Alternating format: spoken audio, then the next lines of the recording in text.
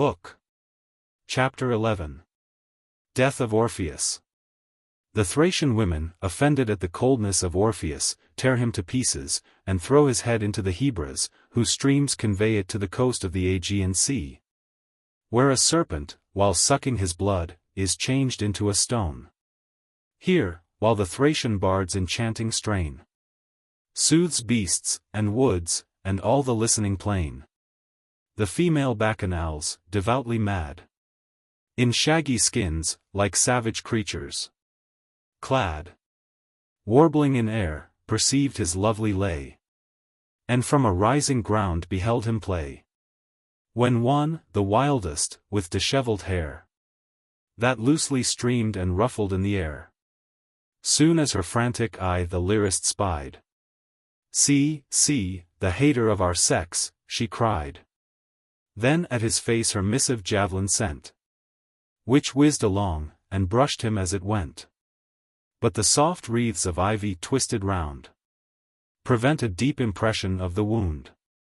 Another, for a weapon, hurls a stone, which, by the sound subdued as soon as thrown, falls at his feet, and, with a seeming sense, implores his pardon for its late offense. But now their frantic rage unbounded grows, turns all to madness, and no measure knows. Yet this the charms of music might subdue, but that, with all its charms, is conquered too.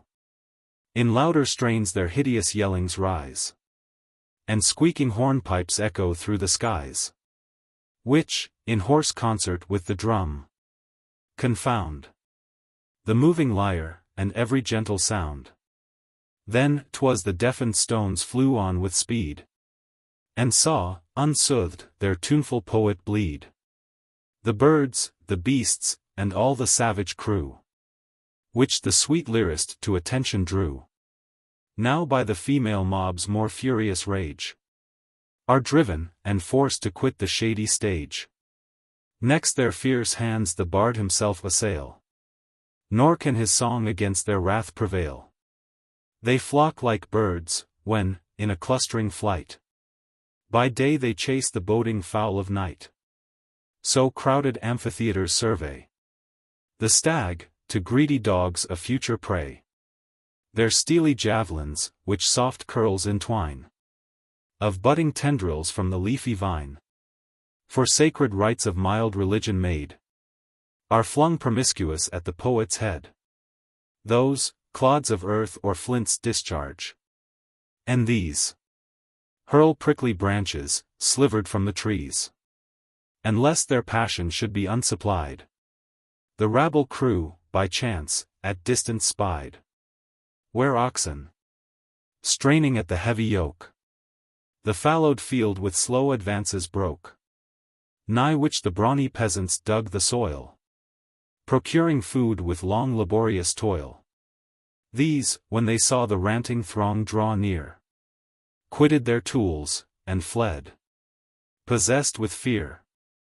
Long spades, and rakes of mighty size, were found, carelessly left upon the broken ground. With these the furious lunatics engage, and first the laboring oxen feel their rage. Then to the poet they return with speed, whose fate was, past prevention, now decreed.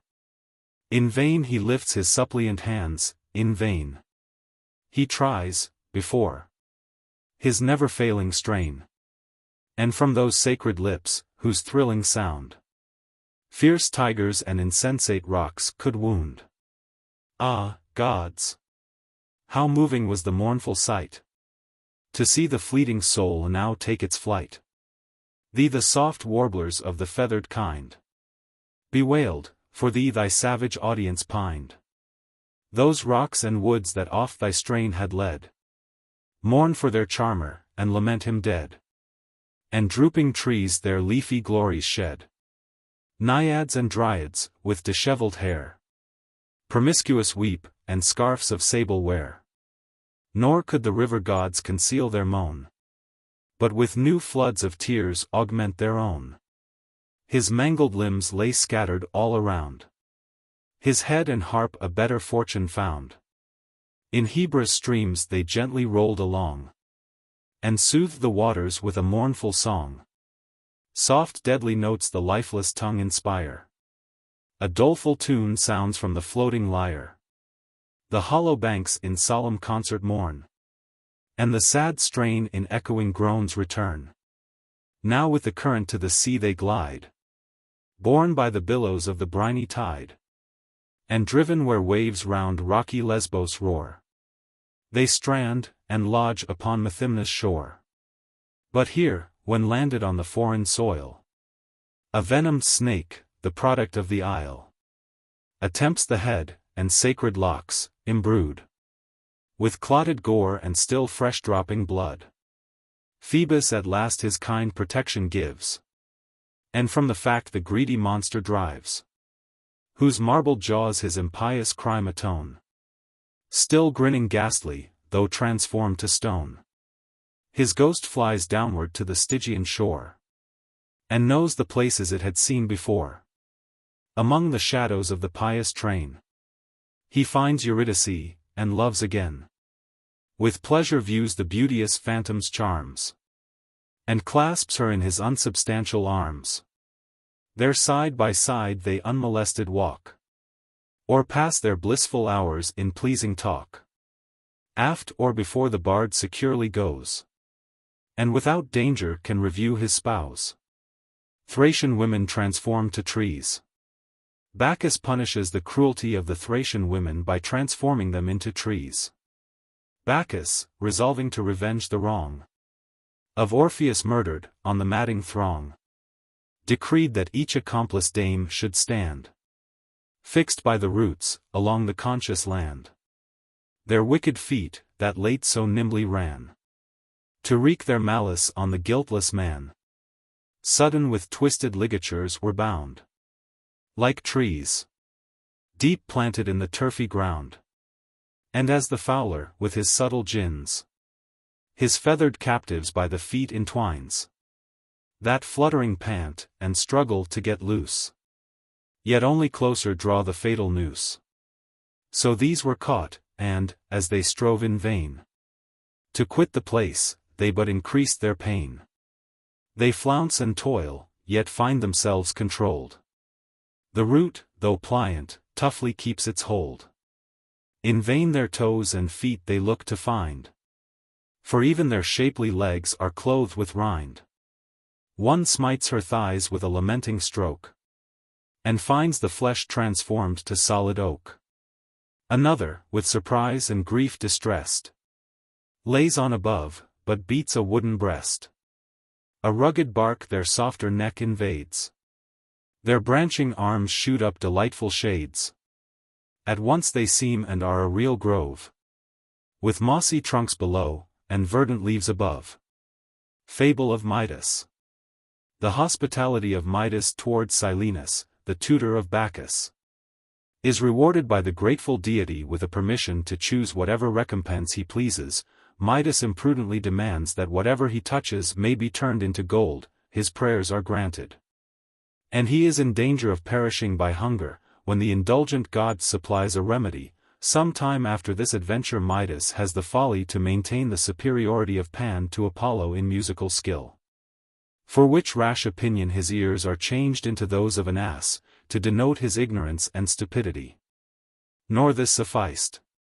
The god's disgust remains, and he resolves to quit their hated plains. The vineyards of Tymol engross his care, and with a better choir he fixes there, where the smooth streams of clear Pactolus rolled, then undistinguished for its sands of gold. The satyrs with the nymphs, his usual throng, come to salute their god, and jovial dance along. Silenus only missed, for while he reeled, feeble with age and wine, about the field, the hoary drunkard had forgot his way, and to the Phrygian clowns became a prey, who to King Midas dragged the captive god, while on his toddy pate the wreaths of ivy nod. Midas from Orpheus had been taught his lore, and knew the rites of Bacchus long before. He, when he saw his venerable guest, in honor of the god ordained a feast, 10 days in course, with each continued night, were spent in genial mirth and brisk delight.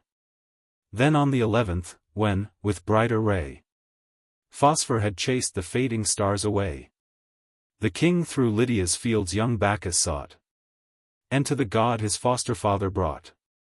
Pleased with the welcome sight, he bids him soon but name his wish, and swears to grant the boon. A glorious offer, yet but ill bestowed on him whose choice so little judgment showed.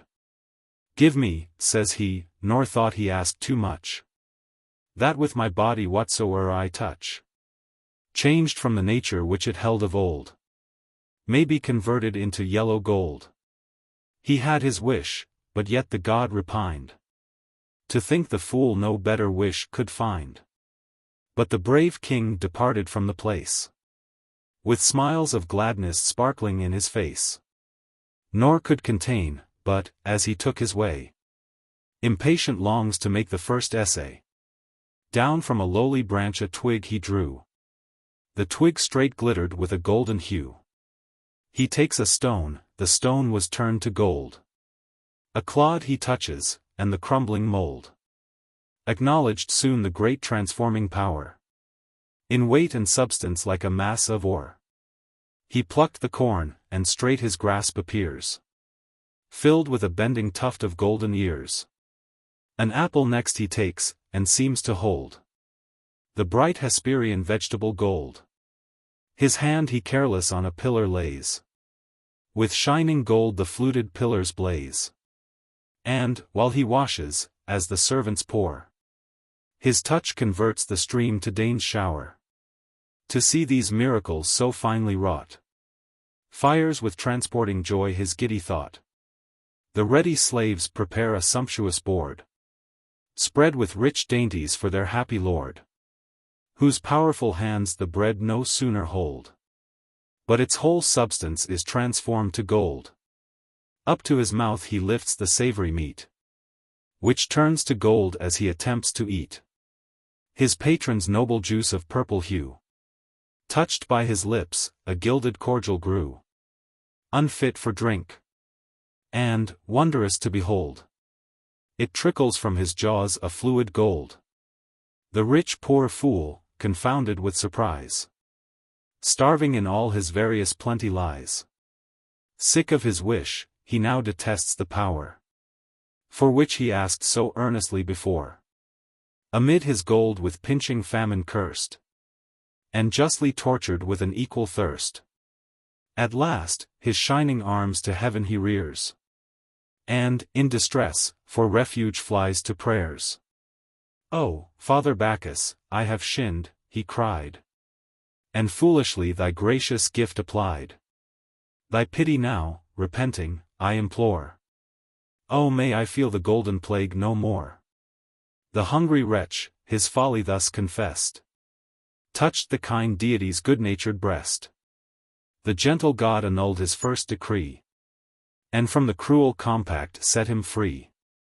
But then, to cleanse him quite from further harm, and to dilute the relics of the charm, he bids him seek the stream, that cuts the land, nigh where the towers of Lydia's Sardis stand. Then trace the river to the fountain head, and meet it rising from its rocky bed. There, as the bubbling tide pours forth amain, to plunge his body in, and wash away the stain. The king, instructed, to the fount retires, but with the golden charm the stream inspires. For, while this quality the man forsakes, an equal power the limpid water takes, informs with veins of gold the neighboring land, and glides along a bed of golden sand. Now loathing wealth, the occasion of his woes, far in the woods, he sought a calm repose. In caves and grottos, where the nymphs resort, and keep with mountain Pan their sylvan court. Ah! Had he left his stupid soul behind! But his condition altered not his mind. For where high Molus rears his shady brow, and from his cliffs surveys the seas below, in his descent, by Sardis bounded here, by the small confines of Hypepa there, Pan to the nymphs his frolic ditties played, tuning his reeds beneath the checkered shade. The nymphs are pleased, the boasting sylvan plays, and speaks with sleight of great Apollo's lays. Molus was arbiter, the boaster still accepts the trial with unequal skill. The venerable judge was seated high on his own hill, that seemed to touch the sky. Above the whispering trees his head he rears, from their encumbering boughs to free his ears. A wreath of oak alone his temples bound, the pendant acorns loosely dangled round. In me, your judge, says he, there's no delay. Then bids the goatherd god begin and play. Pan tuned his pipe, and with his rural song pleased the low taste of all the vulgar throng. Such songs a vulgar judgment mostly please.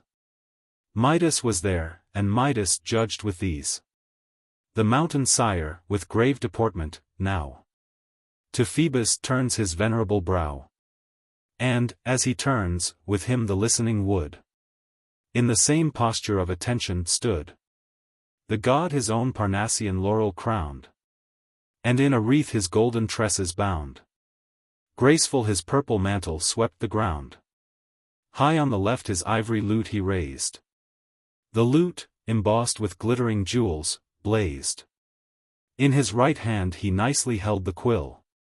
His easy posture spoke a master's skill. The strings he touched with more than human art, which pleased the judge's ear, and soothed his heart, who soon judiciously the palm decreed, and to the lute postponed the squeaking reed. All, with applause, the rightful sentence heard. Midas alone dissatisfied appeared. To him unjustly given the judgment seems, for Pan's barbaric notes he most esteems. The lyric god, who thought his untuned ear deserved but ill a human form to wear, of that deprives him, and supplies the place with some more fit, and of an ampler space. Fixed on his noddle an unseemly pair, flagging, and large, and full of whitish hair, without a total change from what he was. Still and the man preserves the simple ass. He, to conceal the scandal of the deed, a purple turban folds about his head, veils the reproach from public view, and fears the laughing world would spy his monstrous ears. One trusty barber slave, that used to dress his master's hair, when lengthened to excess, the mighty secret knew, but knew alone, and, though impatient, durst not make it known. Restless, at last a private place he found, then dug a hole, and told it to the ground. In a low whisper he revealed the case, and covered in the earth, and silent left the place. In time, of trembling reeds a plenteous crop from the confided furrow sprouted up, which, high advancing with the ripening year, made known the tiller, and his fruitless care. For then the rustling blades and whispering wind, to tell the important secret both combined. Building of Troy.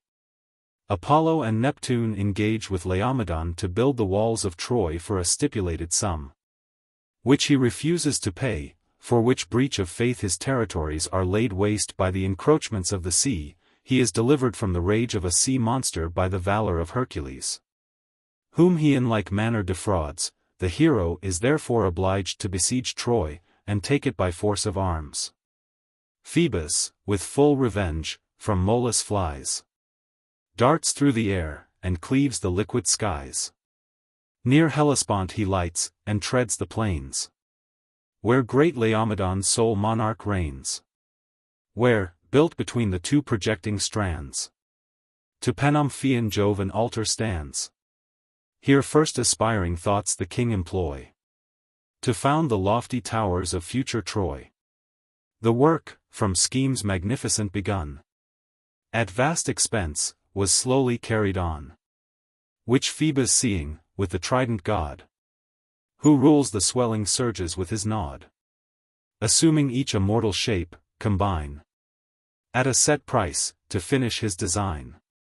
The work was built, the king their price denies, and his injustice backs with perjuries. This Neptune could not brook, but drove the main. A mighty deluge, o'er the Phrygian plain. 'Twas all a sea, the waters of the deep. From every vale the copious harvest sweep. The briny billows overflow the soil, ravage the fields, and mock the ploughman's toil. Nor this appeased the gods' revengeful mind, for still a greater plague remains behind. A huge sea monster lodges on the sands, and the king's daughter for his prey demands. To him, that saved the damsel, was decreed a set of horses of the sun's fine breed. But, when Alcides from the rock untied the trembling fair, the ransom was denied. He, in revenge, the new-built walls attacked, and the twice-perjured city bravely sacked. Telamon aided, and, in justice, shared part of the plunder as his due reward. The princess, rescued late, with all her charms, Hesione, was yielded to his arms. For Peleus, with a goddess bride, was more proud of his spouse than of his birth before. Grandsons to Jove there might be more than one, but he the goddess had beloved alone. Story of Thetis and Peleus. Thetis, after assuming various shapes to avoid the importunities of Peleus, is at length compelled to yield her consent to the nuptials. For Proteus thus to virgin Thetis said, "Fair goddess of the waves, consent to wed, and take some sprightly lover to your bed.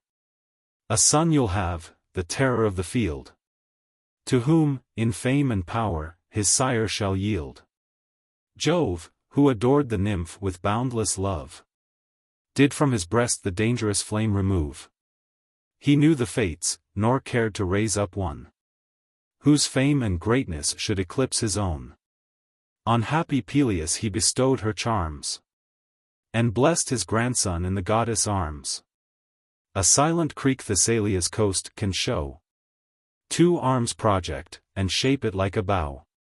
'Twould make a bay, but the transparent tide does scarce the yellow gravelled bottom hide. For the quick eye may through the liquid wave a firm, unweedy, level beach perceive. A grove of fragrant myrtle near it grows, whose boughs, though thick, a beauteous grot disclose. The well-wrought fabric, to discerning eyes, rather by art than nature seems to rise. A bridal dolphin oft fair Thetis bore to this her loved retreat, her favorite shore. Here Peleus seized her, slumbering while she lay, and urged his suit with all that love could say. The nymph, o'erpowered, to art for succor flies, and various shapes the eager youth surprise. A bird she seems, but plies her wings in vain. His hands the fleeting substance still detain. A branchy tree high in the air she grew, about its bark his nimble arms he threw. A tiger next, she glares with flaming eyes. The frightened lover quits his hold, and flies. The sea gods he with sacred rites adores, then a libation on the ocean pours, while the fat entrails crackle in the fire, and sheets of smoke, in sweet perfume, aspire. Till Proteus, rising from his oozy bed, thus to the poor desponding lover said, "No more in anxious thoughts your mind employ, for yet you shall possess the dear expected joy. You must, once more, the unwary nymph surprise, as coolly in her grot she slumbering lies. Then bind her fast with unrelenting hands, and strain her tender limbs with knotted bands. Still hold her under every different shape, till, tired she tries no longer to escape." Thus he, then sunk beneath the glassy flood, and broken accents fluttered where he stood. Bright soul had almost now his journey done, and down the steepy western convex run, when the fair Nereid left the briny wave, and, as she used, retreated to her cave. He scarce had bound her fast, when she arose, and into various shapes her body throws. She went to move her arms, and found them tied Then, with a sigh, some god assists ye, cried. And in her proper shape stood blushing by his side. About her waist his longing arms he flung, from which alliance great Achilles sprung. Transformation of Daedalian. Daedalian is so much afflicted at the death of his daughter Chione, that he throws himself from Mount Parnassus, and is changed into a hawk by Apollo. Peleus unmixed felicity enjoyed, blessed in a valiant son and virtuous bride, till fortune did in blood his hands embrue, and his own brother, by cursed chance, he slew. Then driven from Thessaly, his native clime, Trachinia first gave shelter to his crime, where peaceful Sikhs mildly filled the throne, and like his sire, the morning planet shone. But now, unlike himself, bedewed with tears, mourning a brother lost, his brow appears. First to the town, with travel spent and care, Peleus, and his small company, repair. His herds and flocks the while at leisure feed on the rich pasture of a neighboring mead. The prince before the royal presence brought, showed, by the suppliant olive, what he sought. Then tells his name, and race, and country, right, but hides the unhappy reason of his flight. He begs the king some little town to give, where they may safe his faithful vassals live. Sikhs replied, to all my bounty flows. A hospitable realm your suit has chose. Your glorious race, and far resounding fame, and grandsire Jove, peculiar favors claim. All you can wish I grant, entreaties spare. My kingdom, would, 'twere worth the sharing, share. Tears stopped his speech, astonished Peleus pleads to know the cause from whence his grief proceeds. The prince replied, there's none of ye but deems this hawk was ever such as now it seems. No, 'twas a hero once, Daedalian named, for warlike deeds, and haughty valor, famed. Like me, to that bright luminary born, who wakes aurora, and brings on the morn. His fierceness still remains, and love of blood, now dread of birds and tyrant of the wood. My make was softer, peace my greatest care. But this, my brother, wholly bent on war. Late, nations feared, and routed armies fled. That force, which now the timorous pigeons dread. A daughter he possessed, divinely fair, and scarcely yet had seen her 15th year. Young Chione. 1,000 rivals strove to win the maid, and teach her how to love. Phoebus and Mercury, by chance, one day, from Delphi and Cyllene passed this way.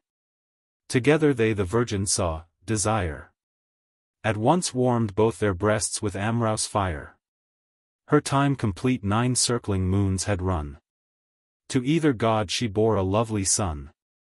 To Mercury Autolycus she brought, who turned to thefts and tricks his subtle thought. Possessed he was of all his father's sleight. At will made white look black, and black look white. Philammon born to Phoebus, like his sire. The Muses loved, and finely struck the lyre, and made his voice and touch in harmony conspire. In vain, fond maid, you boast this double birth, the love of gods, and royal fathers' worth, and Jove among your ancestors rehearse. Could blessings such as these e'er prove a curse? To her they did, who with audacious pride, vain of her own, Diana's charms decried. Her taunts the goddess with resentment fill. My face you like not, you shall try my skill, she said, and straight her vengeful bow she strung, and sent a shaft, that pierced her guilty tongue. The bleeding tongue in vain its accents tries. In the red stream her soul reluctant flies. With sorrow wild I ran to her relief, and tried to moderate my brother's grief. He, deaf as rocks by stormy surges beat, loudly laments, and hears me not entreat.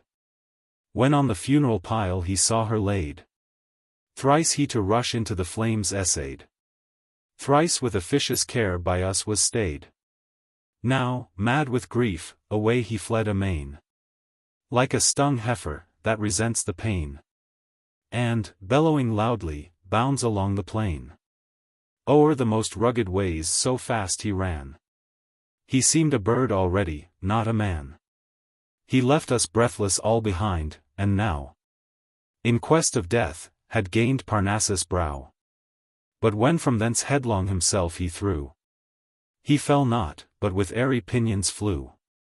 Phoebus in pity changed him to a fowl, whose crooked beak and claws the birds control. Little of bulk, but of a warlike soul. A hawk become, the feathered race's foe. He tries to ease his own, by others' woe. A wolf turned into marble. A wolf, which desolates the plains of Trachinia, is changed into marble by the intercession of Thetis. While they astonished heard the king relate these wonders of his hapless brother's fate. The prince's herdsman at the court arrives, and fresh surprise to all the audience gives. O Peleus! Peleus! Dreadful news I bear, he said, and trembled as he spoke for fear. The worst affrighted Peleus bid him tell, while Sikhs too grew pale with friendly zeal. Thus he began, when soul mid-heaven had gained, and half his way was past, and half remained. I to the level shore my cattle drove, and let them freely in the meadows rove. Some stretched at length, admire the watery plain. Some cropped the herb, some wanton swam the main. A temple stands of antique make hard by, where no gilt domes, or marble, lure the eye. Unpolished rafters bear its lowly height, hid by a grove, as ancient, from the sight. Here Nereus, and the Nereids they adore. I learned it from the man who thither bore his net to dry it on the sunny shore. Adjoins a lake, enclosed with willows round, where swelling waves have overflowed the mound, and muddy, stagnate, on the lower ground. From thence a rustling noise, increasing, flies, strikes the still shore, and frights us with surprise. Straight a huge wolf rushed from the marshy wood, his jaws besmeared with mingled foam and blood. Though equally by hunger urged, and rage, his appetite he minds not to assuage. Not that he meets his rapid fury spares, but the whole herd with mad disorder tears. Some of our men, who strove to drive him thence, torn by his teeth, have died in their defense. The echoing lakes, the sea, and fields, and shore, empurpled blush with streams of reeking gore. Delay is loss, nor have we time for thought. While yet some few remain alive, we ought to seize our arms, and, with confederate force, try if we so can stop his bloody course.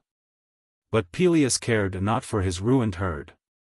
His crime he called to mind, and thence inferred that Psamathes revenge this havoc made, in sacrifice to murdered Phocus' shade. The king commands his servants to their arms, resolved to go, but the loud noise alarms his lovely queen, who from her chamber flew, and her half-plaited hair behind her threw. About his neck she hung with loving fears, and now with words, and now with pleading tears, entreated that he'd send his men alone, and stay himself, to save 2 lives in one. Then Peleus, your just fears, O queen, forget. Too much the offer leaves me in your debt. No arms against the monster I shall bear, but the sea nymphs appease with humble prayer. The citadel's high turrets pierce the sky, which homebound vessels glad, from far descry. This they ascend, and thence with sorrow ken the mangled heifers lie, and bleeding men. The inexorable ravager they view, with blood discolored, still the rest pursue. There, Peleus prayed submissive towards the sea, and deprecates the ire of injured Psamathe. But deaf to all his prayers the nymph remained, till Thetis for her spouse the boon obtained. Pleased with the luxury, the furious beast, unstopped, continues still his bloody feast. While yet upon a sturdy bull he flew. Changed by the nymph, a marble block he grew. No longer dreadful now the wolf appears. Buried in stone, and vanished like their fears. Yet still the fates unhappy Peleus vexed. To the Magnesian shore he wanders next. Acastus there, who ruled the peaceful clime, grants his request, and expiates his crime. Story of Ceyx and Alcyone. Ceyx, the husband of Alcyone, is drowned while on a voyage to consult the oracle of Apollo. The wife is apprised, in a dream, of his fate, and throws herself into the sea, when she and Ceyx are transformed into halcyons or kingfishers. These prodigies affect the pious prince, but more perplexed with those that happened since. He purposes to seek the clarion god, avoiding Delphi, his more famed abode, since Phrygian robbers made unsafe the road. Yet could he not, from her he loved so well, the fatal voyage he resolved, conceal. But when she saw her lord prepared to part, a deadly cold ran shivering to her heart. Her faded cheeks are changed to boxen hue, and in her eyes the tears are ever new. She thrice essayed to speak, her accents hung, and, faltering, died unfinished on her tongue, or vanished into sighs, with long delay. Her voice returned, and found the wonted way. Tell me, my lord, she said, what fault unknown thy once beloved Alcyone has done? Whither, whither is thy kindness gone? Can Ceyx, then, sustain to leave his wife, and, unconcerned, forsake the sweets of life? What can thy mind to this long journey move? Or needst thou absence to renew thy love? Yet, if thou goest by land, though grief possess my soul, even then my fears will be the less. But, be warned to shun the watery way. The face is frightful of the stormy sea. For late I saw adrift disjointed planks, and empty tombs erected on the banks. Nor let false hopes to trust betray thy mind, because my sire in caves constrains the wind, can with a breath their clamorous rage appease. They fear his whistle, and forsake the seas. Not so, for, once indulged, they sweep the main, deaf to the call, or, hear in vain. But bent on mischief bear the waves before, and not content with seas, insult the shore. When ocean, air, and earth at once engage, and rooted forests fly before their rage, at once the clashing clouds to battle move, and lightnings rim across the fields above. I know them well, and mark their rude comport, while yet a child within my father's court. In times of tempest they command alone, and he but sits precarious on the throne. The more I know, the more my fears augment, and fears are oft prophetic of the event. But if not fears, or reasons will prevail, if fate has fixed the obstinate to sail, go not without thy wife, but let me bear my part of danger with an equal share. And present, what I suffer only fear. Then o'er the bounding billows shall we fly, secure to live together, or to die. These reasons moved her star-like husband's heart, but still he held his purpose to depart.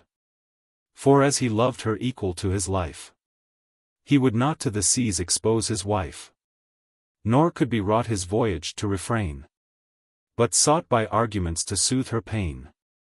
Nor these availed. At length he lights on one, with which so difficult a case he won. My love, so short an absence cease to fear, for by my father's holy flame I swear, before 2 moons their orb with light adorn, if heaven allow me life, I will return. This promise of so short a stay prevails. He soon equips the ships, supplies the sails, and gives the word to launch. She trembling views this pomp of death, and parting tears renews.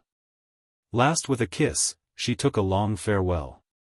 Sight with a sad presage, and swooning fell. While seeks delays, the lusty crew raised on their banks their oars in order drew. To their broad breasts, the ship with fury flew. The queen recovered, rears her humid eyes. And first her husband on the poop espies, shaking his hand at distance on the main. She took the sign, and shook her hand again. Still as the ground recedes, contracts her view with sharpened sight, till she no longer knew the much-loved face that comfort lost supplies. With less, and with the galley feeds her eyes. The galley borne from view by rising gales. She followed with her sight the flying sails. When even the flying sails were seen no more, forsaken of all sight she left the shore. Then on her bridal bed her body throws, and sought in sleep her wearied eyes to close. Her husband's pillow, and the widowed part, which once he pressed, renewed the former smart. And now a breeze from shore began to blow. The sailors shipped their oars, and ceased to row. Then hoist their yards a-trip, and all their sails let fall, to court the wind, and catch the gales. By this the vessel half her course had run, and as much rested till the rising sun. Both shores were lost to sight, when at the close of day a stiffer gale at east arose. The sea grew white, the rolling waves from far, like heralds, first denounced the watery war. This seen, the master soon began to cry. Strike, strike the topsail, let the mainsheet fly. And furl your sails, the winds repel the sound. And in the speaker's mouth the speech is drowned. Yet of their own accord, as danger taught, each in his way, officiously they wrought. Some stow their oars, or stop the leaky sides. Another bolder, yet the yard bestrides, and folds the sails, a fourth with labor laves the intruding seas, and waves ejects on waves. In this confusion, while their work they ply, the winds augment the winter of the sky, and wage intestine wars. The suffering seas are tossed, and mingled, as their tyrants please. The master would command, but, in despair of safety, stands amazed with stupid care. Nor what to bid, or what forbid he knows. The ungoverned tempest to such fury grows. Vain is his force, and vainer is his skill. With such a concourse comes the flood of ill. The cries of men are mixed with rattling shrouds. Seas dash on seas, and clouds encounter clouds. At once from east to west, from pole to pole. The forky lightnings flash, the roaring thunders roll. Now waves on waves ascending scale the skies, and in the fires above the water fries. When yellow sands are sifted from below, the glittering billows give a golden show. And when the fouler bottom spews the black, the Stygian dye the tainted waters take. Then frothy white appear the flatted seas, and change their color, changing their disease. Like various fits the Trochin vessel finds. And now sublime, she rides upon the winds. As from a lofty summit looks from high, and from the clouds beholds the nether sky. Now from the depth of hell they lift their sight, and at a distance see superior light. The lashing billows make a loud report, and beat her sides, as battering rams a fort, or as a lion bounding in his way, with force augmented, bears against his prey. Sidelong to seize, or unappalled with fear, springs on the toils, and rushes on the spear. So seas impelled by winds, with added power, assault the sides, and o'er the hatches tower. The planks, their pitchy covering washed away, now yield, and now a yawning breach display. The roaring waters with a hostile tide rush through the ruins of her gaping side. Meantime in sheets of rain the sky descends, And ocean swelled with waters upward tends. One rising, falling one, the heavens and sea meet at their confines, in the middle way. The sails are drunk with showers, and drop with rain. Sweet waters mingle with the briny main. No star appears to lend his friendly light. Darkness and tempest make a double night. But flashing fires disclose the deep by turns. And while the lightnings blaze, the water burns. Now all the waves their scattered force unite. And, as a soldier foremost in the fight, make way for others, and a host alone still presses on, and urging gains the town. So, while the invading billows come abreast, the hero 10th advanced before the rest. Sweeps all before him with impetuous sway. And from the walls descends upon the prey. Part following enter, part remain without. With envy hear their fellows conquering shout. And mount on others' backs, in hopes to share. The city, thus become the seat of war. A universal cry resounds aloud. The sailors run in heaps, a helpless crowd. Art fails, and courage fails, no succor near. As many waves, as many deaths appear. One weeps, and yet despairs of late relief. One cannot weep, his fears congeal his grief. But, stupid, with dry eyes expects his fate. One with loud shrieks laments his lost estate. And calls those happy, whom their funerals wait. This wretch with prayers and vows the gods implores. And even the skies he cannot see. Adores. That other, on his friends his thoughts bestows. His careful father, and his faithful spouse. The covetous worldling, in his anxious mind, thinks only on the wealth he left behind. All seeks his Alcyone employs. For her he grieves, yet in her absence joys. His wife he wishes, and would still be near.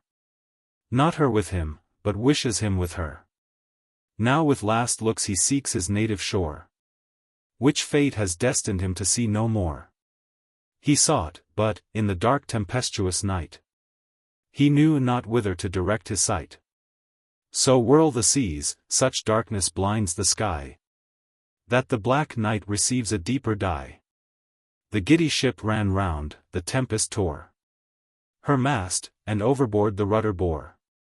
One billow mounts, and with a scornful brow, proud of her conquest gained, insults the waves below.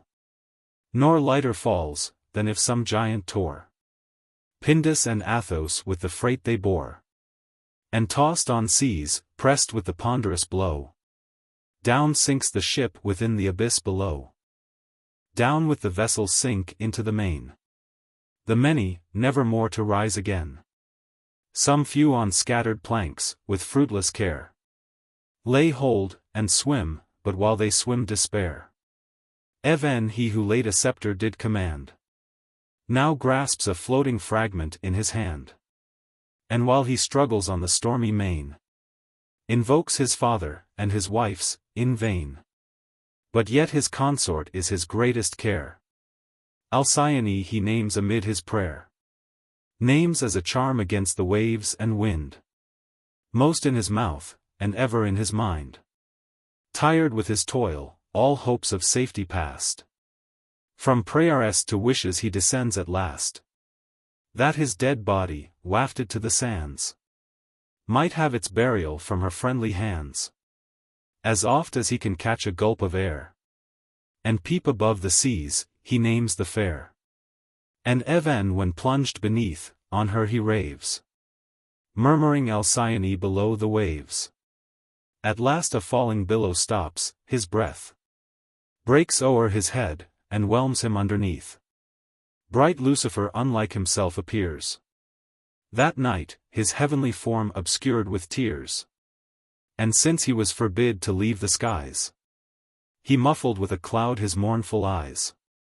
Meantime Alcyone, his fate unknown, computes how many nights he had been gone. Observes the waning moon with hourly view. Numbers her age, and wishes for a new. Against the promised time provides with care. and hastens in the woof the robes he was to wear. And for herself employs another loom, new dressed to meet her lord returning home, flattering her heart with joys that never were to come. She fumed the temples with an odorous flame, and oft before the sacred altars came, to pray for him, who was an empty name. All powers implored, but far above the rest, to Juno she her pious vows addressed, her much-loved lord from perils to protect, and safe o'er seas his voyage to direct. Then prayed, that she might still possess his heart, and no pretending rival share a part. This last petition heard of all her prayer. The rest, dispersed by winds, were lost in air. But she, the goddess of the nuptial bed, tired with her vain devotions for the dead, resolved the tainted hand should be repelled, which incense offered, and her altar held. Then Iris thus bespoke, thou faithful maid, by whom thy queen's commands are well conveyed, haste to the house of sleep, and bid the god, who rules the night by visions with a nod, prepare a dream, in figure and in form, resembling him who perished in the storm. This form before Alcyone present, to make her certain of the sad event. Endued with robes of various hue, she flies, and flying draws an arch, a segment of the skies. Then leaves her bending bough, and from the steep descends, to search the silent house of sleep. Near the Cimmerians, in his dark abode, deep in a cavern dwells the drowsy god, whose gloomy mansion nor the rising sun, nor setting, visits, nor the lightsome noon, but lazy vapors round the region fly, perpetual twilight, and a doubtful sky. No crowing cock does there his wings display, nor with his horny bill provoke the day, nor watchful dogs, nor the more wakeful geese, disturb with nightly noise the sacred peace.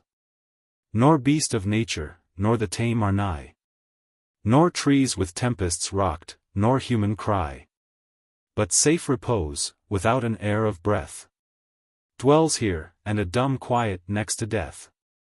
An arm of Lethe, with a gentle flow, arising upward from the rock below, the palace moats, and o'er the pebbles creeps, and with soft murmurs calls the coming sleeps. Around its entry nodding poppies grow, and all cool simples that sweet rest bestow. Night from the plants their sleepy virtue drains, and, passing, sheds it on the silent plains. No door there was, the unguarded house to keep, on creaking hinges turned, to break his sleep. But in the gloomy court was raised a bed, stuffed with black plumes, and on an ebon stead. Black was the covering too, where lay the god, and slept supine, his limbs displayed abroad.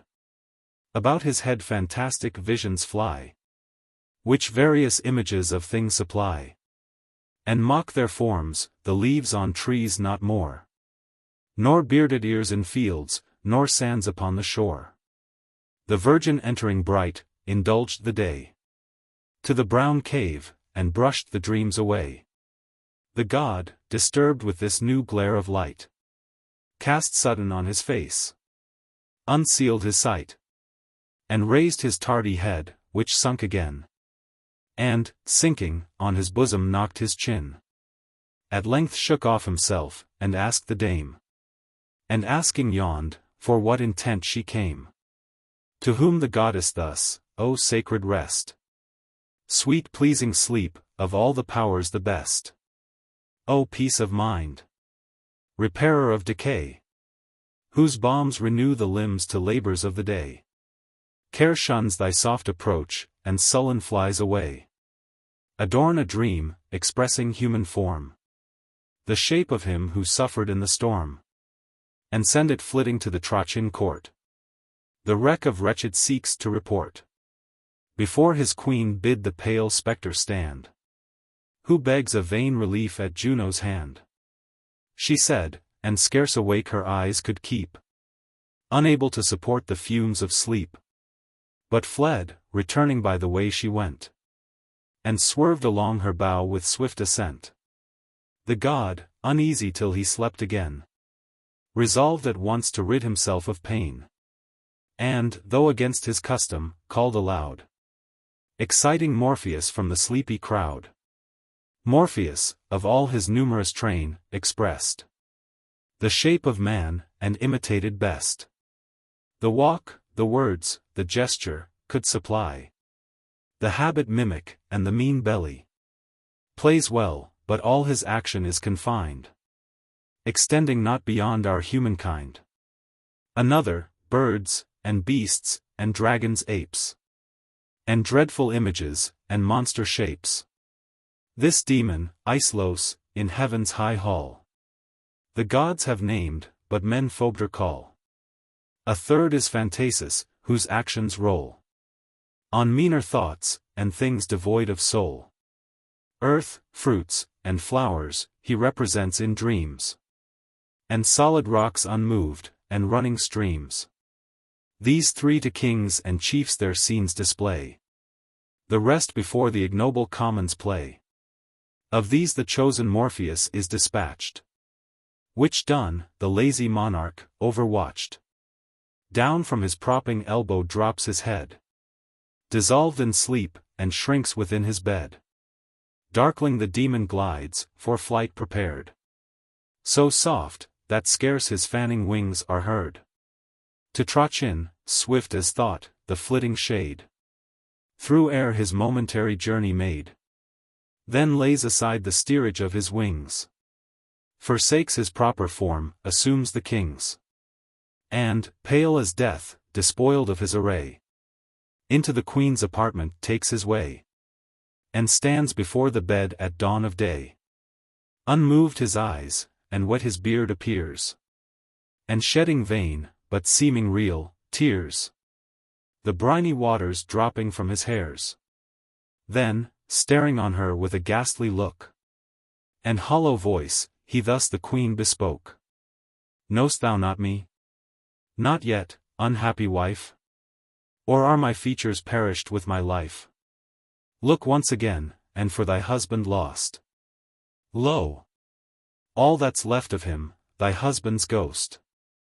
Thy vows for my return were all in vain.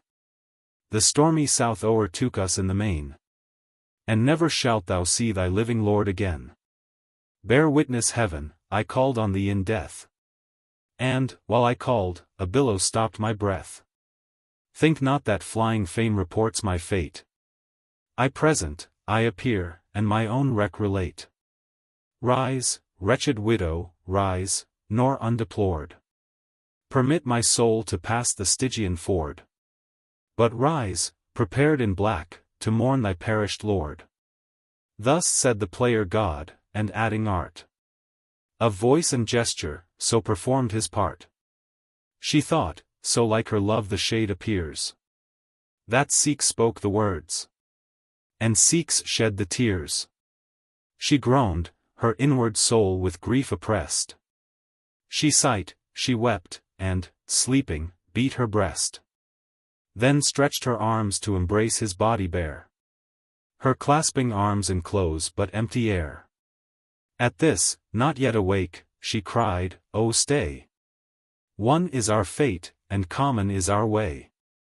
So dreadful was the dream, so loud she spoke, that, starting sudden up, the slumber broke. Then cast her eyes around, in hope to view her vanished lord, and find the vision true. For now the maids, who waited her commands, ran in with lighted tapers in their hands. Tired with the search, not finding what she seeks, with cruel blows she pounds her blubbered cheeks. Then from her beaten breast the linen tear, and cut the golden caul that bound her hair. Her nurse demands the cause, with louder cries. She prosecutes her griefs, and thus replies. No more Alcyone. She suffered death with her loved lord, when Seeks lost his breath. No flattery, no false comfort, give me none. My shipwrecked Seeks is for ever gone. I saw him manifest in view. His voice, his figure, and his gestures new. His luster lost, and every living grace. Yet I retained the features of his face. Though with pale cheeks, wet beard, and dropping hair. None but my Sikhs could appear so fair. I would have strained him with a strict embrace. But through my arms he slipped, and vanished from the place. There, even just there, he stood, and, as she spoke, where last the spectre was she cast her look.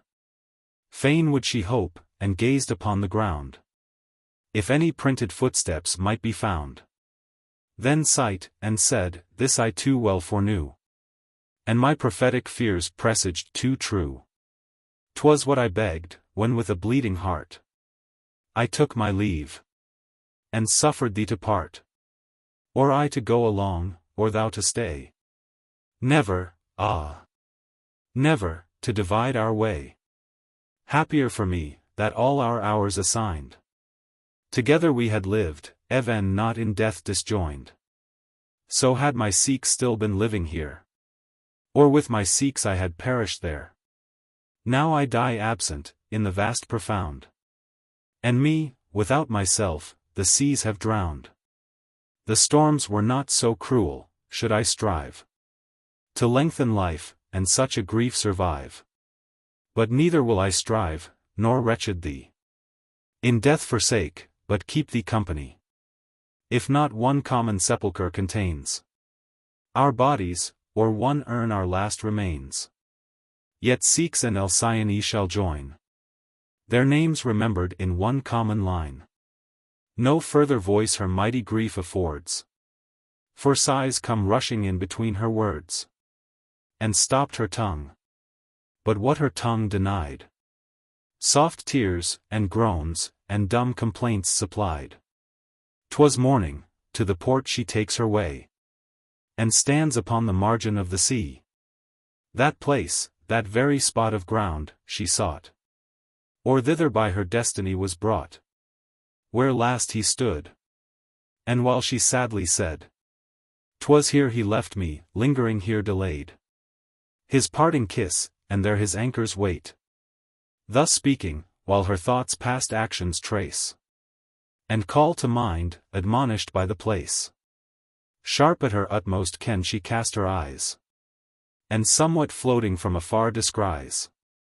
It seemed a corpse adrift to distant sight. But at a distance who could judge aright? It wafted nearer yet, and then she knew that what before she but surmised was true. A corpse it was, but whose it was unknown. Yet moved, howe'er, she made the case her own. Took the bad omen of a shipwrecked man. As for a stranger wept, and thus began. Poor wretch! On stormy seas to lose thy life. Unhappy thou, but more thy widowed wife. At this she paused, for now the flowing tide had brought the body nearer to the side. The more she looks, the more her fears increase. At nearer sight, and she's herself the less now driven ashore, and at her feet it lies. She knows too much in knowing whom she sees. Her husband's corpse. At this she loudly shrieks. 'Tis he! 'Tis he! She cries, and tears her cheeks, her hair, and vest, and stooping to the sands, about his neck she cast her trembling hands. And is it thus, O dearer than my life? Thus return'st thou to thy longing wife? She said, and to the neighboring mole she strode, raised there to break the incursions of the flood. Headlong from hence to plunge herself she springs, but shoots along, supported on her wings. A bird new made, about the banks she plies, not far from shore, and short excursions tries, nor seeks in air her humble flight to raise, content to skim the surface of the seas. Her bill, though slender, sends a creaking noise, and imitates a lamentable voice, now lighting where the bloodless body lies. She, with a funeral note, renews her cries. At all her stretch, her little wings she spread, and with her feathered arms embraced the dead. Then flickering to his pallid lips, she strove to print a kiss, the last essay of love. Whether the vital touch revived the dead, or that the moving waters raised his head to meet the kiss, the vulgar doubt alone. For sure a present miracle was shown. The gods their shapes to winter birds translate, but both obnoxious to their former fate. Their conjugal affection still is tied, and still the mournful race is multiplied. The raging Aeolus at length is kind, calms every storm, and hushes every wind. Prepares his empire for his daughter's ease, and for his hatching nephews smooths the seas. Aeacus transformed into a cormorant. Aeacus, a prince of Troy, becomes enamored of Hesperia, whom he pursues into the woods, where the maiden is killed by the venom of a snake. Her lover in despair throws himself into the sea, and is changed into a cormorant. These some old man sees wanton in the air, and praises the unhappy constant pair. Then to his friend the long-necked cormorant shows the former tale reviving others' woes. That sable bird, he cries, which cuts the flood with slender legs, was once of royal blood. His ancestors from mighty Tros proceed, the brave Laomedon and Ganymede, whose beauty tempted Jove to steal the boy, and Priam, hapless prince, who fell with Troy. Himself was Hector's brother, and had fate but given this hopeful youth a longer date, perhaps had rivaled warlike Hector's worth, though on the mother's side of meaner birth. Fair Alexotho, a country maid, bare Aeacus, by stealth, in Ida's shade. He fled the noisy town, and pompous court, loved the lone hills and simple rural sport, and seldom to the city would resort. Yet he no rustic clownishness professed, nor was soft love a stranger to his breast. The youth had long the nymph Hesperia wooed, oft through the thicket, or the mead, pursued. Her haply on her father's bank he spied, while fearless she her silver tresses dried. Away she fled, not stags with half such speed, before the prowling wolf, scud o'er the mead. Not ducks, when they the safer flood forsake, pursued by hawks, so swift regain the lake. As fast he followed in the hot career. Desire the lover winged, the virgin fear. A snake unseen now pierced her heedless foot. Quick through the veins the venom juices shoot. She fell, and, scaped by death his fierce pursuit. Her lifeless body, fright, he embraced, and cried, "Not this I dreaded, but thy haste. Oh! Had my love been less, or less thy fear. The victory, thus bought, is far too dear. Accursed snake! Yet I more cursed than he. He gave the wound, the cause was given by me. Yet none shall say, that unrevenged you died."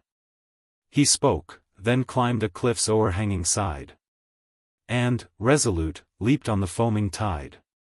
Tethys received him gently on the wave. The death he sought denied, and feathers gave. Debarred the surest remedy of grief. And forced to live, he cursed unasked relief.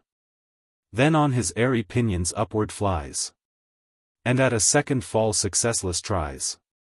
The downy plume a quick descent denies.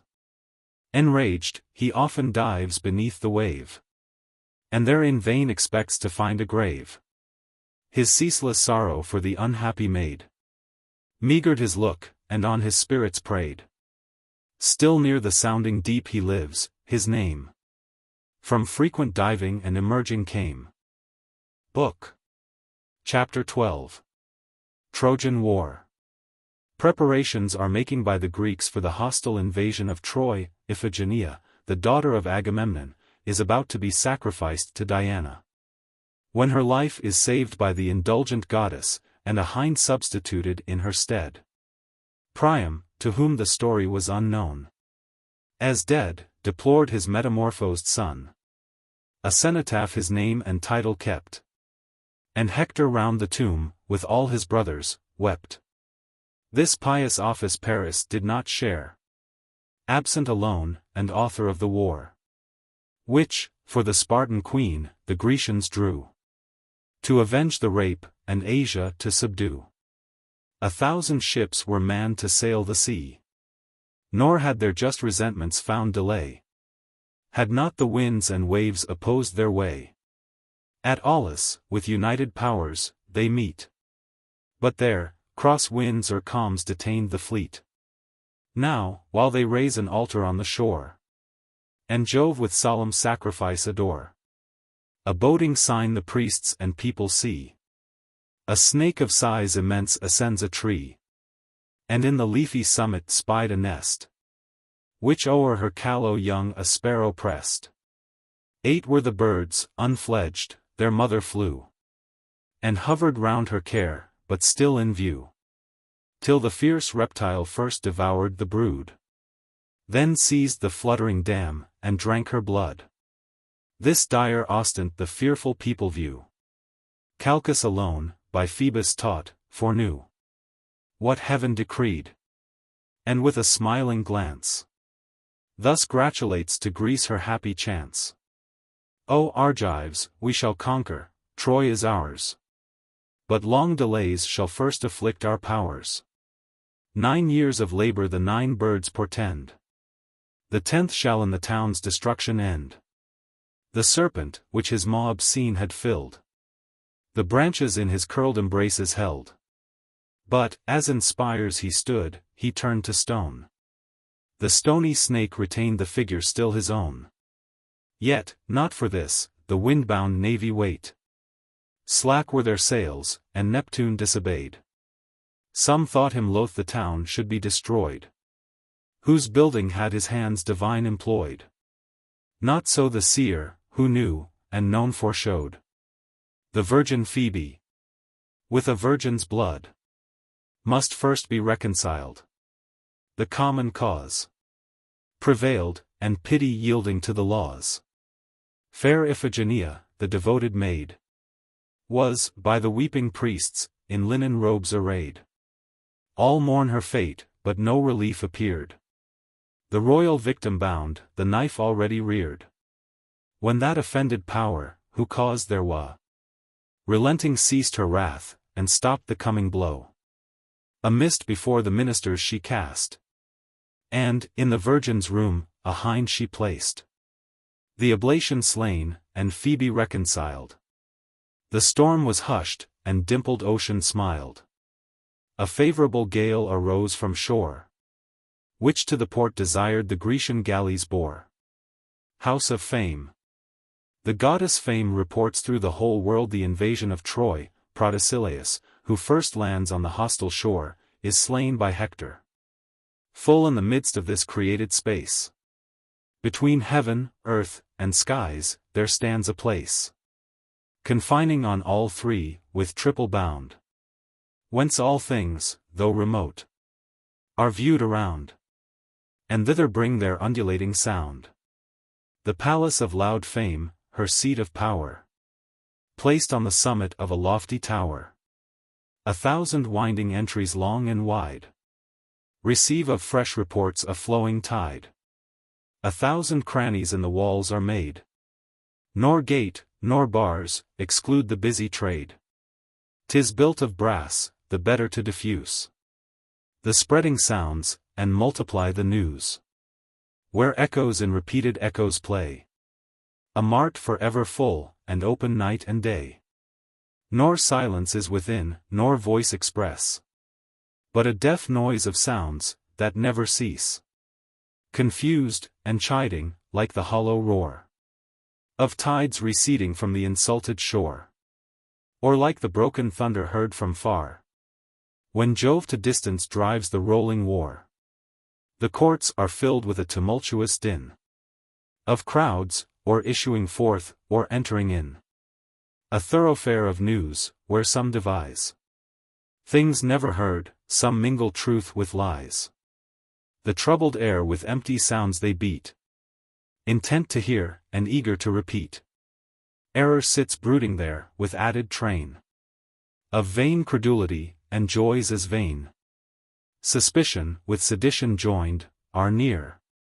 And rumors raised, and murmurs mixed, and panic fear. Fame sits aloft, and sees the subject ground. And seas about, and skies above, inquiring all around. The goddess gives the alarm, and soon is known. The Grecian fleet descending on the town. Fixed on defense, the Trojans are not slow to guard their shore from an expected foe. They meet in fight.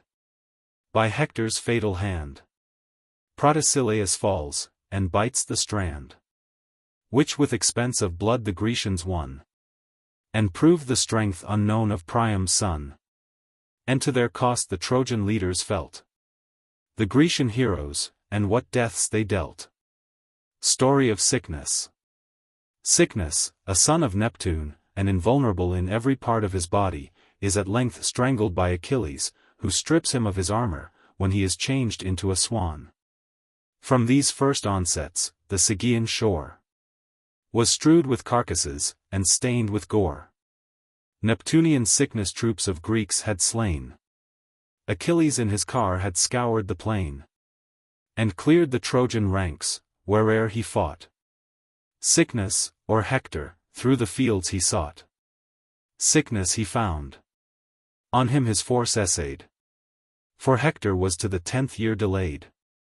His white-maned steeds, that bowed beneath the yoke, he cheered to courage, with a gentle stroke. Then urged his fiery chariot on the foe. And rising shook his lance, in act to throw.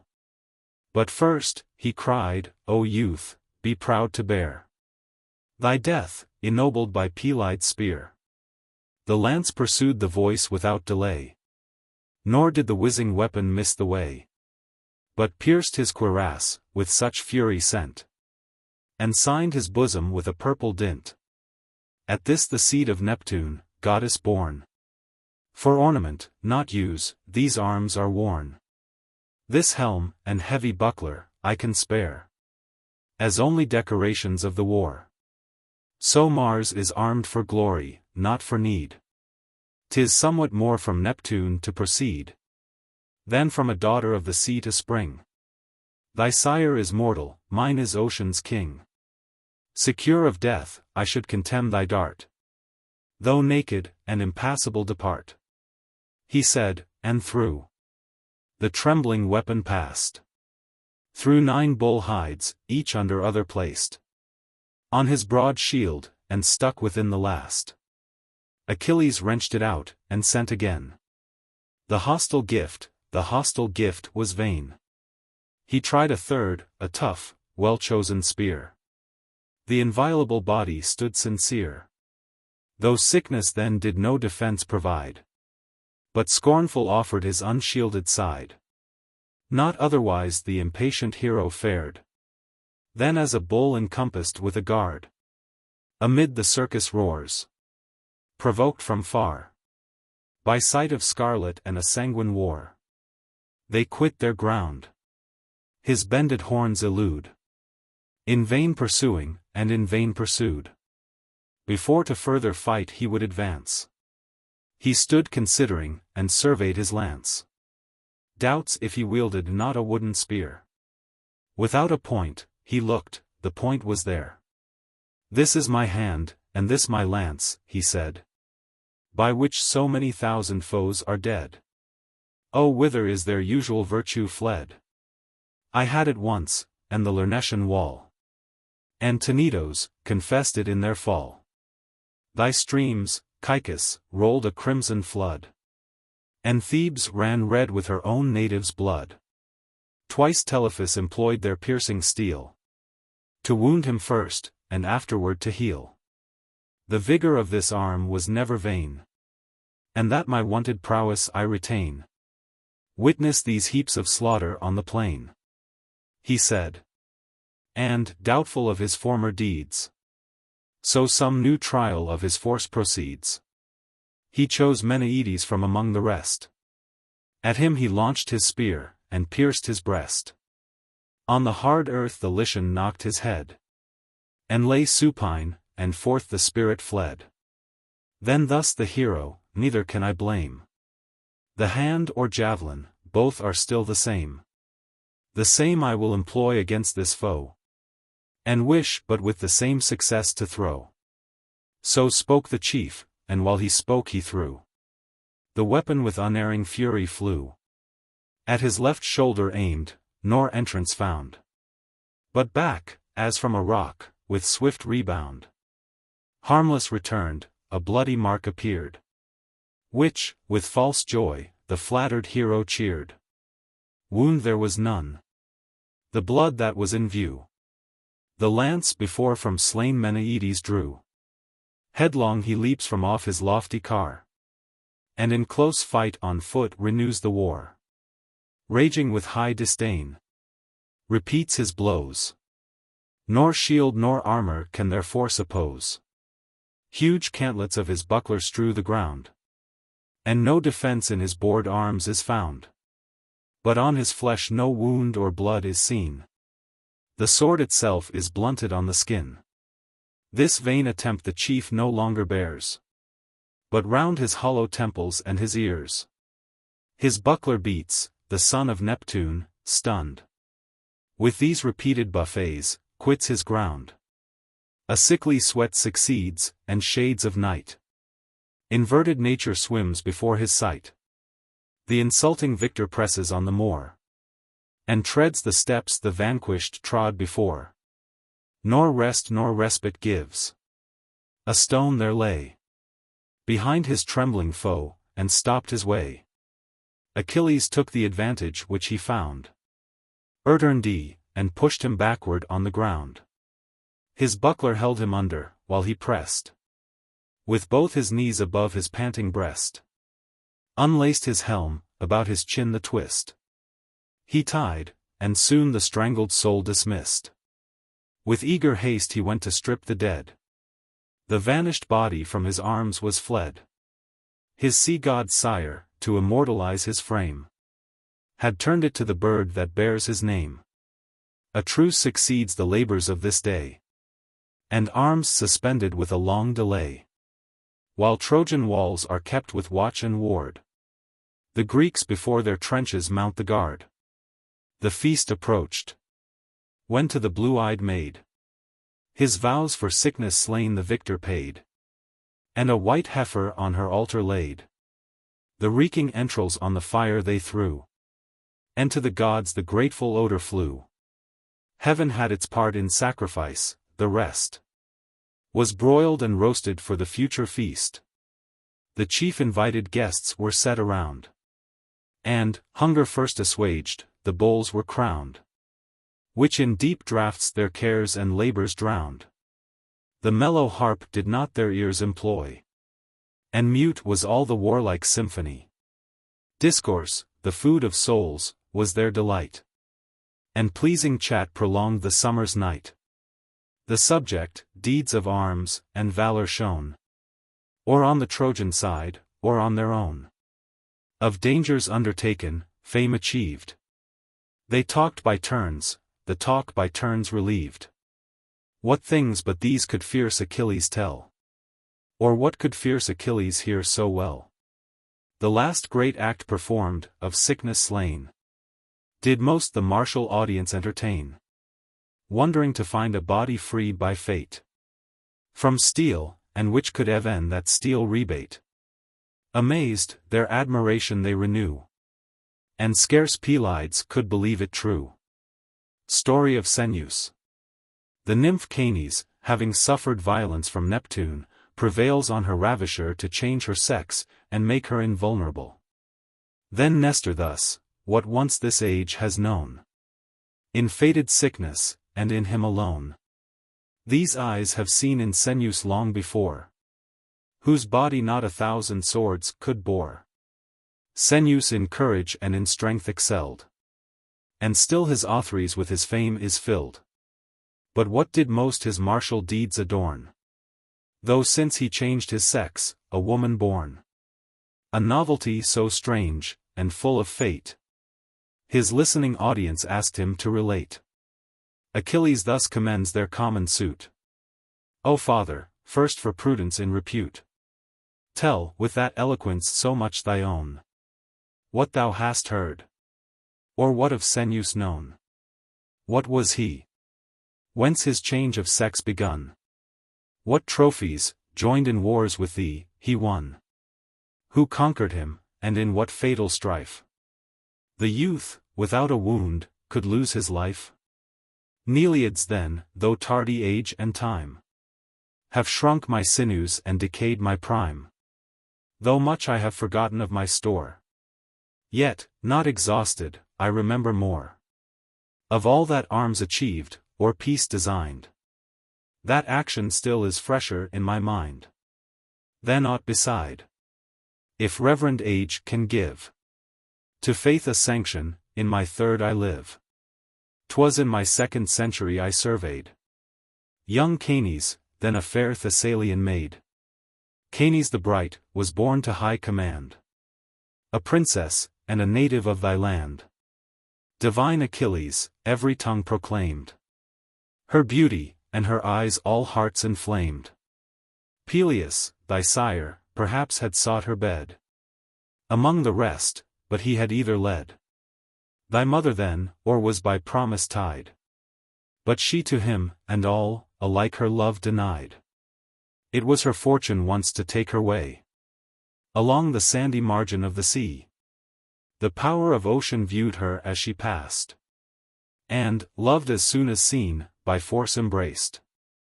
Then thus, transported, to the nymph he cried, ask what thou wilt, no prayer shall be denied. This also fame relates. The haughty fair, who not the rape even of a god could bear, this answer, proud, returned, to mighty wrongs. A mighty recompense, of right, belongs. Give me no more to suffer such a shame, but change the woman for a better name. One gift for all, she said, and while she spoke, a stern, majestic, manly tone she took. A man she was, and, as the Godhead swore, to Senus turned, who Canes was before. To this the lover adds, without request, no force of steel should violate his breast. Glad of the gift, the new-made warrior goes, and arms among the Greeks, and longs for equal foes. Skirmish between the Centaurs and Lapithites. The marriage of Pirithous, king of the Lapithae, with Hippodamia, is rendered memorable by a furious contest with their centaur guests, who endeavor to seize the bride, but are defeated. Now brave Pirithous, bold Ixion's son, the love of fair Hippodame had won. The cloud-begotten race, half men, half beast, invited, came to grace the nuptial feast. In a cool cave's recess the treat was made, whose entrance trees with spreading boughs o'ershade. They sat, and, summoned by the bridegroom, came to mix with those the Lapithaean name. Nor wanted I. The roofs with joy resound, and, Hymen, Io Hymen, rung around. Raised altars shone with holy fires, the bride, lovely herself, and lovely, by her side. A bevy of bright nymphs, with sober grace, came glittering like a star, and took her place. Her heavenly form beheld, all wished her joy, and little wanted, but in vain their wishes all employ. For one, most brutal of the brutal brood, or whether wine or beauty fired his blood, or both at once, beheld with joyful eyes the bride, at once resolved to make his prize. Down went the board, and, fastening on her hair, he seized with sudden force the fright fair. 'Twas Eurytus began, his bestial kind, his crime pursued, and each, as pleased his mind, or her whom chance presented, took, the feast. An image of a taken town expressed. The cave resounds with female shrieks. We rise, mad with revenge, to make a swift reprise. And Theseus first, what frenzy has possessed? O Eurytus, he cried, thy brutal breast, to wrong Pirithous, and not him alone, But while I live, two friends conjoined in one. To justify his threat, he thrusts aside the crowd of centaurs, and redeems the bride. The monster naught replied, for words were vain, and deeds could only deeds unjust maintain. But answers with his hand, and forward pressed, with blows redoubled, on his face and breast. An ample goblet stood, of antique mold, and rough with figures of the rising gold. The hero snatched it up, and tossed in air, full at the front of the foul ravisher. He falls, and falling, vomits forth a flood of wine, and foam, and brains, and mingled blood. Half roaring, and half neighing, through the hall. Arms! Arms! The double formed with fury call to wreak their brother's death, a medley flight of bowls and jars at first supply the fight. Once instruments of feasts, but now of fate. Wine animates their rage, and arms their hate. Bold Amycus from the robbed vestry brings the chalices of heaven, and holy things. Of precious weight, a sconce that hung on high, with tapers filled, to light the sacristy. Torn from the cord, with his unhallowed hand, he threw amid the Lapithian band. On Celadon the ruin fell, and left his face of feature, and of form bereft. So, when some brawny sacrificer knocks before an altar led, an offered ox, his eyeballs, rooted out, are thrown to ground. His nose, dismantled, in his mouth is found. His jaws, cheeks, front, one undistinguished wound. This Belites, the avenger, could not brook, but, by the foot, a maple board he took, and hurled at Amycus, his chin it bent against his chest, and down the centaur sent, whom, sputtering bloody teeth, the second blow of his drawn sword dispatched to shades below. Grinius was near, and cast a furious look on the side altar, censed with sacred smoke, and bright with flaming fires. The gods, he cried, have with their holy trade our hands supplied. Why use we not their gifts? Then from the floor an altar stone he heaved, with all the load it bore. Altar, and altar's freight, together flew, where thickest thronged the Lapithian crew, and at once Brotes and Aureus slew. Aureus' mother, Mycale, was known down from her sphere to draw the laboring moon. Exadius cried, unpunished shall not go this fact, if arms are found against the foe. He looked about, where on a pine were spread the votive horns of a stag's branching head. At Grinius these he throws, so just they fly, that the sharp antlers stuck in either eye. Breathless and blind he fell, with blood besmeared. His eyeballs, beaten out, hung dangling on his beard. Fierce Rhetus from the hearth a burning brand selects, and whirling waves, till from his hand the fire took flame, then dashed it on the right, on fair Carax's temples, near the site. The whistling pest came on, and pierced the bone, and caught the yellow hair, that shriveled while it shone. Caught, like dry stubble fired, or like sear wood. Yet from the wound ensued no purple flood, but looked a bubbling mass of frying blood. His blazing lock sent forth a crackling sound, and hissed, like red-hot iron within the smithy drowned. The wounded warrior shook his flaming hair. Then, what a team of horse could hardly rear. He heaves the threshold stone, but could not throw. The weight itself forbade the threatened blow, which, dropping from his lifted arms, came down full on Comet's head, and crushed his crown. Nor Rhetus then restrained his joy, but said, so by their fellows may our foes be sped. Then with redoubled strokes he plies his head. The burning lever not deludes his pains, but drives the battered skull within the brains.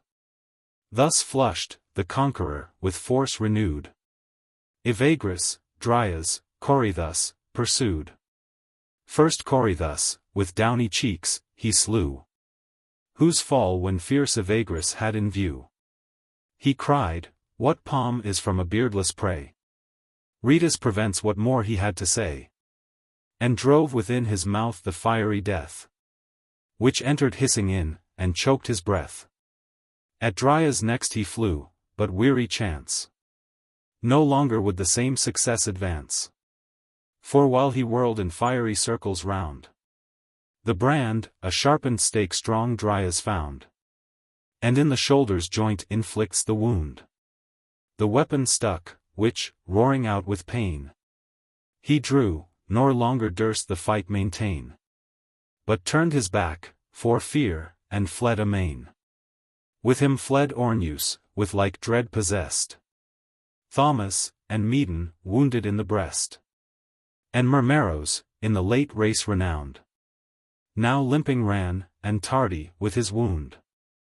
Pholus and Melanius from fight withdrew, and Abas maimed, who boars encountering slew, and augur Astylos, whose art in vain from fight dissuaded the four-footed train, now beat the hoof with Nessus on the plain, but to his fellow cried, "Be safely slow. Thy death deferred is due to great Alcides' bow." Meantime strong Dryas urged his chance so well, that Lycidas, Areos, Imbrius, fell, all one by one, and fighting face to face. Crinius fled, to fall with more disgrace. For, fearful, while he looked behind, he bore between his nose and front, the blow before. Amid the noise and tumult of the fray, snoring, and drunk with wine, Aphidas lay. Evan then the bowl within his hand he kept, and on a bear's rough hide securely slept. Him Phorbus with his flying dart transfixed. "Take thy next draught with Stygian waters mixed, and sleep thy fill," the insulting victor cried. Surprised with death unfelt, the centaur died. The ruddy vomit, as he breathed his soul, repassed his throat, and filled his empty bowl. I saw Patrius' arms employed around a well-grown oak, to root it from the ground. This way and that he wrenched the fibrous bands. The trunk was like a sapling in his hands, and still obeyed the bent, while thus he stood. Pirithous' dart drove on, and nailed him to the wood. Lycus and Chromis fell, by him oppressed. Helops and Dictys added to the rest. A nobler palm, Helops through either ear, transfixed, received the penetrating spear. This Dictys saw, and, seized with sudden fright, leaped headlong from the hill of steepy height, and crushed an ash beneath, that could not bear his weight. The shattered tree receives his fall, and strikes within his full-blown paunch the sharpened spikes.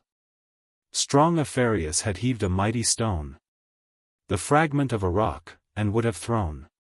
But Theseus, with a club of hardened oak, the cubit bone of the bold centaur broke, and left him maimed, nor seconded the stroke.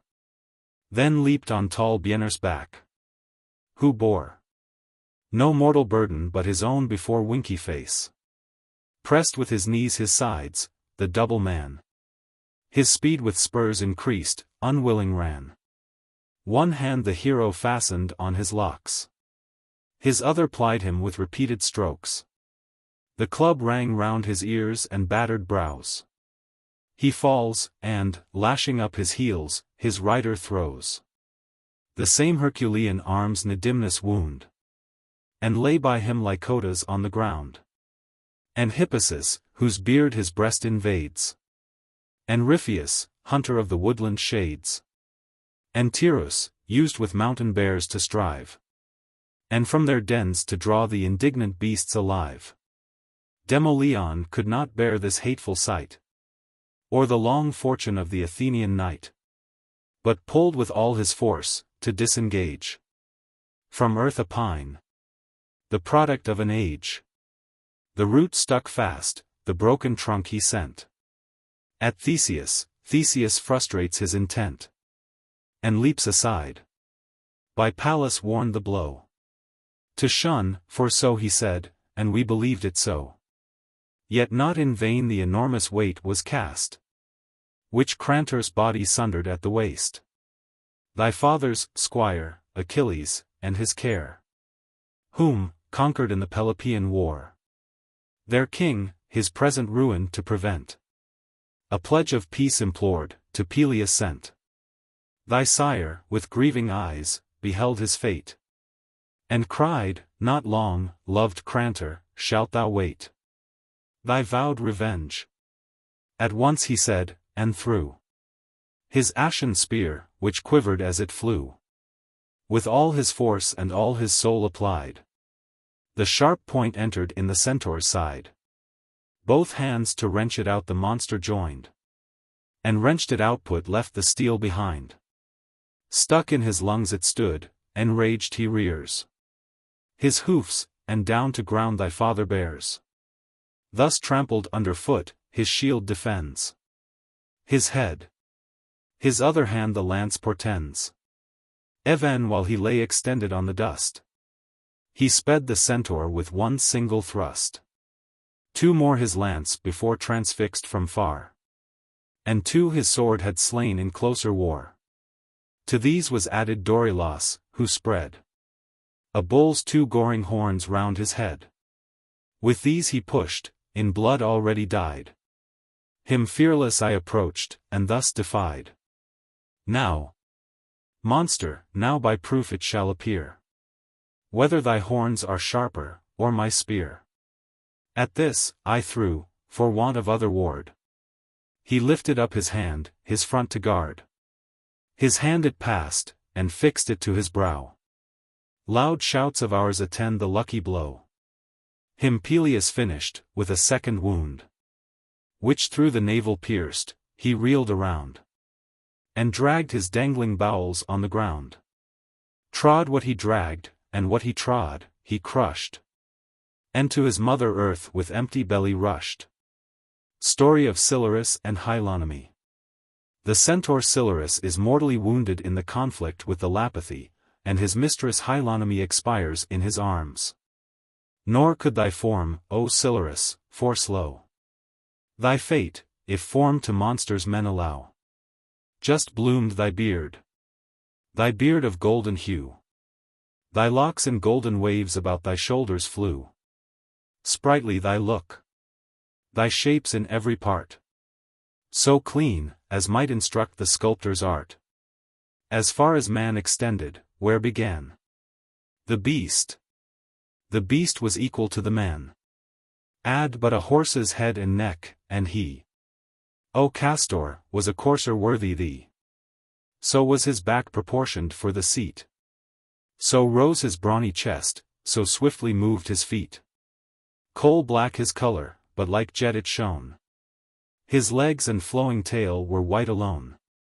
Beloved by many maidens of his kind. But fair Hylonomy possessed his mind. Hylonomy, for features, and for face, excelling all the nymphs of double race. Nor less her blandishments than beauty move. At once both living, and confessing love. For him she dressed. For him, with female care, she combed, and set in curl her auburn hair. Of roses, violets, and lilies mixed, and sprigs of flowing rosemary betwixt. She formed the chaplet that adorned her front, in waters of the Pegasean fount, and in the streams that from the fountain play. She washed her face, and bathed her twice a day. The scarf of furs, that hung below her side, was ermine, or the panther's spotted pride. Spoils of no common beast. With equal flame they loved, their sylvan pleasures were the same. Uncertain from what hand, a flying dart at Silurus was sent, which pierced his heart. The javelin drawn from out the mortal wound. He faints with staggering steps, and seeks the ground. The fair within her arms received his fall, and strove his wandering spirits to recall. And while her hand the streaming blood opposed, joined face to face, his lips with hers she closed. Stifled with kisses, a sweet death he dies. She fills the fields with undistinguished cries. At last her words were in her clamor drowned. For my stunned ears received no vocal sound. In madness of her grief, she seized the dart. New drawn, and reeking from her lover's heart. To her bare bosom the sharp point applied. And wounded fell, and falling by his side, embraced him in her arms, and thus embracing died. Even still methinks I see Phaeacombs. Strange was his habit, and as odd his dress. 6 lions' hides, with thongs together fast. His upper part defended to his waist. And where man ended, the continued vest. Spread on his back, the house and trappings of a beast. A stump too heavy for a team to draw. It seems a fable, though the fact I saw. He threw at Pholon, the descending blow. Divides the skull, and cleaves his head in two. The brains, from nose, and mouth, and either ear, came issuing out, as through a colander. The curdled milk, or from the press the whey, driven down by weights above, is drained away. But him, while stooping down to spoil the slain, pierced through the paunch, I tumbled on the plain. Then Thonius and Telebous I slew. A fork the former armed. A dart his fellow threw. The javelin wounded me, behold the scar. Then was my time to seek the Trojan war. Then I was Hector's match in open field. But he was then unborn, at least a child. Now I am nothing. I forbear to tell. By Periphantas how Peritas fell. The centaur by the night, nor will I stay on Amphix, or what deaths he dealt that day. What honor, with a pointless lance, he won. Stuck in the front of a 4-footed man. What fame young Maker obtained in fight. Or dwell on Nessus, now returned from flight. How prophet Mopsus not alone divined, whose valor equalled his foreseeing mind. Senus transformed to an eagle. The nymph Canes, whose name is changed to Senus, pursues the centaurs with great slaughter. Who at length crush the hero with huge forests of trees. The gods, however, in compassion, change him into an eagle. Already Senus, with his conquering hand, had slaughtered 5, the boldest of their band. Parachmus, Helymus, Antimachus, Bromus the brave, and stronger Stiphylos. Their names I numbered, and remember well. No trace remaining, by what wounds they fell. Latreus, the bulkiest of the double race, whom the spoiled arms of slain Halesus grace. In years retaining still his youthful might, though his black hairs were interspersed with white. Between the embattled ranks began to prance, proud of his helm, and Macedonian lance. And rode the ring around, that either host might hear him, while he made this empty boast. And from a female shall we suffer shame? For Canes still, not Senus, is thy name. And still the native softness of thy kind prevails, and leaves the woman in thy mind. Remember what thou wert. What price was paid to change thy sex, to make thee not a maid, and but a man in show. Go, card and spin, and leave the business of the war to men. While thus the boaster exercised his pride, the fatal spear of Senus reached his side. Just in the mixture of the kinds it ran, between the nether beast and upper man. The monster, mad with rage, and stung with smart, his lance directed at the hero's heart. It struck, but bounded from his hardened breast, like hail from tiles, which the safe house invest. Nor seemed the stroke with more effect to come than a small pebble falling on a drum.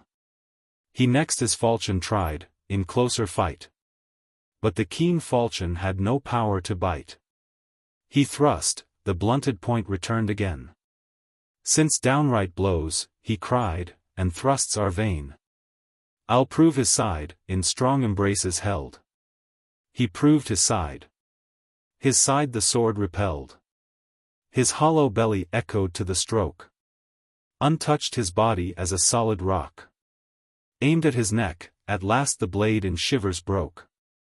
The impassive knight stood idle, to deride his rage, and offered oft his naked side. At length, now, monster, in thy turn, he cried. Try thou the strength of sinews. At the word he thrust, and in his shoulder plunged the sword. Then writhed his hand, and as he drove it down, deep in his breast, made many wounds in one. The centaurs saw, enraged, the unhoped success, and rushing on in crowds, together press. At him, and him alone, their darts they threw. Repulsed they from his fated body flew. Amazed they stood, till Monachus began. O shame, a nation conquered by a man. A woman man. Yet more a man is he than all our race, and what he was, are we. Now what avail our nerves? The united force of two the strongest creatures, man and horse. Nor goddess born, nor of Ixian seed. We seem, a lover built for Juno's bed. Mastered by this half-man. Whole mountains throw with woods at once, and bury him below. This only way remains, nor need we doubt. To choke the soul within, though not to force it out. Heap weights instead of wounds. He chanced to see where southern storms had rooted up a tree. This, raised from earth, against the foe he threw. The example shown, his fellow brutes pursue. With forest loads the warrior they invade. Othries and Pelion soon were void of shad. And spreading groves were naked mountains made. Pressed with the burden, Sinews pants for breath. And on his shoulders bears the wooden death. To heave the intolerable weight he tries. At length it rose above his mouth and eyes. Yet still he heaves, and struggling with despair, shakes all aside, and gains a gulp of air. A short relief, which but prolongs his pain. He faints by fits, and then respires again. At last the burden only nods above. As when an earthquake stirs the Idaean grove. Doubtful his death, he suffocated seemed. To most. But otherwise our Nopsis deemed. Who said he saw a yellow bird arise from out the piles, and cleave the liquid skies. I saw it too, with golden feathers bright. Nor e'er before beheld so strange a sight. Whom Mopsus viewing, as it soared around our troop, and heard the pinions rattling sound. All hail, he cried. Thy country's grace and love. Once first of men below, now first of birds above. Its author to the story gave belief. For us, our courage was increased by grief. Ashamed to see a single man, pursued with odds, to sink beneath a multitude. We pushed the foe, and forced to shameful flight. Part fell, and part escaped by favor of the night. Fate of Periclymenos. Periclymenos, the brother of Nestor, is endowed by Neptune with the power of assuming whatever shape he pleases. In the form of an eagle he assaults Hercules, who mortally wounds him with an arrow. This tale, by Nestor told, did much displease Lipolymus, the seed of Hercules. For often he had heard his father say that he himself was present at the fray, and more than shared the glories of the day. Old Chronicle, he said, among the rest. You might have named Alcides at the least. Is he not worth your praise? The Pylian prince. Sight ere he spoke, then made this proud defense. My former woes, in long oblivion drowned, I would have lost. But you renew the wound. Better to pass him o'er, than to relate the cause I have your mighty sire to hate. His fame has filled the world, and reached the sky. Which, oh I wish, with truth, I could deny. We praise not Hector, though his name, we know, is great in arms. 'Tis hard to praise a foe. He, your great father, levelled to the ground Messenia's towers, nor better fortune found. Elis and Pylus, that a neighboring state, and this my own, both guiltless of their fate.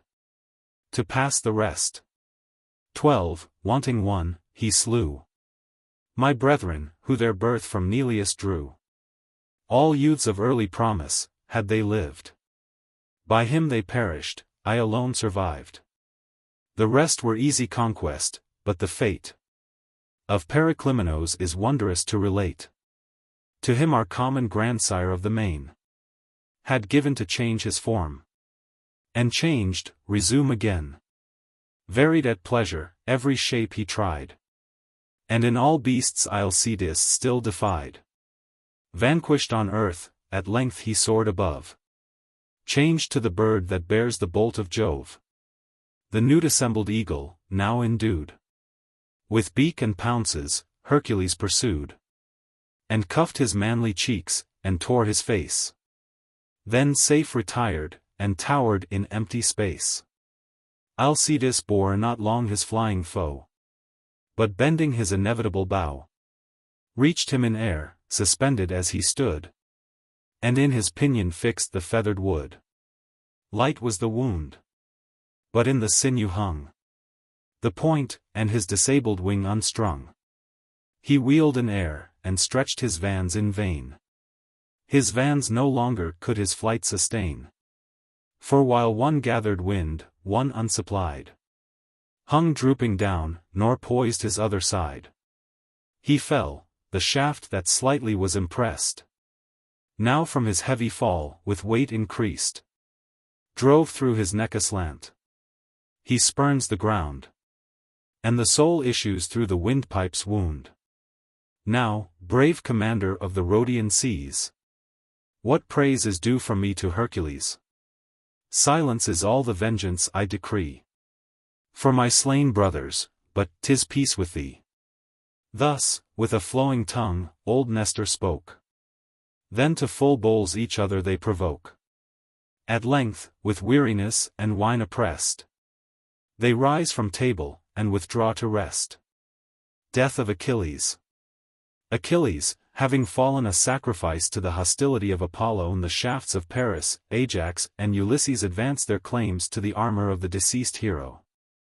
The sire of sickness, monarch of the main, meantime laments his son in battle slain, and vows the victor's death, nor vows in vain. For 9 long years the smothered pain he bore. Achilles was not ripe for fate before. Then when he saw the promised hour was near, he thus bespoke the god that guides the year.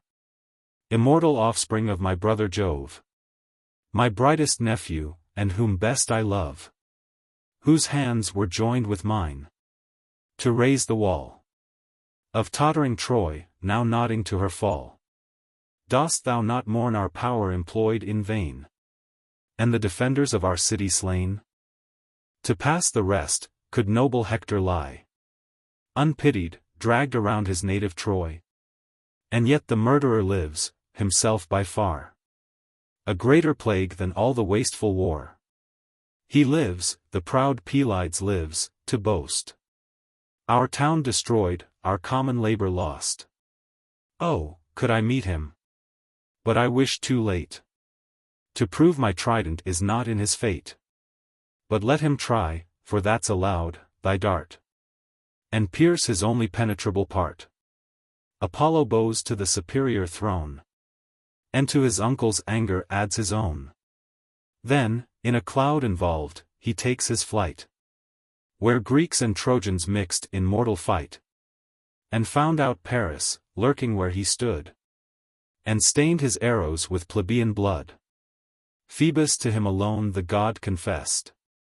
Then to the recreant knight he thus addressed: Dost thou not blush to spend thy shafts in vain on a degenerate and ignoble train? If fame or better vengeance be thy care, there aim, and with one arrow end the war. He said, and showed from far the blazing shield and sword, which, but Achilles, none could wield. And how he moved a god, and mowed the standing field. The deity himself directs aright the envenomed shaft, and wings the fatal flight. Thus fell the foremost of the Grecian name. And he, the base adulterer, boasts the fame. A spectacle to glad the Trojan train, and please old Priam, after Hector slain. If by a female hand he had foreseen he was to die, his wish had rather been the lance and double axe of the fair warrior queen. And now the terror of the Trojan field, the Grecian honor, ornament, and shield. High on a pile the unconquered chief is placed. The god that armed him first, consumed at last. Of all the mighty man, the small remains. A little urn, and scarcely filled, contains. Yet great in Homer, still Achilles lives. And equal to himself survives. His buckler owns its former lord, and brings new cause of strife between contending kings. Who worthiest after him his sword to wield? Or wear his armor, or sustain his shield? Even Diomed sat mute, with downcast eyes, conscious of wonted worth to win the prize. Nor Menelaus presumed these arms to claim. Nor he, the king of men, a greater name. Two rivals only rose, Laertes' son, and the vast bulk of Ajax Telamon. The king, who cherished each with equal love, and from himself all envy would remove, left both to be determined by the laws, and to the Grecian chiefs transferred the cause. Book. Chapter 13. Speeches of Ajax and Ulysses. Ajax and Ulysses lay claim to the armor of Achilles, which is assigned to the latter by the Grecian chiefs. The chiefs were set. The soldiers crowned the field. To these the master of the sevenfold shield, upstart fierce, and kindled with disdain, eager to speak, unable to contain his boiling rage, he rolled his eyes around the shore and Grecian galleys hauled aground. Then, stretching out his hands, "O Jove," he cried, "must then our cause before the fleet be tried? And dares Ulysses for the prize contend, in sight of what he durst not once defend? But basely fled that memorable day, when I from Hector's hands redeemed the flaming prey. So much, 'tis safer at the noisy bar, with words to flourish, than engage in war. By different methods we maintain our right. Nor am I made to talk, nor he to fight. In bloody fields I labor to be great. His arms are a smooth tongue and soft deceit.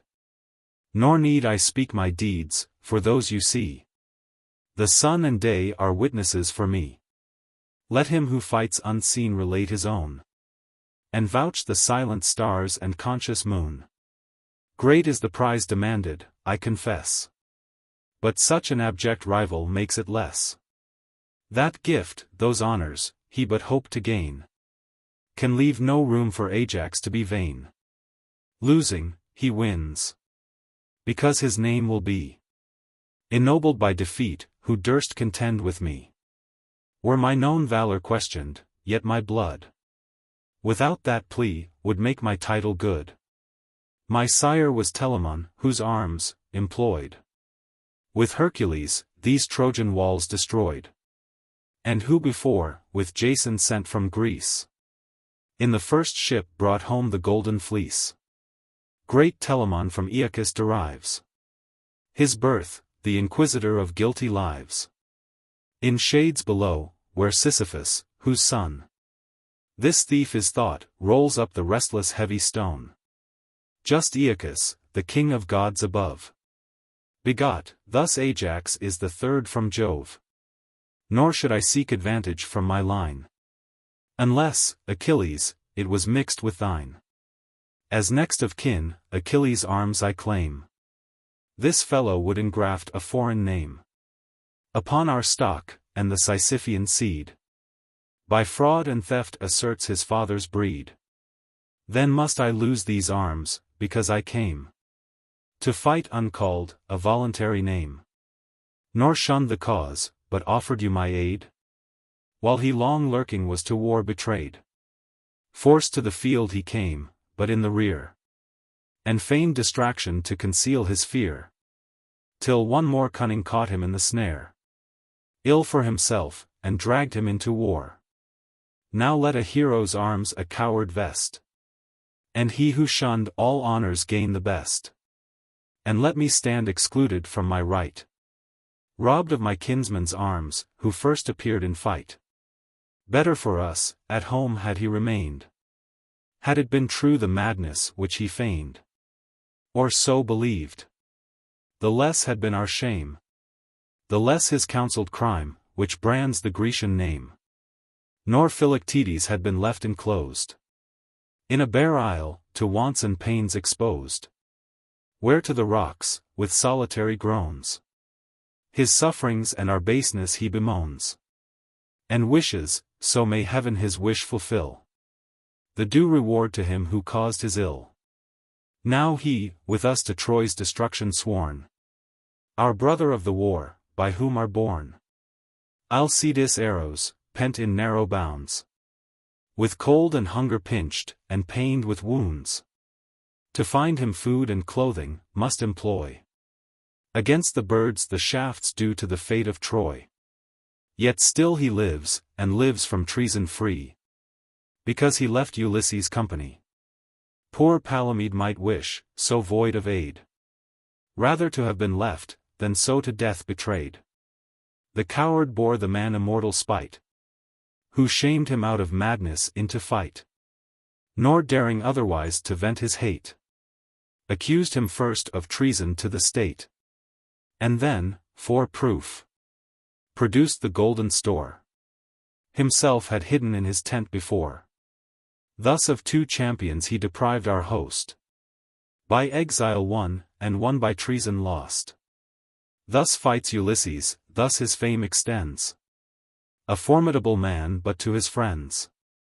Great, for what greatness is in words and sound.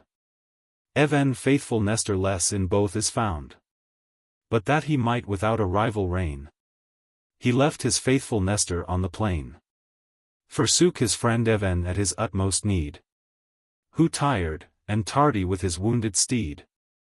Cried out for aid, and called him by his name. But cowardice has neither ears nor shame. Thus fled the good old man, bereft of aid. And, for as much as lay in him, betrayed. That this is not a fable forged by me. Like one of his, an Ulyssean lie. I vouch Even Diomed, who, though his friend, cannot that act excuse. Much less defend. He called him back aloud, and taxed his fear. And sure enough he heard, but durst not hear. The gods with equal eyes on mortals look. He justly was forsaken who forsook. Wanted that succor he refused to lend. Found every fellow such another friend.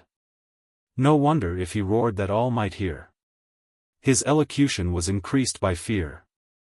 I heard, I ran, I found him out of breath. Pale, trembling, and half dead with fear of death.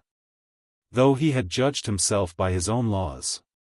And stood condemned, I helped the common cause. With my broad buckler hid him from the foe. Even the shield trembled as he lay below. And from impending fate the coward freed. Good heaven forgive me for so bad a deed. If still he will persist, and urge the strife. First let him give me back his forfeit life. Let him return to that opprobrious field. Again creep under my protecting shield. Let him lie wounded, let the foe be near. And let his quivering heart confess his fear. There put him in the very jaws of fate. And let him plead his cause in that estate. And yet when snatched from death, when from below, my lifted shield I loosed, and let him go. Good heavens, how light he rose, with what a bound. He sprung from earth. Forgetful of his wound. How fresh, how eager then his feet to ply. Who had not strength to stand, had speed to fly. Hector came on, and brought the gods along. Fear seized alike the feeble and the strong. Each Greek was an Ulysses. Such a dread. The approach, and even the sound, of Hector bred. Him, fleshed with slaughter, and with conquest crowned. I met, and overturned him to the ground. When after, matchless as he deemed in might, he challenged all our host to single fight. All eyes were fixed on me, the lots were thrown. But for your champion I was wished alone. Your vows were heard, we fought, and neither yield. Yet I returned unvanquished from the field. With Jove to friend, the insulting Trojan came, and menaced us with force, our fleet with flame. Was it the strength of this tongue valiant lord, in that black hour, that saved you from the sword? Or was my breast exposed alone, to brave 1,000 swords, 1,000 ships to save the hopes of your return? And can you yield for a saved fleet, less than a single shield? Think it no boast, O Grecians, if I deem these arms want Ajax, more than Ajax them. Or, I with them an equal honor share. They honored to be worn, and I to wear. Will he compare my courage with his sleight? As well he may compare the day with night. Night is indeed the province of his reign. Yet all his dark exploits no more contain than a spy taken, and a sleeper slain. A priest made prisoner. Pallas made a prey. But none of all these actions done by day. Nor aught of these was done, and diamed away. If on such petty merits you confer so vast a prize, let each his portion share. Make a just dividend, and if not all, the greater part to Diomed will fall. But why for Ithacus such arms as those? Who naked, and by night, invades his foes? The glittering helm by moonlight will proclaim the latent robber, and prevent his game. Nor could he hold his tottering head upright beneath that morion, or sustain the weight. Nor that right arm could toss the beamy lance, much less the left that ampler shield advance. Ponderous with precious weight, and rough with cost of the round world in rising gold embossed. That orb would ill become his hand to wield. And look as for the gold he stole the shield, which, should your error on the wretch bestow, it would not frighten, but allure the foe. Why asks he what avails him not in fight? And would but cumber and retard his flight, in which his only excellence is placed. You give him death, that intercept his haste. Add, that his own is yet a maiden shield. Nor the least dint has suffered in the field. Guiltless of fight, mine, battered, hewed, and bored, worn out of service, must forsake its lord. What further need of words, our right to scan? My arguments are deeds, let action speak the man. Since from a champion's arms the strife arose, go cast the glorious prize amid the foes. Then send us to redeem both arms and shield, and let him wear who wins them in the field. He said, a murmur from a multitude, or somewhat like a stifled shout ensued, till from his seat arose Laertes' son, looked down a while, and paused ere he begun. Then to the expecting audience raised his look, and not without prepared attention spoke. Soft was his tone, and sober was his face. Action his words, and words his action grace. If heaven, my lords, had heard our common prayer, these arms had caused no quarrel for an heir. Still great Achilles had his own possessed, and we with great Achilles had been blessed. But since hard fate, and heaven's severe decree, have ravished him away from you and me. At this he sighed, and wiped his eyes, and drew, or seemed to draw, some drops of kindly dew. Who better can succeed Achilles lost, than he who gave Achilles to your host? This only I request, that neither he may gain, by being what he seems to be, a stupid thing, nor I may lose the prize, by having sense, which heaven to him denies. Since great or small, the talent I enjoyed, was ever in the common cause employed. Nor let my wit, and wonted eloquence, which often has been used in your defense, and in my own, this only time be brought to bear against myself, and deemed a fault. Make not a crime where nature made it none. For every man may freely use his own. The deeds of long-descended ancestors are but by grace of imputation ours. There's an effect. But since he draws his line from Jove, and seems to plead a right divine, from Jove, like him, I claim my pedigree, and am descended in the same degree. My sire Laertes was Arcesius' heir. Arcesius was the son of Jupiter. No parricide, no banished man is known. In all my line, let him excuse his own. Hermes ennobles to my mother's side, by both my parents to the gods allied. But not because that on the female part my blood is better, dare I claim desert, or that my sire from parricide is free. But judge by merit between him and me. The prize be to the best, provided yet that Ajax for a while his kin forget, and his great sire, and greater uncle's name, to fortify by them his feeble claim. Be kindred and relation laid aside, and honor's cause by laws of honor tried. For if he plead proximity of blood, that empty title is with ease withstood. Peleus, the hero's sire, more nigh than he, and Pyrrhus, his undoubted progeny, inherit first these trophies of the field. To Cyrus, or to Phthia, send the shield. And Teucer has an uncle's right, yet he waives his pretensions, nor contends with me. Then since the cause on pure desert is placed, whence shall I take my rise, what reckon last? I not presume on every act to dwell, but take these few, in order as they fell. Thetis, who knew the fates, applied her care to keep Achilles in disguise from war, until the threatening influence was past. A woman's habit on the hero cast. All eyes were cozened by the borrowed vest. And Ajax, never wiser than the rest, found no Pelides there. At length I came with proffered wares to this pretended dame. She, not discovered by her mien or voice, betrayed her manhood by her manly choice. And while on female toys her fellows look, grasped in her warlike hand, a javelin shook. Whom, by this act revealed, I thus bespoke. O goddess born! Resist not heaven's decree.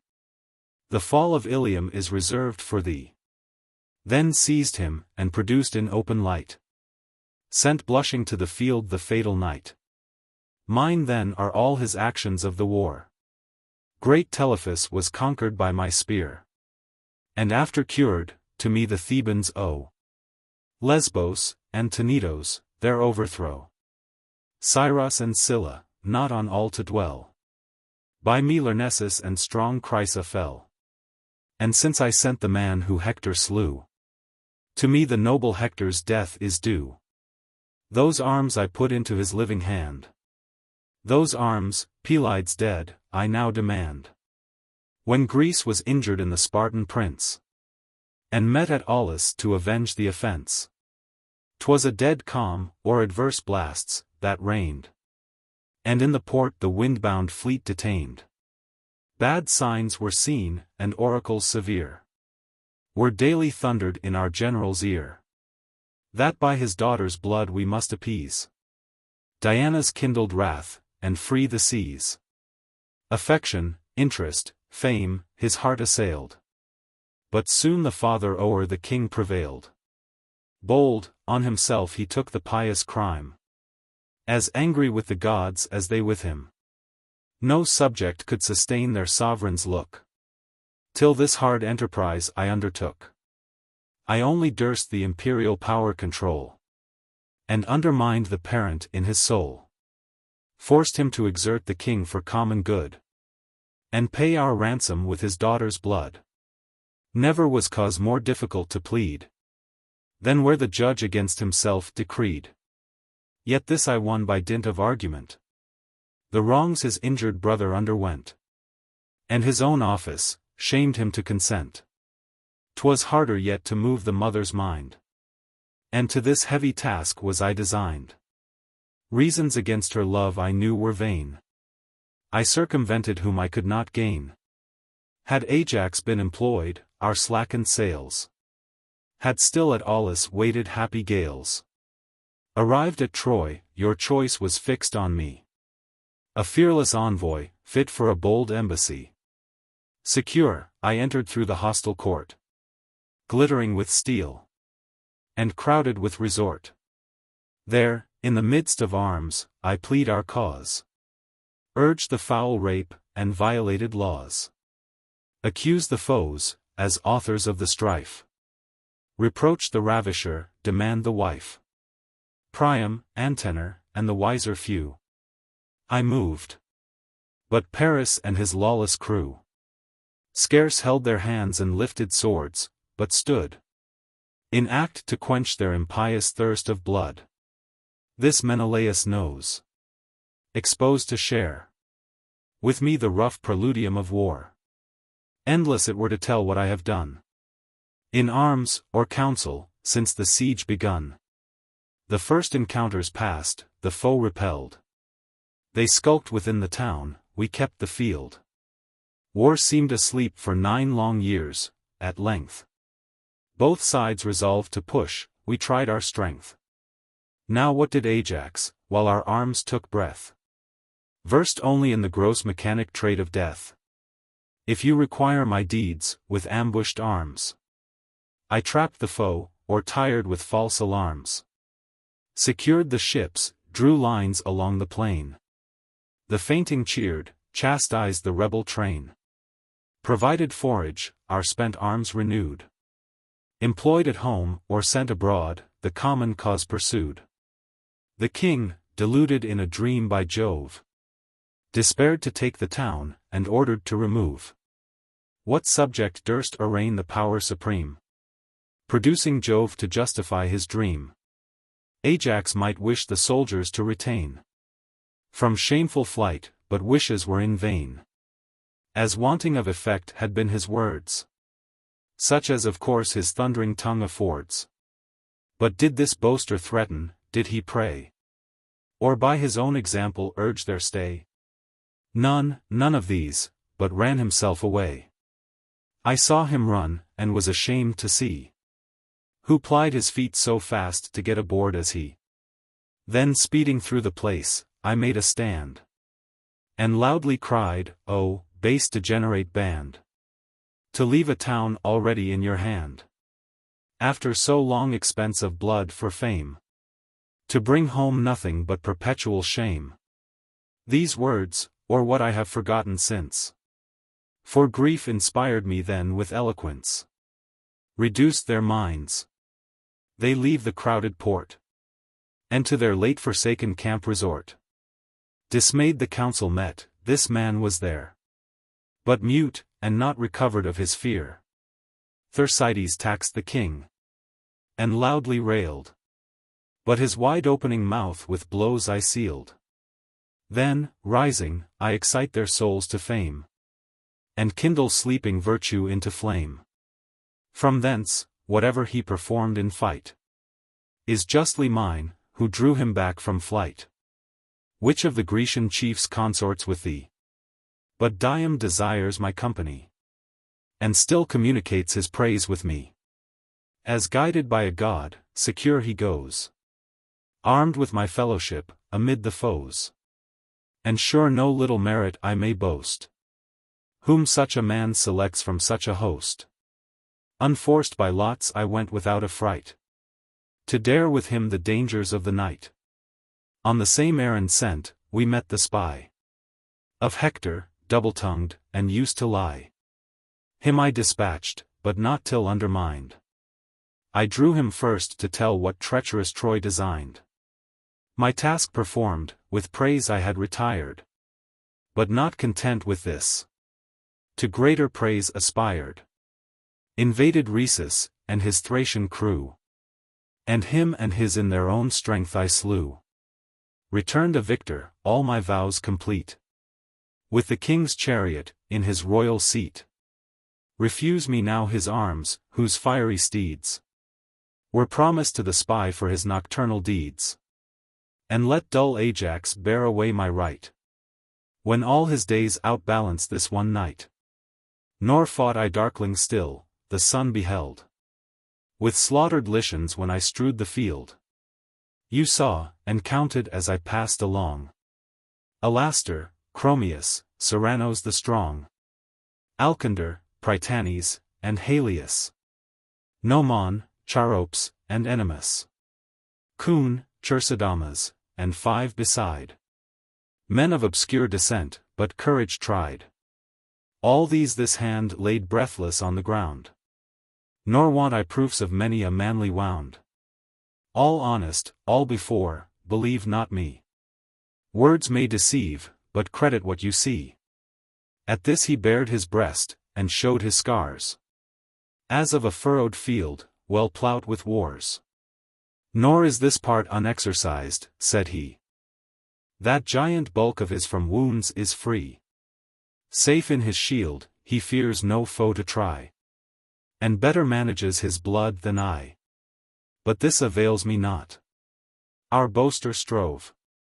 Not with our foes alone, but partial Jove. To save the fleet, this I confess is true. Nor will I take from any man his due.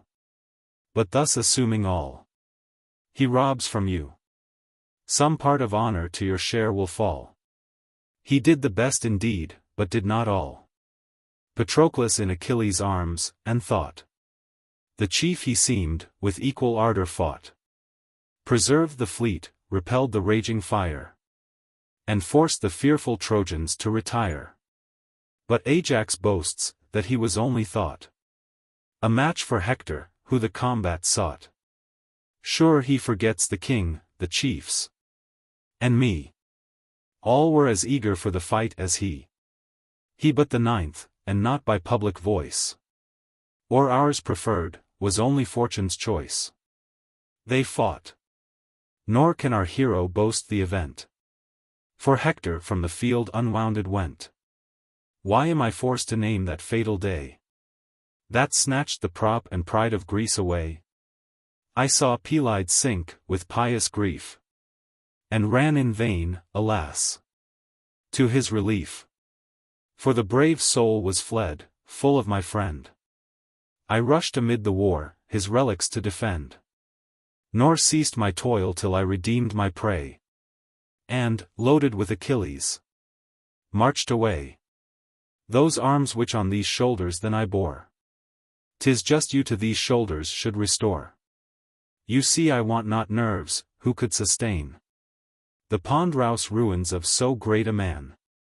Or if in others equal force you find, none is endued with a more grateful mind. Did Thetis then, ambitious in her care, these arms thus labored for her son prepare, that Ajax after him the heavenly gift should wear? For that dull soul to stare, with stupid eyes, on the learned unintelligible prize. What are to him the sculptures of the shield? Heaven's planets, earth, and ocean's watery field? The Pleiads, Hyads, less and greater bear, undipped in seas, Orion's angry star. 2 differing cities, graved on either hand. Would he wear arms he cannot understand? Besides, what wise objections he prepares against my late accession to the wars? Does not the fool perceive his argument is with more force against Achilles bent? For if dissembling be so great a crime, the fault is common, and the same in him. And if he taxes both of long delay, my guilt is less, who sooner came away. His pious mother, anxious for his life, detained her son, and me, my pious wife. To them the blossoms of our youth were due. Our riper manhood we reserved for you. But grant me guilty, 'tis not much my care, when with so great a man my guilt I share. My wit to war the matchless hero brought, but by this fool I never had been caught. Nor need I wonder, that on me he threw such foul aspersions, when he spares not you. If Palamede unjustly fell by me, your honor suffered in the unjust decree. I but accused, you doomed, and yet he died, convinced of treason, and was fairly tried. You heard not he was false. Your eyes beheld the traitor manifest, the bribe revealed, that Philoctetes is on Lemnos left, wounded, forlorn, of human aid bereft. Is not my crime, or not my crime alone?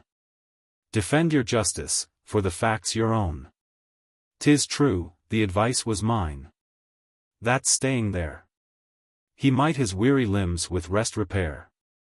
From a long voyage free, and from a long war, he took the counsel, and he lives at least. The event declares I counseled for the best, though faith is all in ministers of state. For who can promise to be fortunate, now since his arrows are the fate of Troy? Do not my wit, or weak address employ. Send Ajax there, with his persuasive sense, to mollify the man, and draw him thence. But Xanthus shall run backward, Ida stand, a leafless mountain, and the Grecian band shall fight for Troy, if, when my counsel fail, the wit of heavy Ajax shall prevail. Hard Philoctetes, exercise thy spleen against thy fellows, and the king of men. Curse my devoted head above the rest, and wish in arms to meet rue breast to breast. Yet I the dangerous task will undertake, and either die myself, or bring thee back. Nor doubt the same success, as when before the Phrygian prophet to these tents I bore, surprised by night, and forced him to declare in what was placed the fortune of the war, heaven's dark decrees, and answers to display, and how to take the town, and where the secret lay. Yet this I compassed, and from Troy conveyed the fatal image of their guardian maid. That work was mine. For Pallas, though our friend, yet while she was in Troy, did Troy defend. Now what has Ajax done, or what designed? A noisy nothing, and an empty wind. If he be what he promises in show, why was I sent, and why feared he to go? Our boasting champion thought the task not light, to pass the guards, commit himself to night. Not only through a hostile town to pass, but scale, with steep ascent, the sacred place, with wandering steps to search the citadel, and from the priests their patroness to steal. Then through surrounding foes to force my way, and bear in triumph home the heavenly prey, which had I not, Ajax in vain had held before that monstrous bulk his sevenfold shield. That night to conquer Troy I might be said, when Troy was liable to conquest made. Why point'st thou to my partner of the war? Tydides had indeed a worthy share in all my toil and praise, but when thy might our ships protected, didst thou singly fight? All joined, and thou of many wert but one. I asked no friend, nor had, but him alone.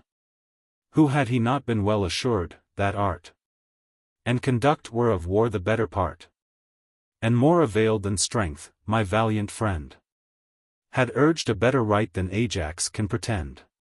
As good at least Eurypylus may claim, and the more moderate Ajax of the name, the Cretan king, and his brave charioteer, and Menelaus bold with sword and spear. All these had been my rivals in the shield, and yet all these to my pretensions yield. Thy boisterous hands are then of use, when I with this directing head those hands apply.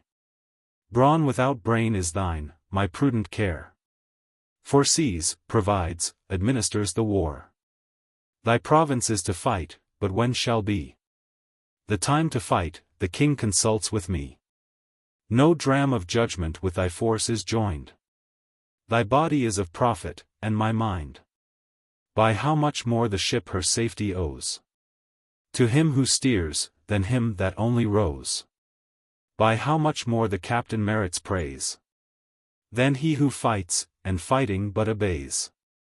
By so much greater is my worth than thine, who canst but execute what I design. What gainst thou, brutal man, if I confess thy strength superior, when thy wit is less? Mind is the man, I claim my whole desert from the mind's vigor, and the immortal part. But you, O Grecian chiefs, reward my care. Be grateful to your watchmen of the war for all my labors in so long a space. Sure I may plead a title to your grace. Enter the town. I then unbarred the gates, when I removed their tutelary fates.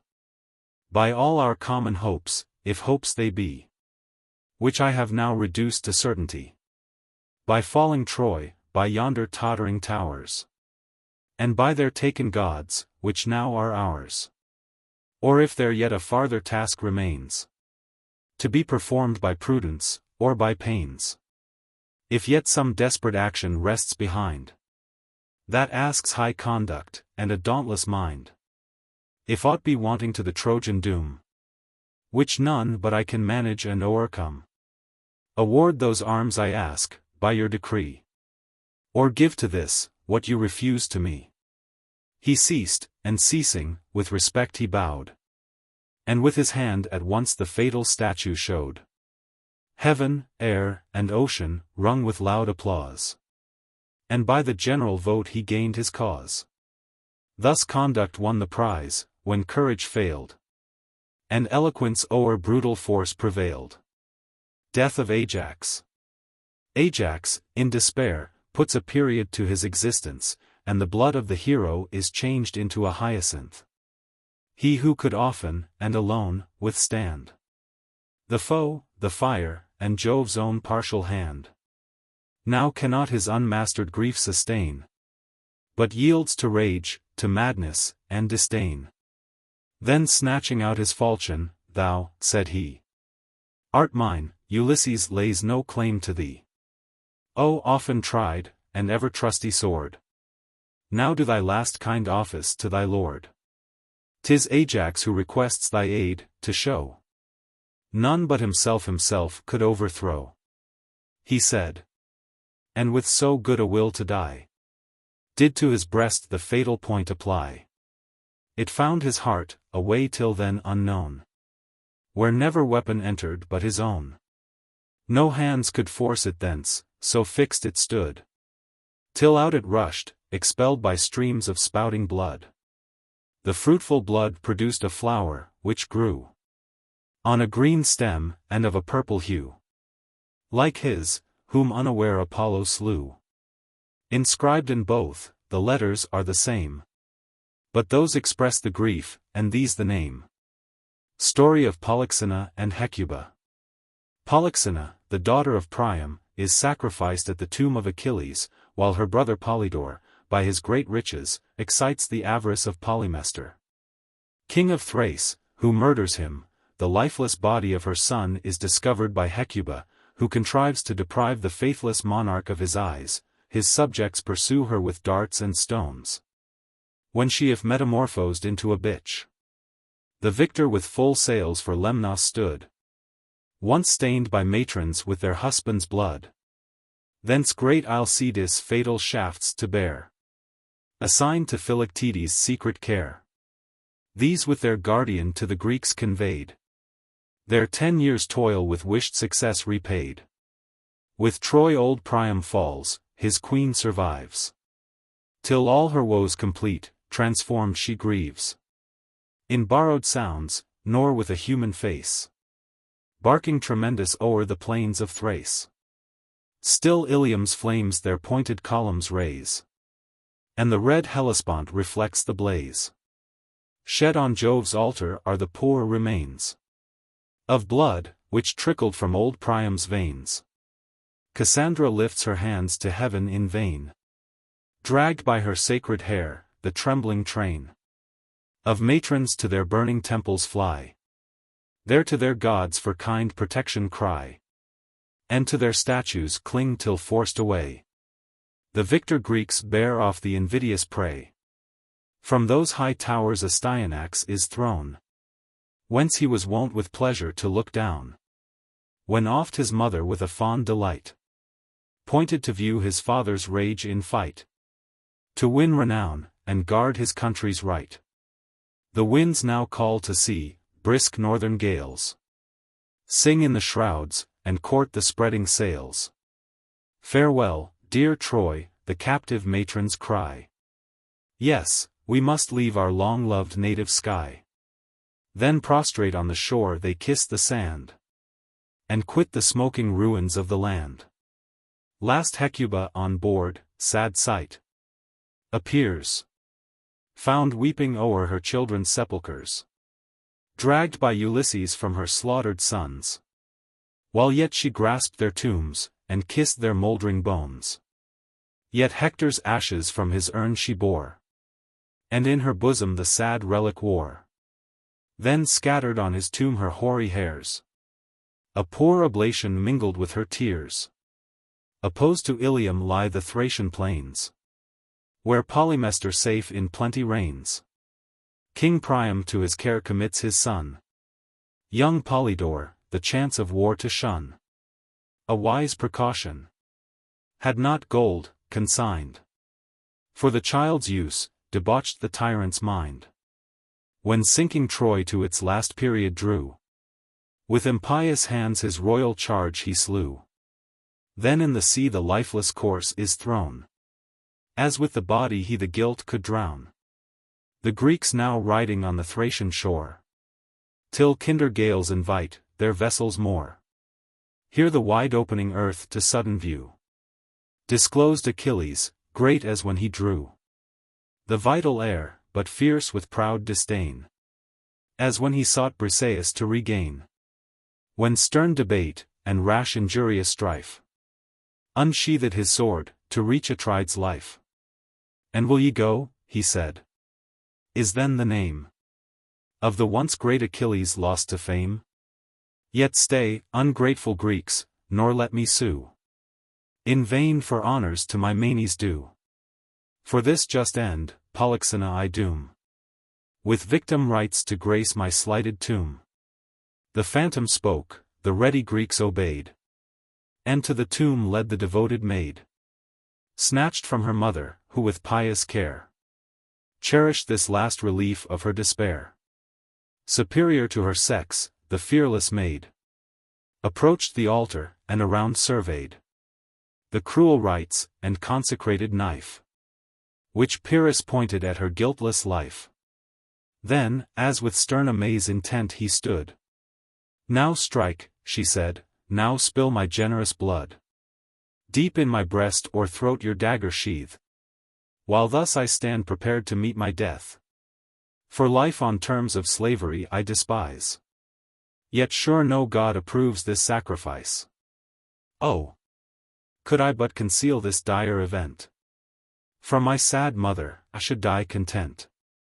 Yet should she not with tears my death deplore, since her own wretched life demands them more. But let not the rude touch of man pollute a virgin victim, 'tis a modest suit. It best will please, whoe'er demands my blood, that I untainted reach the Stygian flood. Yet let one short, last, dying prayer be heard. To Priam's daughter pay this last regard. 'Tis Priam's daughter, not a captive, sues. Do not the rites of sepulture refuse. To my afflicted mother, I implore, free without ransom my dead corse restore. Nor barter me for gain, when I am cold. But be her tears the price if I am sold. Time was she could have ransomed me with gold. Thus as she prayed, one common shower of tears burst forth, and streamed from every eye but hers. Even the priest wept, and with a rude remorse plunged in her heart the steel's resistless force. Her slackened limbs sunk gently to the ground, dauntless her looks, unaltered by the wound.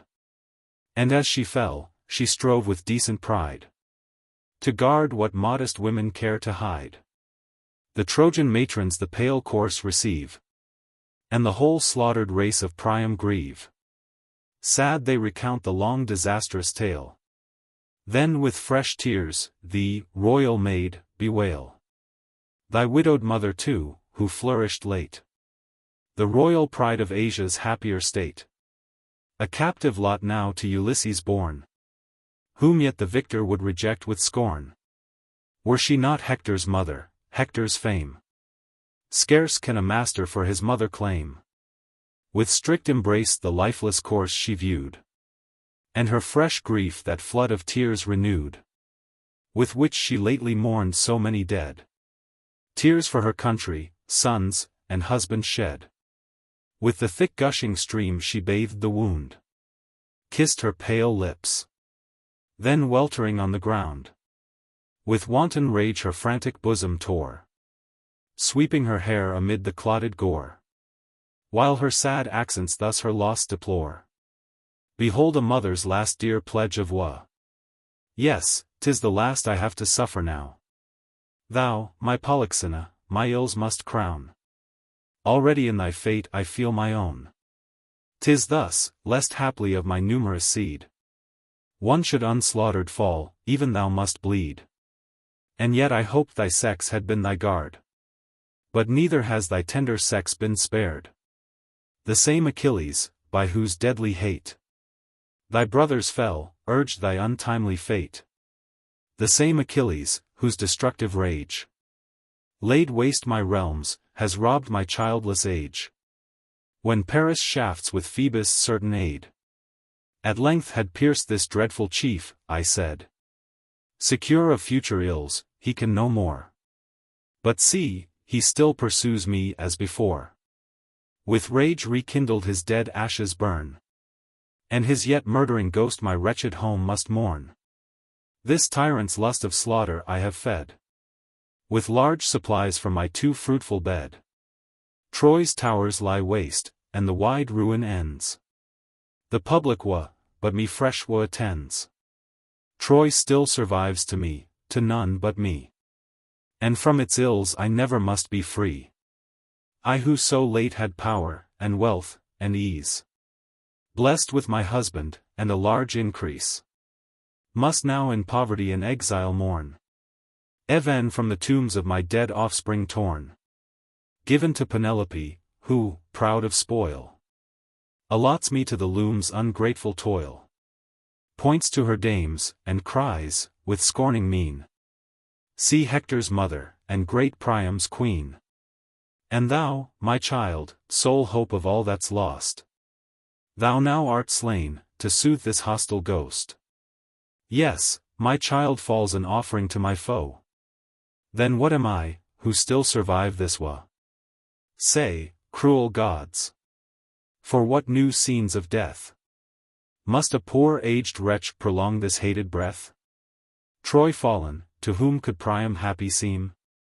Yet was he so, and happy must I deem his death, for, oh, my child, he saw not thine, when he his life did with his Troy resign.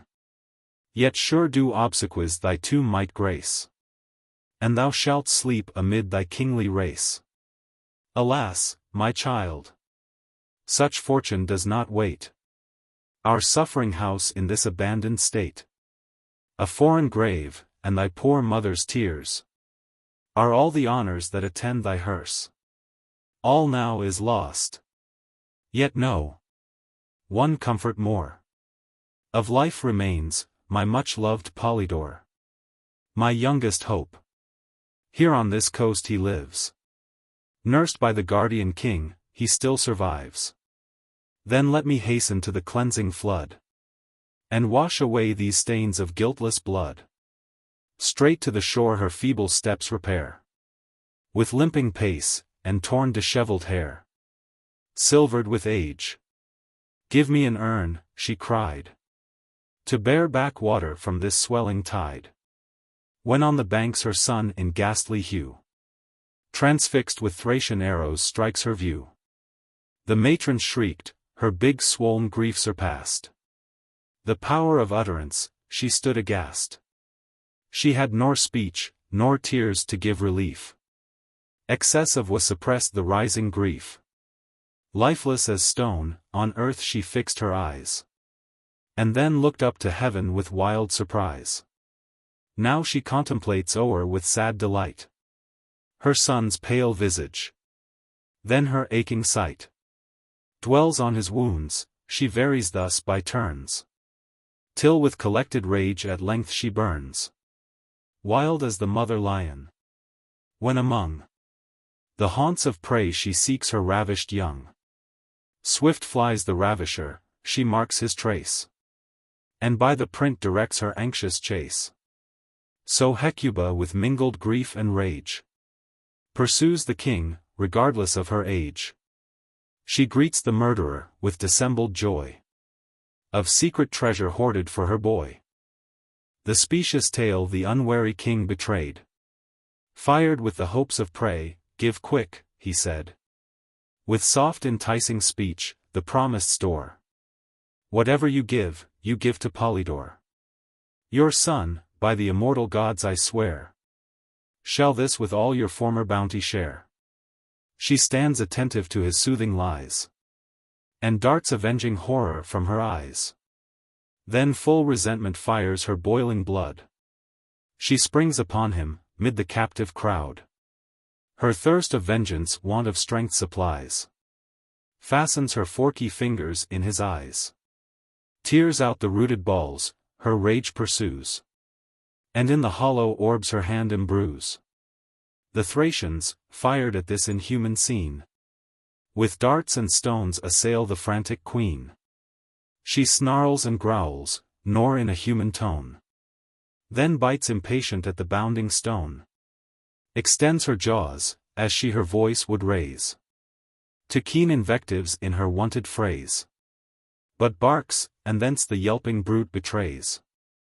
Still a sad monument the place remains, and from this monstrous change its name obtains. Where she, in long remembrance of her ills, with plaintive howlings the wide desert fills. Greeks, Trojans, friends and foes, and gods above, her numerous wrongs to just compassion move. Even Juno's self forgets her ancient hate, and owns she had deserved a milder fate. Funeral of Memnon. Memnon, the son of Aurora, is killed by Achilles at the siege of Troy. In honor of his memory, and in compliance with the prayers of his mother, Jupiter causes birds, called Memnonides, to spring from his ashes, who divide into two parties, and contend with mutual acrimony. Yet bright Aurora, partial as she was to Troy, and those that loved the Trojan cause, nor Troy nor Hecuba can now bemoan, but weeps a sad misfortune, more her own. Her offspring Memnon, by Achilles slain, she saw extended on the Phrygian plain.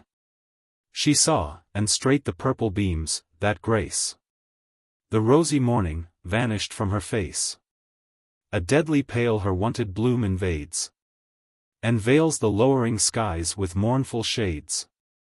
But when his limbs upon the pile were laid, the last kind duty that by friends is paid, his mother to the skies directs her flight, nor could sustain to view the doleful sight.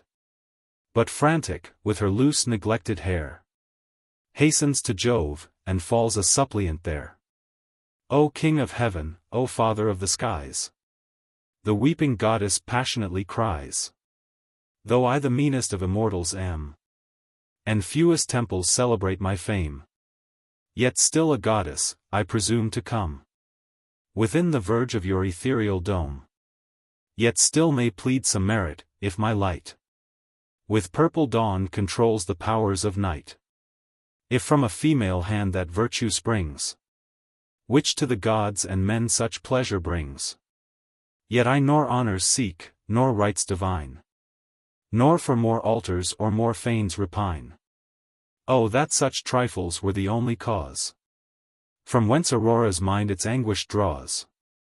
For Memnon lost, my dearest only child, with weightier grief my heavy heart is filled. My warrior son, that lived but half his time, nipped in the bud, and blasted in his prime, who for his uncle early took the field, and by Achilles' fatal spear was killed. To whom but Jove should I for succor come? For Jove alone could fix his cruel doom. O sovereign of the gods, accept my prayer. Grant my request, and soothe a mother's care. On the deceased some solemn boon bestow, to expiate the loss, and ease my woe. Jove, with a nod, complied with her desire. Around the body flamed the funeral fire.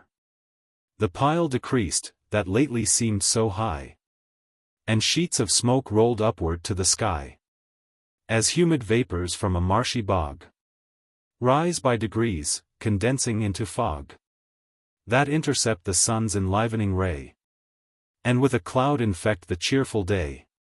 The sooty ashes wafted by the air whirl round, and thicken in a body there, then take a form, which their own heat and fire with active life and energy inspire. Its lightness makes it seem to fly, and soon it schemes on real wings, that are its own. A real bird, it beats the breezy wind, mixed with 1,000 sisters of the kind, that, from the same formation newly sprung, upborne aloft on plumy pinions hung. Thrice round the pile advanced the circling throng.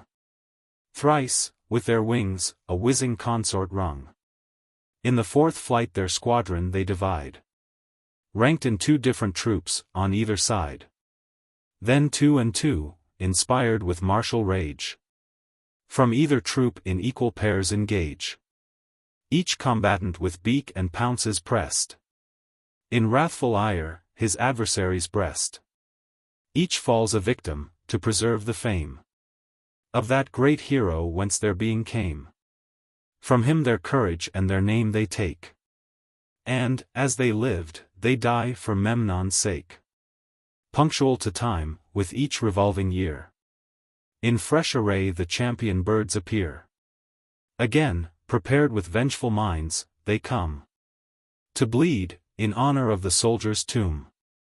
Therefore in others it appeared not strange to grieve for Hecuba's unhappy change. But poor Aurora had enough to do with her own loss, to mind another's woe, who still in tears her tender nature shows, besprinkling all the world with pearly dews. Voyage of Aeneas. Aeneas, with his father Anchises, is hospitably entertained at Delos, by Aeneas the priest of Apollo, after visiting the island of Phaeacia. The hero at length arrives at the dangerous rocks of Scylla. Troy thus destroyed, 'twas still denied by fate. The hopes of Troy should perish with the state. His sire, the son of Cytherea bore, and household gods from burning Ilium's shore. The pious prince, a double duty paid, each sacred burden through the flames conveyed. With young Ascanius, and this only prize of heaps of wealth, he from Antandros flies. But struck with horror, left the Thracian shore, stained with the blood of murdered Polydore. The Delian isle receives the banished train, driven by kind gales, and favored by the main. Here pious Aeneas, priest and monarch, reigned, and either charge with equal care sustained. His subjects ruled, to Phoebus homage paid, his god obeying, and by those obeyed. The priest displays his hospitable gait, and shows the riches of his church and state. The sacred shrubs, which eased Latona's pain, the palm, and olive, and the votive fane. Here grateful flames with fuming incense fed, and mingled wine ambrosial odors shed. Of slaughtered steers the crackling entrails burned, and then the strangers to the court returned. On beds of tapestry placed aloft, they dine, with Ceres' gift, and flowing bowls of wine.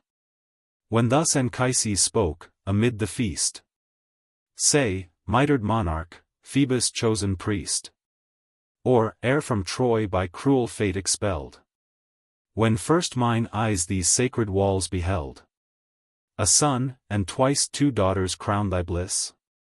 Or errs my memory, and I judge amiss?" The royal prophet shook his hoary head, with snowy fillets bound, and sighing, said, Thy memory errs not, Prince. Thou saw'st me then, the happy father of so large a train. Behold me now, such turns of chance befall. The race of man, almost bereft of all. For what comfort can my son bestow? What help afford, to mitigate my woe? While far from hence, in Andrus Isle he reigns. From him so named, and there my place sustains. Him Delius prescience gave, the twice-born god. A boon more wondrous on the maids bestowed. Whatever they touched, he gave them to transmute. A gift past credit, and above their suit. To Ceres, Bacchus, and Minerva's fruit. How great their value, and how rich their use.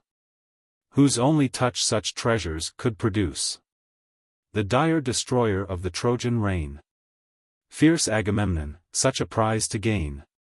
A proof we also were designed by fate.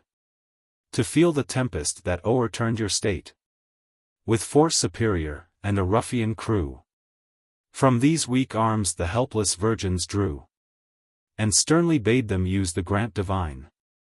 To keep the fleet in corn, in oil, and wine. Each, as they could, escaped, two strove to gain. Euboea's isle, and to their brothers' reign. The soldier follows, and demands the dames. If held by force, immediate war proclaims. Fear conquered nature in their brother's mind. And gave them up to punishment assigned. Forgive the deed, nor Hector's arm was there. Nor thine, Aeneas, to maintain the war. Whose only force upheld your Ilium's towers. For 10 long years against the Grecian powers. Prepared to bind their captive arms in bands. To heaven they reared their yet unfettered hands. Help, Bacchus, author of the gift, they prayed. The gift's great author gave immediate aid. If such destruction of the human frame, by ways so wondrous, may deserve the name. Nor could I hear, nor can I now relate. Exact the manner of their altered state. But this in general of my loss I knew. Transformed to doves, on milky plumes they flew. Such as on Ida's mount thy consort's chariot drew. With such discourse they entertained the feast. Then rose from table, and withdrew to rest. The following morn, ere sol was seen to shine. The inquiring Trojans sought the sacred shrine. The mystic power commands them to explore their ancient mother, and a kindred shore. Attending to the sea, the generous prince dismissed his guests with rich munificence. In old Anchises' hand a scepter placed. A vest and quiver young Ascanius graced. His sire a cup, which from the Aeonian coast Ismenian Thyrses sent his royal host.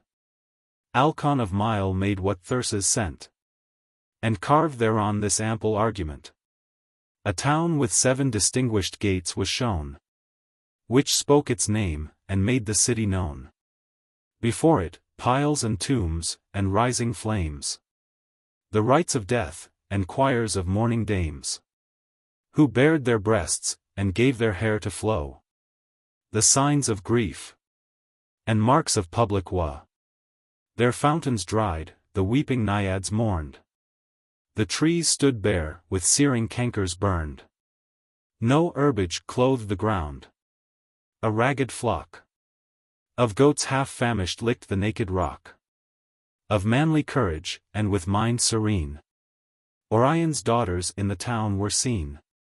One heaved her chest to meet the lifted knife. One plunged the poniard through the seat of life. Their country's victims mourns the rescued state.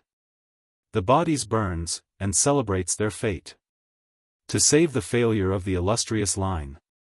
From the pale ashes rose, of form divine, 2 generous youths. These, fame Corone calls. Who join the pomp, and mourn their mother's falls. These burnished figures formed of antique mold. Shone on the brass, with rising sculpture bold. A wreath of gilt acanthus round the brim was rolled. Nor less expense the Trojan gifts expressed. a fuming censer for the royal priest, a chalice, and a crown of princely cost, with ruddy gold, and sparkling gems embossed. Now hoisting sail, to Crete the Trojans stood, themselves remembering sprung from Teucer's blood. But heaven forbids, and pestilential Jove from noxious skies the wandering navy drove.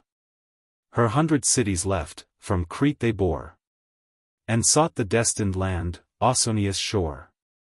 But tossed by storms at either strophes lay, till scared by harpies from the faithless bay. Then passing onward with a prosperous wind, left sly Iulus' spacious realms behind. Ambratia's state, in former ages known, the strife of gods, the judge transformed to stone. They saw, for Actian Phoebus since renowned, who Caesar's arms with naval conquest crowned. Next passed Dodona, wont of old to boast her vocal forest, and Chaonia's coast, where King Molossus' sons on wings aspired, and saw secure the harmless fuel fired. Now to Phaeacia's happy isle they came, for fertile orchards known to early fame. Epirus passed, they next beheld with joy a second Ilium, and fictitious Troy. Here Trojan Hellenes the scepter swayed, who showed their fate, and mystic truths displayed. By him confirmed, Sicilia's isle they reached, whose sides to sea, 3 promontories stretched. Pacinos to the stormy south is placed, on Lilybaeum blows the gentle west.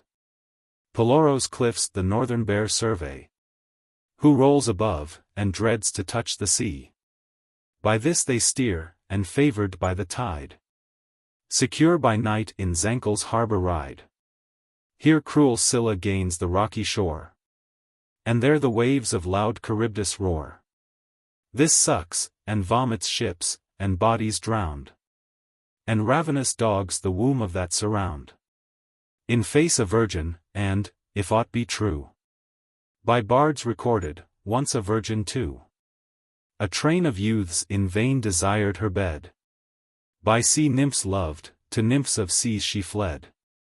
The maid to these, with female pride, displayed their baffled courtship, and their love betrayed. When Galatea thus bespoke the fair, but first she sighed, while Scylla combed her hair. You, lovely maid, a generous race pursues, whom safe you may, as now you do, refuse. To me, though powerful in a numerous train of sisters, sprung from gods, who rule the main, my native seas could scarce a refuge prove, to shun the fury of the Cyclops' love. Tears choked her utterance here, the pitying maid with marble fingers wiped them off, and said, My dearest goddess, let thy Scylla know, for I am faithful, whence these sorrows flow. The maid's entreaties o'er the nymph prevail, who thus to Scylla tells the mournful tale. Story of Assus, Polyphemus, and Galatea. Galatea, a sea nymph, is passionately beloved by the Cyclop Polyphemus, whom she treats with disdain, while Assus, a shepherd of Sicily, is the object of her affections. Stung with jealousy, the Cyclop crushes his rival with a piece of broken rock. His mistress is inconsolable for his loss, and since she is unable to restore him to life, changes him into a fountain. Assus, the lovely youth, whose loss I mourn, from Faunus, and the nymph Semethis, born, was both his parents' pleasure, but to me was all that love could make a lover be. The gods our minds in mutual bands did join. I was his only joy, and he was mine. Now 16 summers the sweet youth had seen, and doubtful down began to shade his chin, when Polyphemus first disturbed our joy, and loved me fiercely, as I loved the boy. Ask not which passion in my soul was higher, my last aversion, or my first desire. Nor this the greater was, nor that the less. Both were alike, for both were in excess. Thee, Venus, thee, both heaven and earth obey. Immense thy power, and boundless is thy sway. The Cyclop, who defied the ethereal throne, and thought no thunder louder than his own. The terror of the woods, and wilder far than wolves in plains, or bears in forests, are the inhuman host, who made his bloody feasts on mangled members of his butchered guests, yet felt the force of love, and fierce desire, and burned for me with unrelenting fire. Forgot his caverns, and his woolly care, assumed the softness of a lover's air, and combed, with teeth of rakes, his rugged hair. Now with a crooked scythe his beard he sleeks, and mows the stubborn stubble of his cheeks. Now in the crystal stream he looks, to try his courteous bows, and rolls his glaring eye. His cruelty and thirst for blood are lost, and ships securely sail along the coast. The prophet Telemus, arrived by chance, where Etna's summits to the seas advance, who marked the tracks of every bird that flew, and sure presages from their flying drew, foretold the Cyclop that Ulysses' hand in his broad eye should thrust a flaming brand. The giant, with a scornful grin, replied, "Vain augur, thou hast falsely prophesied. Already love his flaming brand has tossed. Looking on two fair eyes my sight I lost." Thus, warned in vain, with stalking pace he strode, and stamped the margin of the briny flood. With heavy steps, and weary, sought again the cool retirement of his gloomy den. A promontory, sharpening by degrees, ends in a wedge, and overlooks the seas. On either side below, the water flows. This airy walk the giant lover chose. Here on the midst he sat, his flocks unled. Their shepherd followed, and securely fed. A pine, so burly, and of length so vast, that sailing ships required it for a mast. He wielded for a staff, his steps to guide, but laid it by his whistle while he tried. 100 reeds, of a prodigious growth, scarce made a pipe proportioned to his mouth, which, when he gave it wind, the rocks around and watery plains, the dreadful hiss resound. I heard the ruffian shepherd rudely blow, where in a hollow cave I sat below. On Assus' bosom I my head reclined, and still preserve the poem in my mind. Oh, lovely Galatea!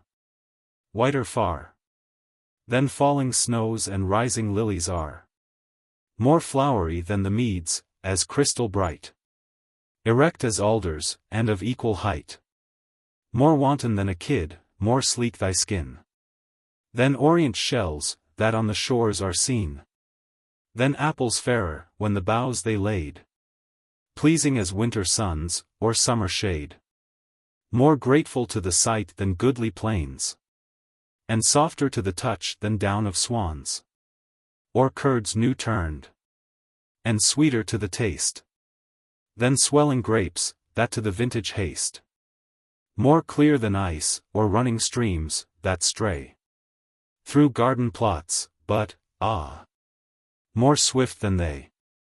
Yet, Galatea, harder to be broke than bullocks, unreclaimed to bear the yoke, and far more stubborn than the knotted oak. Like sliding streams, impossible to hold, like them fallacious, like their fountains cold, more warping than the willow, to decline. My warm embrace, more brittle than the vine, immovable and fixed in thy disdain, rough as these rocks, and of a harder grain, more violent than is the rising flood, and the praised peacock is not half so proud, fierce as the fire, and sharp as thistles are, and more outrageous than a mother bear, deaf as the billows to the vows I make, and more revengeful than a trodden snake, in swiftness fleeter than the flying hind, or driven tempests, or the driving wind. All other faults with patience I can bear, but swiftness is the vice I only fear. Yet, if you knew me well, you would not shun my love, but to my wished embraces run, would languish in your turn, and court my stay. and much repent of your unwise delay. My palace in the living rock is made by nature's hand, a spacious pleasing shade, which neither heat can pierce, nor cold invade. My garden filled with fruits you may behold, and grapes in clusters, imitating gold.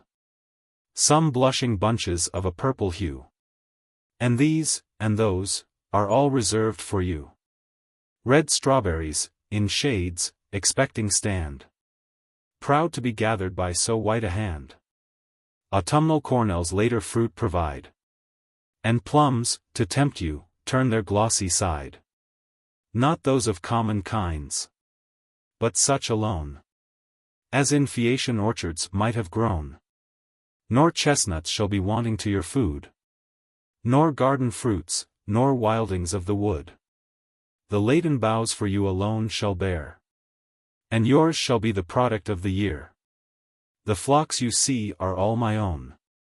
Beside the rest that woods and winding valleys hide, and those that folded in the caves abide. Ask not the numbers of my growing store. Who knows how many, knows he has no more. Nor will I praise my cattle, trust not me. But judge yourself, and pass your own decree. Behold their swelling dugs, the sweepy weight of ewes, that sink beneath the milky freight. In the warm folds their tender lambkins lie, apart from kids, that call with human cry. New milk in nut-brown bowls is duly served, for daily drink, the rest for cheese reserved. Nor are these household dainties all my store. The fields and forests will afford us more. The deer, the hare, the goat, the savage boar. All sorts of venison, and of birds the best. A pair of turtles taken from the nest. I walked the mountains, and 2 cubs I found, whose dam had left them on the naked ground.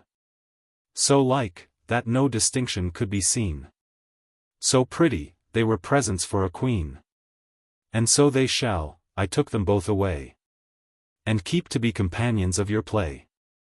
O raise, fair nymph, your beauteous face above the waves, nor scorn my presence and my love. Come, Galatea, come, and view my face. I late beheld it in the watery glass, and found it lovelier than I feared it was. Survey my towering stature, and my size. Not Jove, the Jove you dream that rules the skies, bears such a bulk, or is so largely spread. My locks, the plenteous harvest of my head, hang o'er my manly face, and dangling down, as with a shady grove, my shoulders crown. Nor think, because my limbs and body bear a thick-set underwood of bristling hair, my shape deformed, what fouler sight can be than the bald branches of a leafless tree? Foul is the steed without a flowing mane, and birds without their feathers and their train. Wool decks the sheep, and man receives a grace from bushy limbs, and from a bearded face. My forehead with a single eye is filled, round as a ball, and ample as a shield. The glorious lamp of heaven, the radiant sun, is nature's eye, and she's content with one. Add, that my father sways your seas, and I, like you, am of the watery family. I make you his, in making you my own. You I adore, and kneel to you alone. Jove, with his fabled thunder, I despise, and only fear the lightning of your eyes.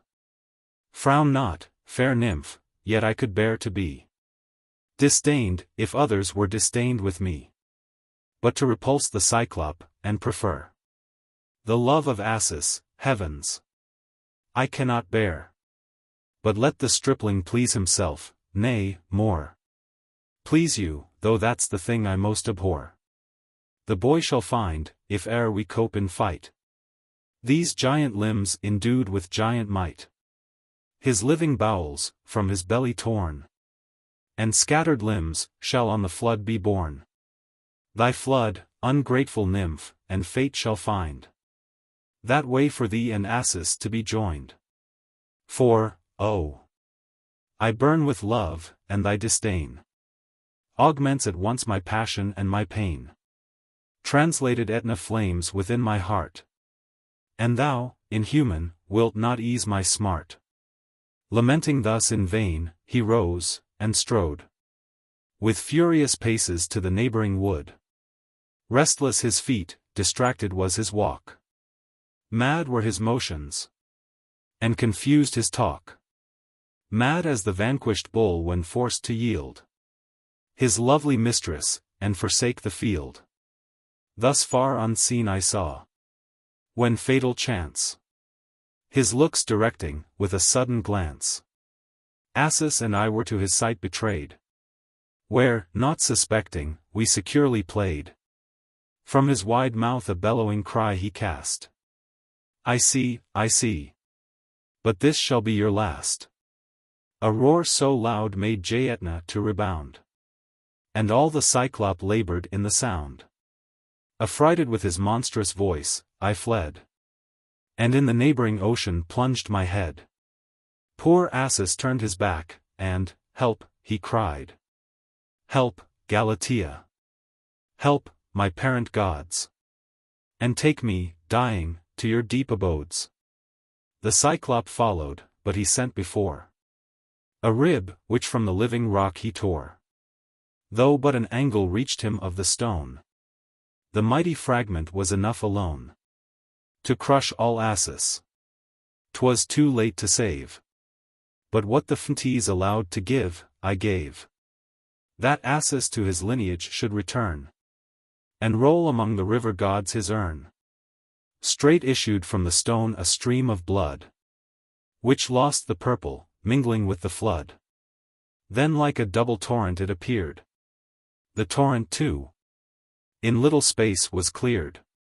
The stone was cleft and through the yawning chink new reeds arose on the new river's brink. The rock, from out its hollow womb, disclosed a sound like water in its course opposed. When, wondrous to behold, full in the flood, up starts a youth, and navel high he stood. Horns from his temples rise, and either horn thick wreaths of reeds, his native growth, adorn. Were not his stature taller than before, his bulk augmented, and his beauty more. His color blue, for Assus he might pass, and Assus changed into a stream he was. But mine no more. He rolls along the plains with rapid motion, and his name retains. Story of Glaucus and Scylla. Glaucus, a fisherman of Boeotia, is transformed into a sea god, and becomes enamored of a Nereid, named Scylla, who rejects his suit. Here ceased the nymph, the fair assembly broke. The sea-green Nereids to the waves betook, while Scylla, fearful of the widespread main, swift to the safer shore returns again. There o'er the sandy margin, unarrayed, with printless footsteps, flies the bounding maid. Or in some winding creek's secure retreat, she bathes her weary limbs, and shuns the noonday heat. Her, Glaucus saw, as o'er the deep he rode, new to the seas, and late received a god. He saw, and languished for the virgin's love. With many an artful blandishment he strove her flight to hinder, and her fears remove. The more he sues, the more she wings her flight, and nimbly gains a neighboring mountain's height. Steep shelving to the margin of the flood, a neighboring mountain bare and woodless stood. Here, by the place secured, her steps she stayed, and, trembling still, her lover's form surveyed. His shape, his hue, her troubled sense appall, and drooping locks, that o'er his shoulders fall. She sees his face divine, and manly brow end in a fish's writhy tail below. She sees, and doubts within her anxious mind, whether he comes of god or monster kind. This Glaucus soon perceived, and, oh, forbear. His hand supporting on a rock lay near. Forbear, he cried, fond maid, this needless fear. Nor fish am I, nor monster of the main. But equal with the watery gods I reign. Nor Proteus, nor Polemon me excel. Nor he whose breath inspires the sounding shell. My birth, 'tis true, I owe to mortal race. And I myself but late a mortal was. Even then, in seas, and seas alone, I joyed. The seas my hours and all my cares employed. In meshes now the twinkling prey I drew. Now skilfully the slender line I threw. And silent sat the moving float to view. Not far from shore there lies a verdant mead, with herbage half, and half with water spread. There nor the horned heifers browsing stray, nor shaggy kids, nor wanton lambkins play. There nor the sounding bees their nectar cull, nor rural swains their genial chaplets pull. Nor flocks, nor herds, nor mowers, haunt the place, to crop the flowers, or cut the bushy grass.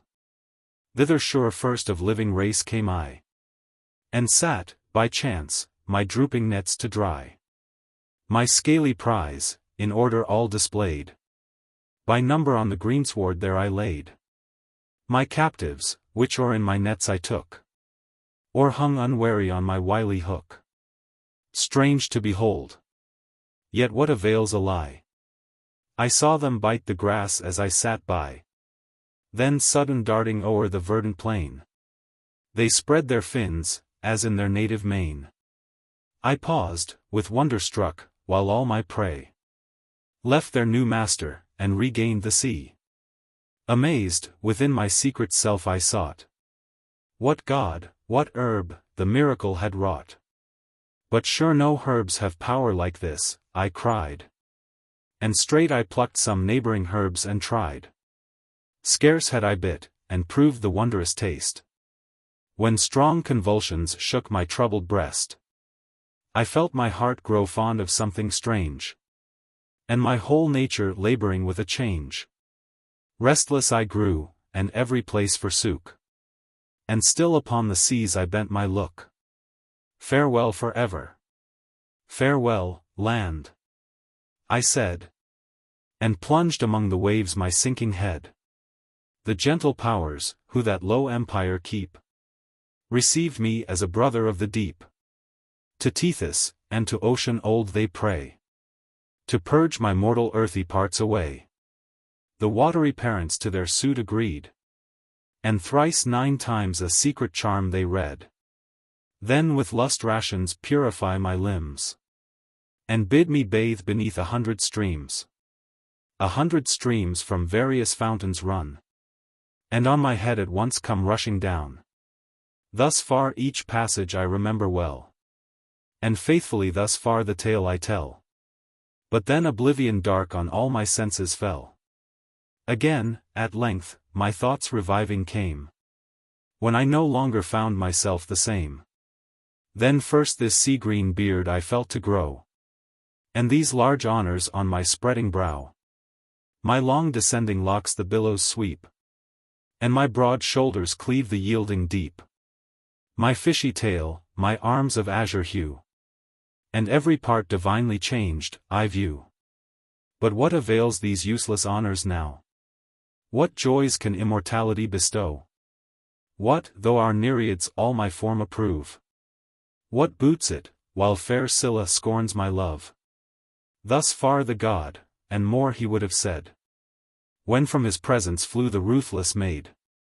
Stung with repulse, in such disdainful sort, he seeks Titanian Circe's horrid court. Book. Chapter 14. Transformation of Scylla. The goddess Circe, becoming enamored of Glaucus, and finding his preference for Scylla, revenges herself on her unhappy rival by a hideous transformation. This sudden metamorphosis so terrifies her, that she throws herself into that part of the sea which separates the coasts of Italy and Sicily, where she is changed into dangerous rocks, which still bear her name. Now Glaucus, with a lover's haste, bounds o'er the swelling waves, and seeks the Latian shore, Messina, Rhegium, and the barren coast of flaming Aetna. To his sight are lost, At length he gains the Tyrrhene seas, and views the hills where baneful philters Circe brews. Monsters in various forms around her press. And thus the god salutes the sorceress. O Circe, be indulgent to my grief, and give a lovesick deity relief. Too well the mighty power of plants I know. To those my figure and new fate I owe. Against Messina, on the Ausonian coast, I Scylla viewed, and from that hour was lost. In tenderest sounds I sued, but still the fair was deaf to vows, and pitiless to prayer. If numbers can avail, exert their power. Or energy of plants, if plants have more. I ask no cure, let but the virgin pine. With dying pangs, or agonies, like mine. No longer Circe could her flame disguise.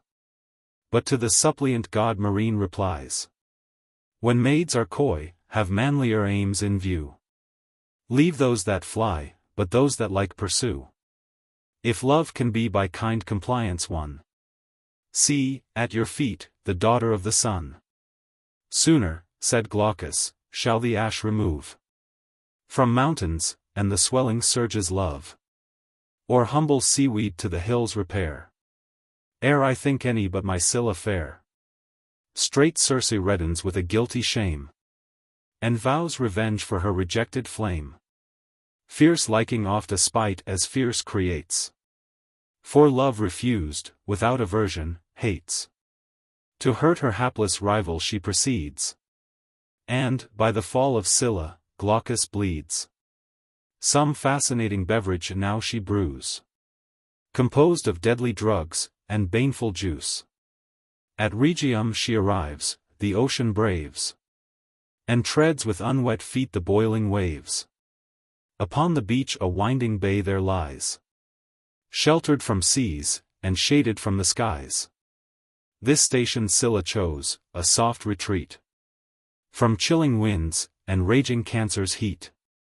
The vengeful sorceress visits this recess. Her charm infuses, and infects the place.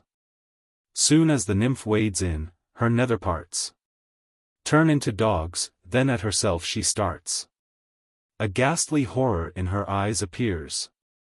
But yet she knows not who it is she fears. In vain she offers from herself to run. And drags about her what she strives to shun. Oppressed with grief the pitying god appears. And swells the rising surges with his tears. From the detested sorceress he flies. Her art reviles, and her address denies. While hapless Scylla, changed to rocks, decrees destruction to those barks that beat the seas. Voyage of Aeneas continued. After being detained at Carthage, Aeneas at length arrives on the coast of Naples. Here bulged the pride of famed Ulysses' fleet. But good Aeneas 'scaped the fate he met. As to the Latian shore the Trojan stood, and cut with well-timed oars the foaming flood. He weathered fell Charybdis, but ere long the skies were darkened, and the tempest strong. Then to the Libyan coast he stretches o'er, and makes at length the Carthaginian shore. Here Dido, with a hospitable care, into her heart receives the wanderer. From her kind arms the ungrateful hero flies. The injured queen looks on with dying eyes. Then to her folly falls a sacrifice. Aeneas now sets sail, and plying gains fair Eryx, where his friend Acestes reigns. First to his sire does funeral rites decree. Then gives the signal next, and stands to sea. Outruns the islands where volcanoes roar. Gets clear of Sirens and their faithless shore. But loses Palinurus in the way. Then makes Inarim and Procida.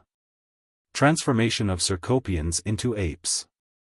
The inhabitants of the island Pithecusa are changed into monkeys as a punishment of their dishonesty. The galleys now by Pithecusa pass. The name is from the natives of the place. The father of the gods detesting lies. Oft with abhorrence heard their perjuries. The abandoned race, transformed to beasts, began to mimic the impertinence of man. Flat-nosed and furrowed, with grimace they grin, and look to what they were too near akin. Merry in make, and busy to no end. This moment they divert, the next offend. So much this species of their past retains. Though lost the language, yet the noise remains. Aeneas descends to hell. Aeneas entreats the Sibyl to permit him to seek the shade of his father in the Elysian fields. Now, on his right, he leaves Parthenope. His left, Maecenas jutting in the sea. Arrives at Cuma, and with awe surveyed the grotto of the venerable maid. Begs leave through black Avernus to retire, and view the much-loved manes of his sire. Straight the divining virgin raised her eyes, and, foaming with a holy rage, replies, O thou, whose worth thy wondrous works proclaim! The flames thy piety, the world thy fame. Though great be thy request, yet shalt thou see the Elysian fields, the infernal monarchy. Thy parents' shade. This arm thy steps shall guide. To suppliant virtue nothing is denied. She spoke, and pointing to the golden bough, which in the Avernian grove refulgent grew. Sees that, she bids, he listens to the maid. Then views the mournful mansions of the dead. The shade of great Anchises, and the place by fates determined to the Trojan race. As back to upper light the hero came, he thus salutes the visionary dame. Oh! Whether some propitious deity, or loved by those bright rulers of the sky, with grateful incense I shall style you one, and doom no godhead greater than your own.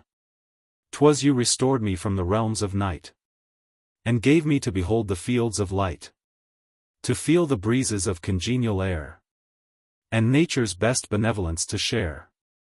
Story of the Sibyl.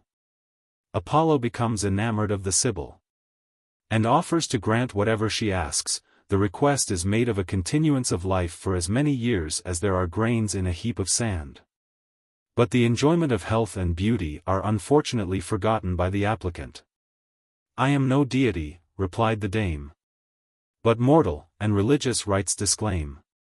Yet had avoided death's tyrannic sway, had I consented to the god of day. With promises he sought my love, and said, have all you wish, my fair Cumean maid. I paused, then pointing to a heap of sand. For every grain, to live a year demand. But, unmindful of the effect of time, forgot to covenant for youth and prime. The smiling bloom I boasted once is gone, and feeble age with lagging limbs creeps on. 7 centuries have I lived, 3 more fulfill the period of the years to finish still. Who'll think that Phoebus, dressed in youth divine, had once believed his luster less than mine? This withered frame, so fates have willed, shall waste to nothing but prophetic words at last. The Sibyl mounting now from nether skies, and the famed Ilian prince at Cuma rise. He sailed, and near the place to anchor came, since called Cajeta from his nurse's name. Here did the luckless maker, a friend to wise Ulysses, his long labors end. Here, wandering, Achaemenides he meets, and, sudden, thus his late associate greets. Whence came you here, O friend, and whither bound? All gave you lost on fair Cyclopean ground. A Greeks at last aboard a Trojan found. Adventures of Achaemenides. Achaemenides, a companion of Ulysses, is left behind on the coast of Sicily, where Aeneas finds him on his voyage to Italy. Thus Achaemenides, with thanks I name Aeneas, and his piety proclaim. I 'scaped the Cyclop through the hero's aid, else in his maw my mangled limbs had laid. When first your navy under sail he found, he raved till Aetna labored with the sound. Raging, he stalked along the mountain side, and vented clouds of breath at every stride. His staff a mountain ash, and in the clouds, oft as he walks, his grisly front he shrouds. Eyeless he groped about with vengeful haste, and just led promontories as he passed. Then heaved a rock's high summit to the main, and bellowed like some bursting hurricane. Oh! Could I seize Ulysses in his flight? How unlamented were my loss of sight! These jaws should piecemeal tear each panting vein, grind every crackling bone, and pound his brain. As thus he raved my joints with horror shook. The tide of blood my chilling heart forsook. I saw him once disgorge huge morsels, raw, of wretches undigested in his maw. From the pale breathless trunk's whole limbs he tore, his beard all clotted with o'erflowing gore. My anxious hours I passed in caves, my food was forest fruits and wildings of the wood. At length a sail I wafted, and aboard my fortune found a hospitable lord. Now, in return, your own adventures tell, and what, since first you put to sea, befell. Adventures of Maker. Maker relates the adventures of Ulysses and his companions during their voyage to Ithaca, with the enchantments of Circe, who detains the hero at her court 12 months. Then Maker, there reigned a prince of fame, o'er Tuscan seas, and Aeolus his name. A largess to Ulysses he consigned, and in a steer's tough hide enclosed a wind. 9 days before the swelling gale we ran, the 10th to make the meeting land began. When now the merry mariners, to find imagined wealth within, the bag unbind. Forthwith outrushed a gust, which backward bore our galleys to the Laestrygonian shore, whose crown Antiphates the tyrant wore. Some few commissioned were with speed to treat. We to his court repair, his guards we meet. 2, friendly flight preserved, the 3rd was doomed to be by those cursed cannibals consumed. Inhumanly our hapless friends they treat. Our men they murder, and destroy our fleet. In time the wise Ulysses bore away, and dropped his anchor in yon faithless bay. The thoughts of perils past we still retain, and fear to land, till lots appoint the men. Polite's true, Elpenor given to wine. Eurylochus, myself, the lots assign. Designed for dangers, and resolved to dare. To Circe's fatal palace we repair. Before the spacious front a herd we find of beasts, the fiercest of the savage kind. Our trembling steps with blandishments they meet, and fawn, unlike their species, at our feet. Within, upon a sumptuous throne of state, on golden columns raised, the enchantress sate. Rich was her robe, and amiable her mien. Her aspect awful, and she looked a queen. Her maids not mind the loom, nor household care, nor wage in needlework a Scythian war, but cull, in canisters, disastrous flowers, and plants from haunted heaths, and fairy bowers. With brazen sickles reaped at planetary hours. Each dose the goddess weighs with watchful eye. So nice her art in impious pharmacy. Entering, she greets us with a gracious look, and airs that future amity bespoke. Her ready nymphs serve up a rich repast. The bowl she dashes first, then gives to taste. Quick, to our own undoing we comply. Her power we prove, and show the sorcery. Soon, in a length of face, our head extends. Our chine stiff bristles bears, and forward bends. A breadth of brawn new burnishes our neck. Anon we grunt, as we begin to speak. Alone Eurylochus refused to taste, nor to a beast obscene the man debased. Hither Ulysses hastes, so fate's command, and bears the powerful moly in his hand. Unsheathes his scimitar, assaults the dame, preserves his species, and remains the same. The nuptial rite this outrage straight attends. The dower desired is his transfigured friends. The incantation backward she repeats, inverts her rod, and what she did defeats. And now our skin grows smooth, our shape upright. Our arms stretch up, our cloven feet unite. With tears our weeping general we embrace. Hang on his neck, and melt upon his face. 12 silver moons in Circe's court we stay, while there they waste the unwilling hours away. 'Twas here I spied a youth in Parian stone. His head a pecker bore, the cause unknown. To passengers, a nymph of Circe's train, the mystery thus attempted to explain. Story of Picus and Cannons. Picus, king of Latium, becomes the husband of Cannons, whom he tenderly loves. Shortly after the nuptials, the youth, while indulging in the pleasures of the chase, is met by Circe, who becomes deeply enamored of him. Picus meets the advances of the goddess with coldness, and she, in revenge, transforms him into a woodpecker, and his companions into wild beasts, while Cannons, in despair, wastes away, and is changed into a voice. Picus, who once the Ausonian scepter held, could rein the steed, and fit him for the field. So like he was to what you see, that still we doubt if real, or the sculptor's skill. The graces in the finished piece, you find, are but the copy of his fairer mind. For lustres scarce the royal youth could name, till every lovesick nymph confessed a flame. Oft for his love the mountain dryad sued, and every silver sister of the flood. Those of Numicus, Albula, and those where Almo creeps, and hasty Anaar o'erflows. Where sedgy Anio glides through smiling meads. Where shady Farfar rustles in the reeds. And those that love the lakes, and homage owe to the chaste goddess of the silver bow. In vain each nymph her brightest charms put on. His heart no sovereign would obey but one. She whom Vanilia, on Mount Palatine, to Janus bore, the fairest of his line. Nor did her face alone her charms confess. Her voice was ravishing, and pleased no less. Whene'er she sung, so melting were her strains.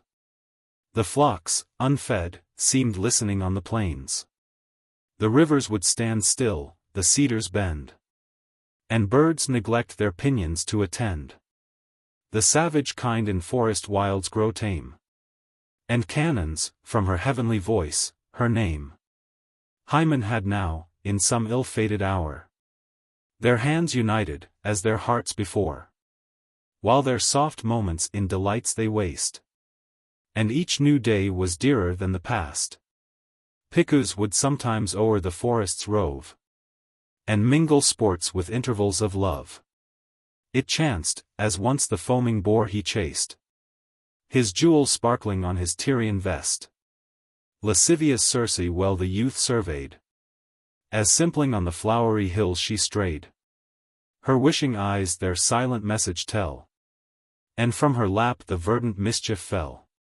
As she attempts at words, his courser springs o'er hills, and lawns, and even a wish out wings. Thou shalt not skate me so, pronounced the dame, if plants have power, and spells be not a name. She said, and forthwith formed a boar of air, that sought the covert with dissembled fear. Swift to the thicket Picus wings his way, on foot, to chase the visionary prey. Now she invokes the daughters of the night, does noxious juices smear, and charms recite, such as can veil the moon's more feeble fire, or shade the golden luster of her sire. In filthy fogs she hides the cheerful noon, the guard at distance, and the youth alone. By those fair eyes, she cries, and every grace, that finish all the wonders of your face. Oh! I conjure thee, hear a queen complain, nor let the sun's soft lineage sue in vain. Whoe'er thou art, replied the king, forbear. None can my passion with my Cannons share. She first my every tender wish possessed, and found the soft approaches to my breast. In nuptials blessed, each loose desire we shun, nor time can end what innocence begun.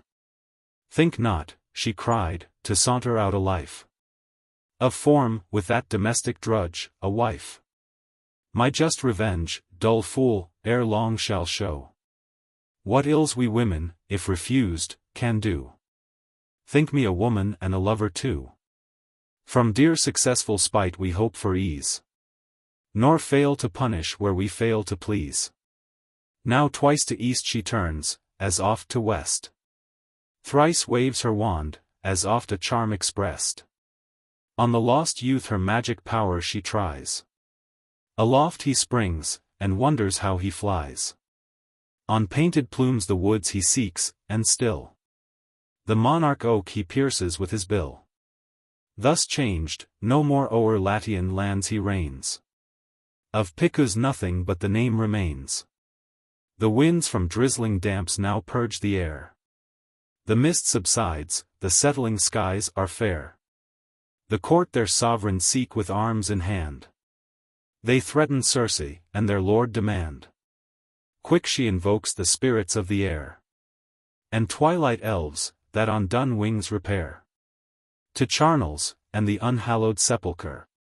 Now, strange to tell, the plants sweat drops of blood. The trees are tossed from forests where they stood. Blue serpents o'er the tainted herbage slide. Pale glaring spectres on the ether ride. Dogs howl, earth yawns, rent rocks forsake their beds, and from their quarries heave their stubborn heads. The sad spectators, stiffened with their fears, she sees, and sudden every limb she smears. Then each of savage beasts the figure bears. The sun did now to western waves retire, in tides to temper his bright world of fire. Cannons laments her royal husband's stay. Ill suits fond love with absence or delay. Where she commands, her ready people run. She wills, retracts, bids, and forbids anon. Restless in mind, and dying with despair. Her breasts she beats, and tears her flowing hair. 6 days and nights she wanders on, as chance directs, without or sleep or sustenance. Tiber at last beholds the weeping fair. Her feeble limbs no more the mourner bear. Stretched on his banks, she to the flood complains, and faintly tunes her voice to dying strains. The sickening swan thus hangs her silver wings, and, as she droops, her elegy she sings. Ere long sad cannons wastes to air, while fame the place still honors with her hapless name. Here did the tender tale of Picus cease. Above belief the wonder I confess. Again we sail, but more disasters meet, foretold by Circe, to our suffering fleet. Myself unable further woes to bear, declined the voyage, and am refuged here. Aeneas arrives in Italy. Latinus, king of Latium, bestows the hand of his daughter on Aeneas, who is opposed by Turnus. The affianced husband of the maiden, Aeneas obtains a supply of auxiliary troops from the Etruscans, while the Ruculi dispatch an embassy to Diomede in behalf of Turnus. Thus Maker, now with a pious aim, had good Aeneas raised a funeral flame, in honor of his hoary nurse's name. Her epitaph he fixed, and setting sail, Cajeta left, and catched at every gale. He steered at distance from the faithless shore, where the false goddess reigns with fatal power, and sought those grateful groves, that shade the plain, where Tiber rolls majestic to the main, and fattens, as he runs, the fair champaign.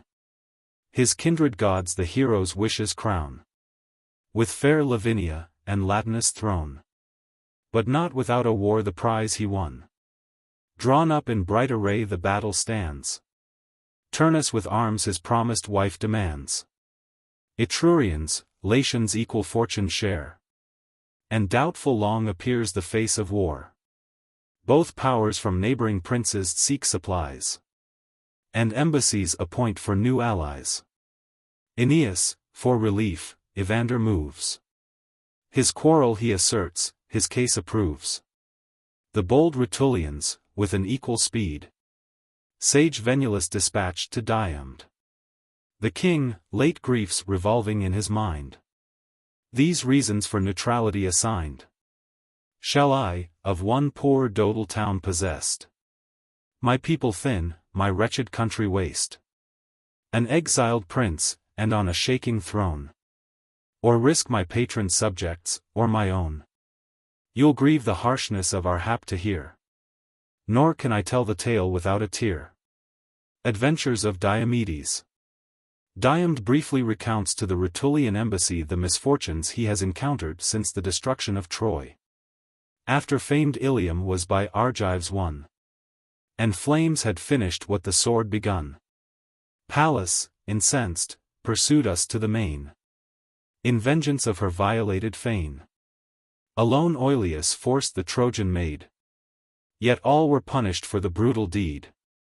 A storm begins, the raging waves run high, the clouds look heavy, and benight the sky, red sheets of lightning o'er the seas are spread.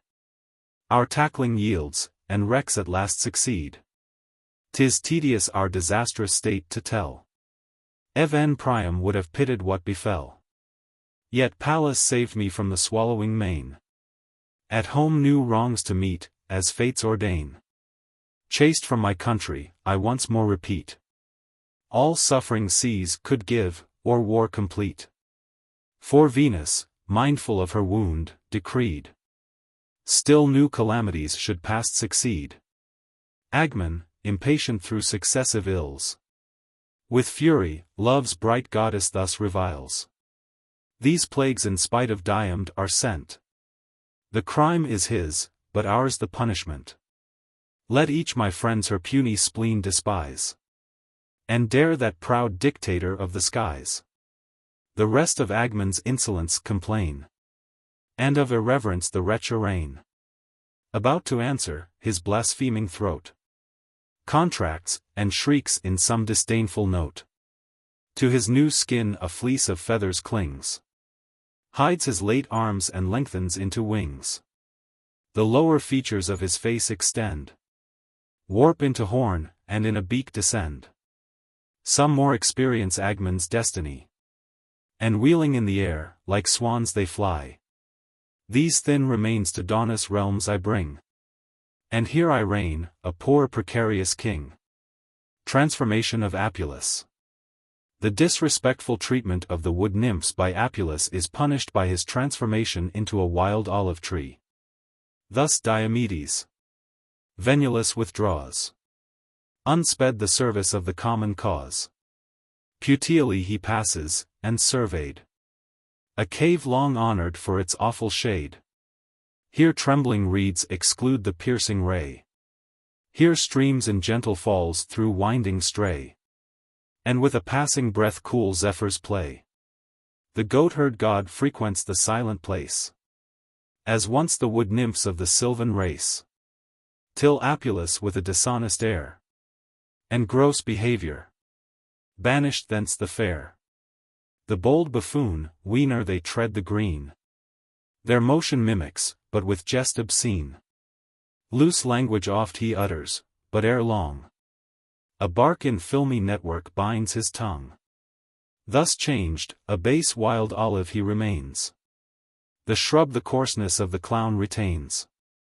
Trojan ships transform to sea nymphs.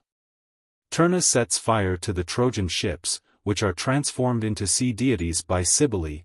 Aeneas, at length, surmounts all opposition, and is united to Lavinia. Meanwhile the Latians all their power prepare, gainst fortune, and the foe to push the war. With Phrygian blood the floating fields they stain, but short of succors, still contend in vain. Turnus remarks the Trojan fleet ill-manned, unguarded, and at anchor near the strand. He thought, and straight a lighted brand he bore, and fire invades what 'scaped the waves before. The billows from the kindling prow retire.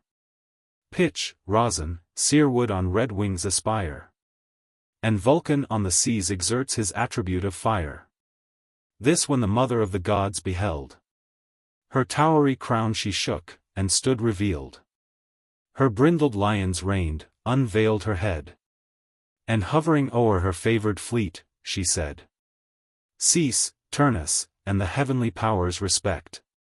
nor dare to violate what I protect. These galleys once fair trees on Ida stood, and gave their shade to each descending god. Nor shall consume, irrevocable fate allots there being no determined date. Straight peals of thunder heaven's high arches rend. The hailstones leap, the showers in spouts descend. The winds with widened throats the signal give. The cables break, the smoking vessels drive. Now, wondrous, as they beat the foaming flood, the timbers soften into flesh and blood. The yards and oars new arms and legs design. A trunk the hull, the slender keel a spine. The prow a female face, and by degrees the galleys rise green daughters of the seas. Sometimes on coral beds they sit in state, or wanton on the waves they feared of late. The barks that beat the seas are still their care, themselves remembering what of late they were. To save a Trojan sail in throngs they press, but smile to see Alcinous in distress. Unable were those wonders to deter the Latians from their unsuccessful war. Both sides for doubtful victory contend, and on their courage and their gods depend. Nor bright Lavinia, nor Latinus' crown warm their great soul to war, like fair renown. Venus at last beholds her godlike son, triumphant, and the field of battle won. Brave Turnus slain, strong Ardea but a name, and buried in fierce deluges of flame. Her towers, that boasted once a sovereign sway, the fate of fancied grandeur now betray. A famished heron from the ashes springs, and beats the ruin with disastrous wings. Calamities of towns distressed she feigns, and oft, with woeful shrieks, of war complains. Deification of Aeneas. The prayers of Venus prevail, and Aeneas is admitted into the number of the gods, while his descendants sway the scepter of Latium. Now had Aeneas, as ordained by fate, survived the period of Saturnia's hate, and, by a sure irrevocable doom, fixed the immortal majesty of Rome, fit for the station of his kindred stars. His mother goddess thus her suit prefers, almighty arbiter, whose powerful nod shakes distant earth, and bows our own abode. To thy great progeny indulgent be, and rank the goddess-born a deity. Already has he viewed, with mortal eyes, thy brother's kingdoms of the nether skies. Forthwith a conclave of the Godhead meets, where Juno in the shining senate sits. Remorse for past revenge the goddess feels, then thundering Jove the almighty mandate seals. Allots the prince of his celestial line an apotheosis, and rites divine. The crystal mansions echo with applause, and, with her graces, love's bright queen withdraws. Shoots in a blaze of light along the skies, and, borne by turtles, to Laurentum flies. Alights, where through the reeds Nemesis strays, and to the seas his watery tribute pays. The god she supplicates to wash away the parts more gross and subject to decay, and cleanse the goddess born from radical allay. The horned flood with glad attention stands, then bids his streams obey their sire's commands. His better parts by lustral waves refined, more pure, and nearer to ethereal mind. With gums of fragrant scent the goddess strews, and on his features breathes ambrosial dews. Thus deified, new honors Rome decrees, shrines, festivals, and styles him indiges. Ascanius now the Latian scepter sways. The Alban nation, Silvius, next obeys. Then young Latinus, next in Alba came, the grace and guardian of the Alban name. Then Epitus, then gentle Capys reigned. Then Captis the regal power sustained. Next he who perished on the Tuscan flood, and honored with his name the river god. Now haughty Remulus began his reign, who fell by thunder he aspired to fame. Meek Acrota succeeded to the crown. From peace endeavoring, more than arms, renown. To Aventinus well resigned his throne. The mount, on which he ruled, preserves his name. And Procas wore the regal diadem. Story of Vertumnus and Pomona. Vertumnus prosecutes his suit to the nymph Pomona in the disguise of an old woman. A hamadryad flourished in these days. Her name Pomona, from her woodland race. In garden culture none could so excel, or form the pliant souls of plants so well, or to the fruit more generous flavors lend, or teach the trees with nobler loads to bend. The nymph frequented not the flattering stream, nor meads, the subject of a virgin's dream, but to such joys her nursery did prefer, alone to attend her vegetable care. A pruning hook she carried in her hand, and taught the stragglers to obey command, lest the licentious and unthrifty bough the too indulgent parent should undo. She shows how stocks invite to their embrace a graft, and naturalize a foreign race, to mend the savage taint, and in its stead adopt new nature, and a nobler breed. Now hourly she observes her growing care, and guards the nonage from the bleaker air. Then opes her streaming sluices, to supply with flowing draughts her thirsty family. Long had she labored to continue free from chains of love, and nuptial tyranny, and in her orchard's small extent immured, her vowed virginity she still secured. Oft would loose Pan, and all the brutal train of satyrs, tempt her innocence in vain. Vertumnus too pursued the maid no less, but with his rivals shared a like success. To gain access 1,000 ways he tries. Oft, in the hind, the lover would disguise. The heedless lout comes shambling on, and seems just sweating from the labor of his teams. Then, from the harvest of the mimic swain, seems bending with a load of bearded grain. Sometimes a dresser of the vine he feigns, and lawless tendrils to their bounds restrains. Sometimes his sword a soldier shows, his rod an angler, still so various is the god.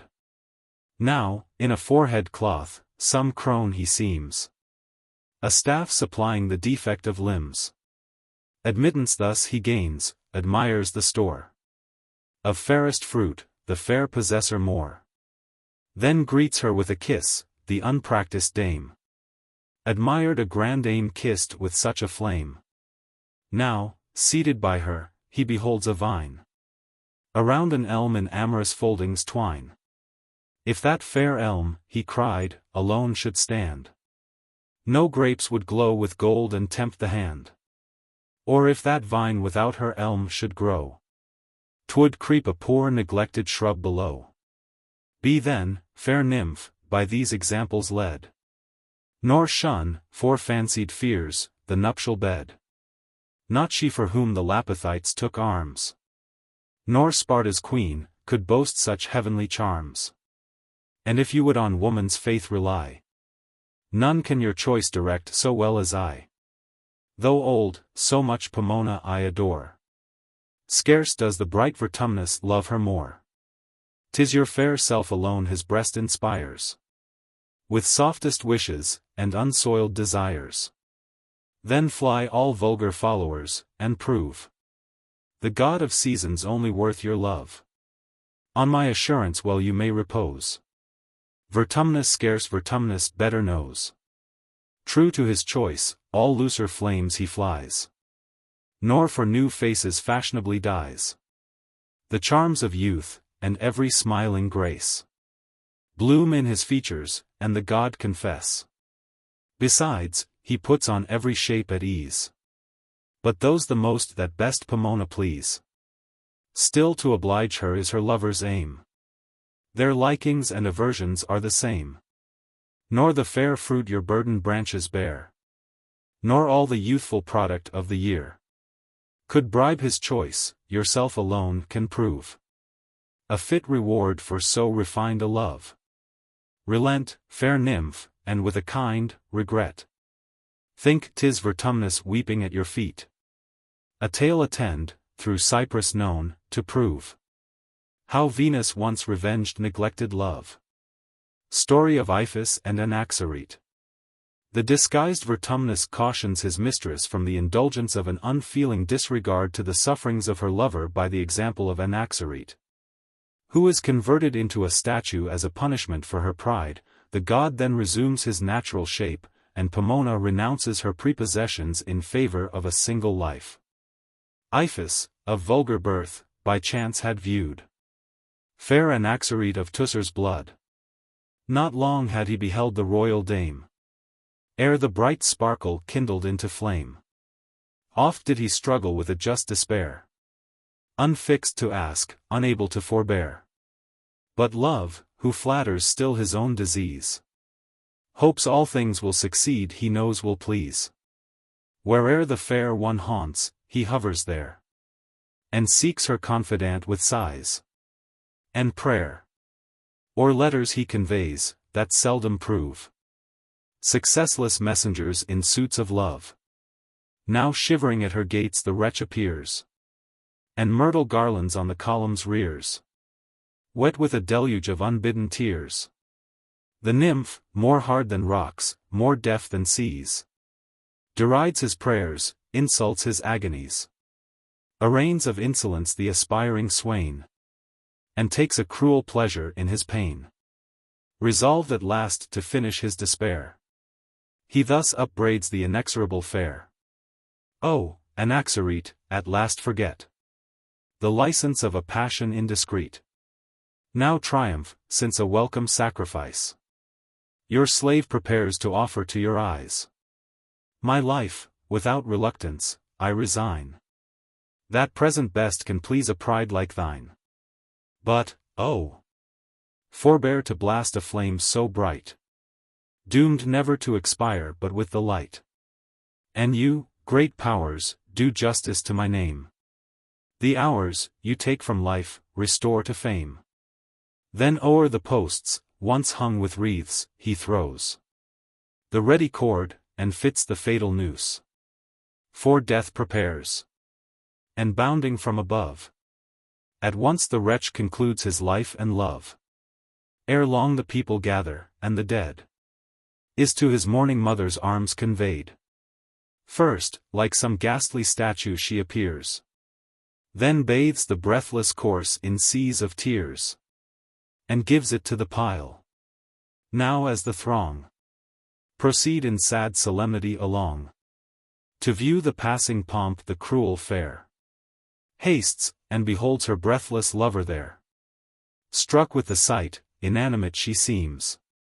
Set are her eyes, and motionless her limbs. Her features without fire, her color gone. And, like her heart, she hardens into stone. In Salamis the statue still is seen, in the famed temple of the Cyprian queen. Warned by this tale, no longer then disdain.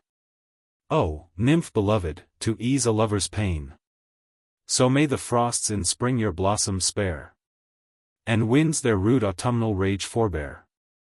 The story oft Vertumnus urged in vain, but then assumed his heavenly form again.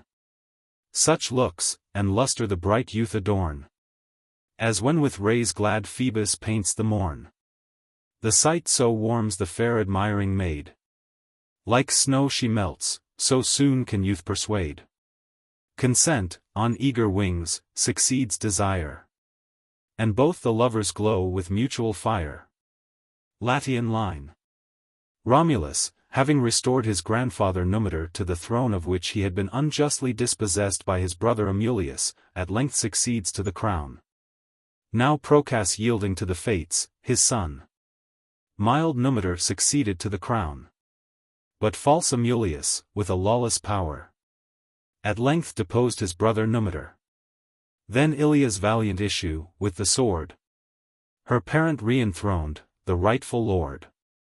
Next Romulus to people Rome contrives. The joyous time of Pale's feast arrives. He gives the word to seize the Sabine wives. The sires enraged take arms, by Tatius led. bold to revenge their violated bed. A fort there was, not yet unknown to fame, called the Tarpeian, its commander's name. This by the false Tarpeia was betrayed. But death well recompensed the treacherous maid. The foe on this new-bought success relies. And, silent, march, the city to surprise. Satania's arts with Sabine arms combine. But Venus countermines the vain design. Entreats the nymphs that o'er the springs preside, which near the fane of hoary Janus glide, to send their succors, every urn they drain, to stop the Sabine's progress, but in vain. The Naiads now more stratagems essay, and kindling sulphur to each source convey. The floods ferment, hot exhalations rise, till from the scalding ford the army flies. Soon Romulus appears in shining arms, and to the war the Roman legions warms. The battle rages, and the field is spread with nothing but the dying and the dead. Both sides consent to treat without delay, and their two chiefs at once the scepter sway. But Tatius by Lavinian fury slain, great Romulus continued long to reign. Assumption of Romulus. The god Mars translates Romulus to the skies, where Heu enrolled in the number of the gods under the name of Quirinus. Now warrior Mars his burnished helm puts on, and thus addresses heaven's imperial throne. Since the inferior world is now become one vassal globe and colony to Rome, this grace, O Jove, for Romulus I claim. Admit him to the skies, from whence he came. Long hast thou promised an ethereal state to Mars's lineage, and thy word is fate. The sire, that rules the thunder with a nod, declared the fiat, and dismissed the god. Soon as the power omnipotent surveyed the flashing skies, the signal he obeyed. And leaning on his lance, he mounts his car, his fiery coursers lashing through the air. Mount Palatine he gains, and finds his son, good laws enacting on a peaceful throne, the scales of heavenly justice holding high, with steady hand, and a discerning eye. Then vaults upon his car, and to the spheres, swift, as a flying shaft, Rome's founder bears. The parts more pure, in rising are refined, the gross and perishable lag behind. His shrine in purple vestments stands in view. He looks a god, and is Quirinus now. Assumption of Hersilia. A seat in the celestial mansions is assigned to Hersilia, the while of Romulus, who assumes the name of Aura. Ere long the goddess of the nuptial bed, with pity moved, sends Iris in her stead to sad Hersilia. Thus the meteor maid, chaste relict, in bright truth to heaven allied, the Sabine's glory, and the sex's pride, honored on earth, and worthy of the love of such a spouse, as now resides above. Some respite to thy killing griefs afford, and if thou wouldst once more behold thy lord, retire to yon steep mount, with groves o'erspread, which with an awful gloom his temples shade. With fear the modest matron lifts her eyes, and to the bright ambassadress replies, O goddess, yet to mortal eyes unknown, but sure thy various charms confess thee one. O quick to Romulus thy votress bear, with looks of love he'll smile away my care. In whatever orb he shines, my heaven is there. Then hastes with Iris to the holy grove, and up the Mount Quirinal as they move, a lambent flame glides downward through the air, and brightens with a blaze Hersilia's hair. Together on the bounding ray they rise, and shoot a gleam of light along the skies. With opening arms Quirinus met his bride, now Aura named, and pressed her to his side. Book. Chapter 15. Pythagorean Philosophy. The Pythagorean system of philosophy, which is here minutely described, is adopted and taught by Numa, who is chosen by the Romans to be the successor of Romulus.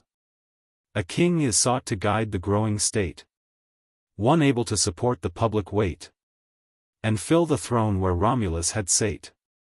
Renown, which oft bespeaks the public voice, had recommended Numa to their choice. A peaceful pious prince, who not content to know the Sabine rites, his study bent, to cultivate his mind, to learn the laws of nature, and explore their hidden cause. Urged by this care, his country he forsook, and to Crotona thence his journey took. Arrived, he first inquired the founder's name of this new colony, and whence he came. Then thus a senior of the place replies, well read, and curious of antiquities. 'Tis said, Alcides hither took his way from Spain, and drove along his conquered prey. Then, leaving in the fields his grazing cows, he sought himself some hospitable house. Good Croton entertained his godlike guest, while he repaired his weary limbs with rest. The hero, thence departing, blessed the place. And here, he said, in Lime's revolving race, a rising town shall take his name from thee. Revolving time fulfilled the prophecy. For Miscelos, the justest man on earth, Alemon's son, at Argos had his birth. Him Hercules, armed with his club of oak, Urshadowed in a dream, and thus bespoke. Go, leave thy native soil, and make abode where Isaris rolls down his rapid flood. He said. And sleep forsook him, and the god. Trembling he waked, and rose with anxious heart. His country laws forbade him to depart. What should he do? 'Twas death to go away. And the god menaced if he dared to stay. All day he doubted, and when night came on, sleep, and the same forewarning dream, begun. Once more the god stood threatening o'er his head, with added curses if he disobeyed. Twice warned, he studied flight, but would convey at once his person and his wealth away. Thus while he lingered his design was heard. A speedy process formed, and death declared. Witness there needed none of his offense. Against himself the wretch was evidence. Condemned, and destitute of human aid. To him for whom he suffered thus he prayed. O power, who hast deserved in heaven a throne, not given, but by thy labors made thy own. Pity thy suppliant, and protect his cause, whom thou hast made obnoxious to the laws. A custom was of old, and still remains, which life or death by suffrages ordains. White stones and black within an urn are cast. The first absolve, but fate is in the last.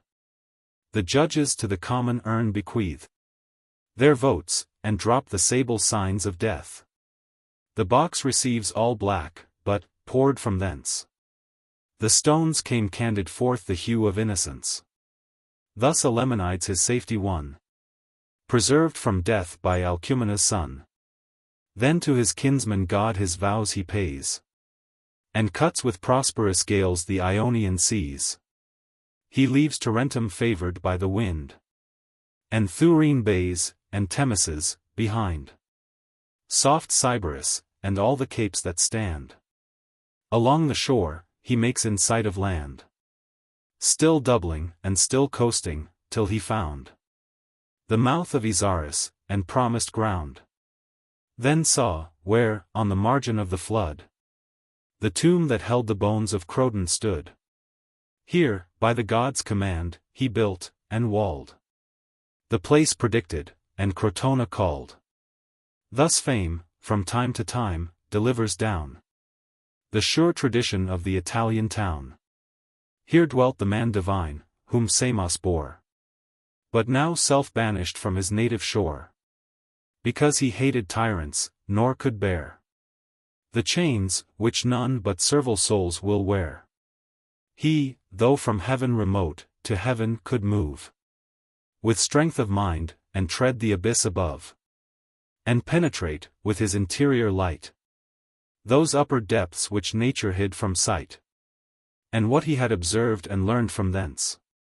loved in familiar language to dispense. The crowd with silent admiration stand, and heard him as they heard their God's command, while he discoursed of heaven's mysterious laws, the world's original, and nature's cause, and what was God, and why the fleecy snows in silence fell, and rattling winds arose. What shook the steadfast earth, and whence begun the dance of planets round the radiant sun? If thunder was the voice of angry Jove, or clouds with nitre pregnant, burst above, of these, and things beyond the common reach, he spoke, and charmed his audience with his speech. He first the taste of flesh from tables drove, and argued well, if arguments could move. O mortals, from your fellows' blood abstain, nor taint your bodies with a food profane. While corn and pulse by nature are bestowed, and planted orchards bend their willing load, while labored gardens wholesome herbs produce, and teeming vines afford their generous juice, nor tardier fruits of cruder kind are lost, but tamed with fire, or mellowed by the frost. While kine to pails distended udders bring, and bees their honey redolent of spring. While earth not only can your need supply, but lavish of her store, provides for luxury. A guiltless feast administers with ease, and without blood is prodigal to please. Wild beasts their maws with their slain brethren fill, and yet not all, for some refuse to kill. Sheep, goats, and oxen, and the nobler steed, on browse, and corn, and flowery meadows feed. Bears, tigers, wolves, the lion's angry brood, whom heaven endued with principles of blood, he wisely sundered from the rest, to yell. In forests, and in lonely caves to dwell, where stronger beasts oppress the weak by might, and all in prey and purple feasts delight. O impious use! To nature's laws opposed, where bowels are in other bowels closed, where fattened by their fellows' fat, they thrive, maintained by murder, and by death they live. 'Tis then for naught, that Mother Earth provides the stores of all she shows, and all she hides. If men with fleshy morsels must be fed, and chew with bloody teeth the breathing bread, what else is this, but to devour our guests, and barbarously renew cyclopean feasts? We, by destroying life, our life sustain, and gorge the ungodly maw with meats obscene. Not so the golden age, who fed on fruit, nor durst with bloody meals their mouths pollute. Then birds in airy space might safely move, and timorous hares on heath securely rove. Nor needed fish the guileful hooks to fear, for all was peaceful, and that peace sincere. Whoever was the wretch, and cursed be he, that envied first our food's simplicity. The essay of bloody feasts on brutes began, and after forged the sword to murder man.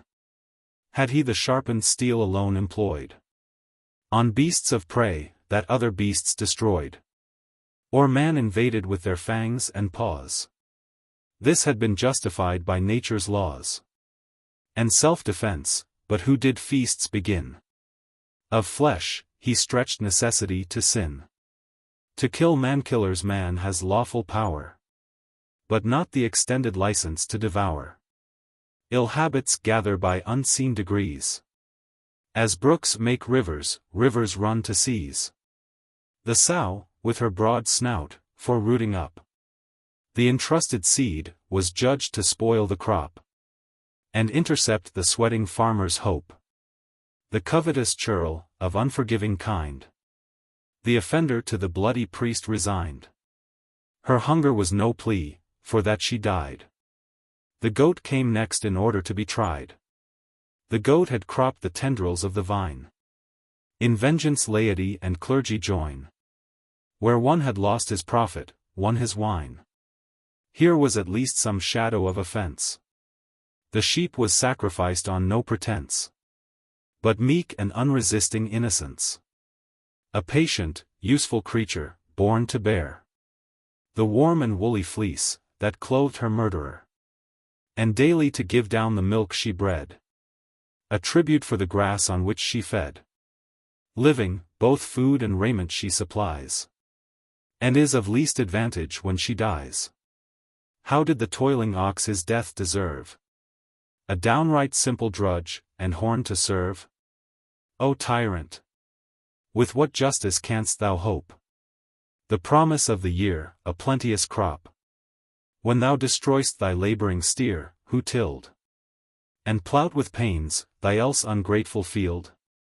From his yet reeking neck, to draw the yoke, that neck with which the surly clods he broke, and to the hatchet yield thy husbandman, who finished autumn, and the spring began.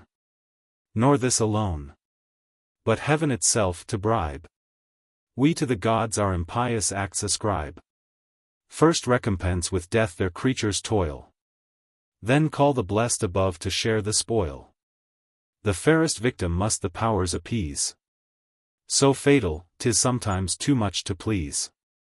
A purple fillet his broad brow adorns, with flowery garlands crowned, and gilded horns. He hears the murderous prayer the priest prefers, but understands not, 'tis his doom he hears. Beholds the meal between his temples cast, the fruit and product of his labor's past winky face. And in the water views perhaps the knife, uplifted to deprive him of his life. Then broken up alive, his entrails sees, torn out, for priests to inspect the gods' decrees. From whence, O mortal men, this gust of blood? Have you derived, and interdicted food? Be taught by me this dire delight to shun, warned by my precepts, by my practice won. And when you eat the well-deserving beast, think on the laborer of your field you feast. Now since the God inspires me to proceed, be that, whatever inspiring power, obeyed. For I will sing of mighty mysteries, of truths concealed before, from human eyes. Dark oracles unveil, and open all the skies. Pleased as I am to walk along the sphere of shining stars, and travel with the year, to leave the heavy earth, and scale the height of Atlas, who supports the heavenly weight. To look from upper light, and thence survey mistaken mortals wandering from the way, and wanting wisdom, fearful for the state of future things, and trembling at their fate. Those I would teach, and by right reason bring to think of death as but an idle thing. Why thus affrighted at an empty name? A dream of darkness, and fictitious flame?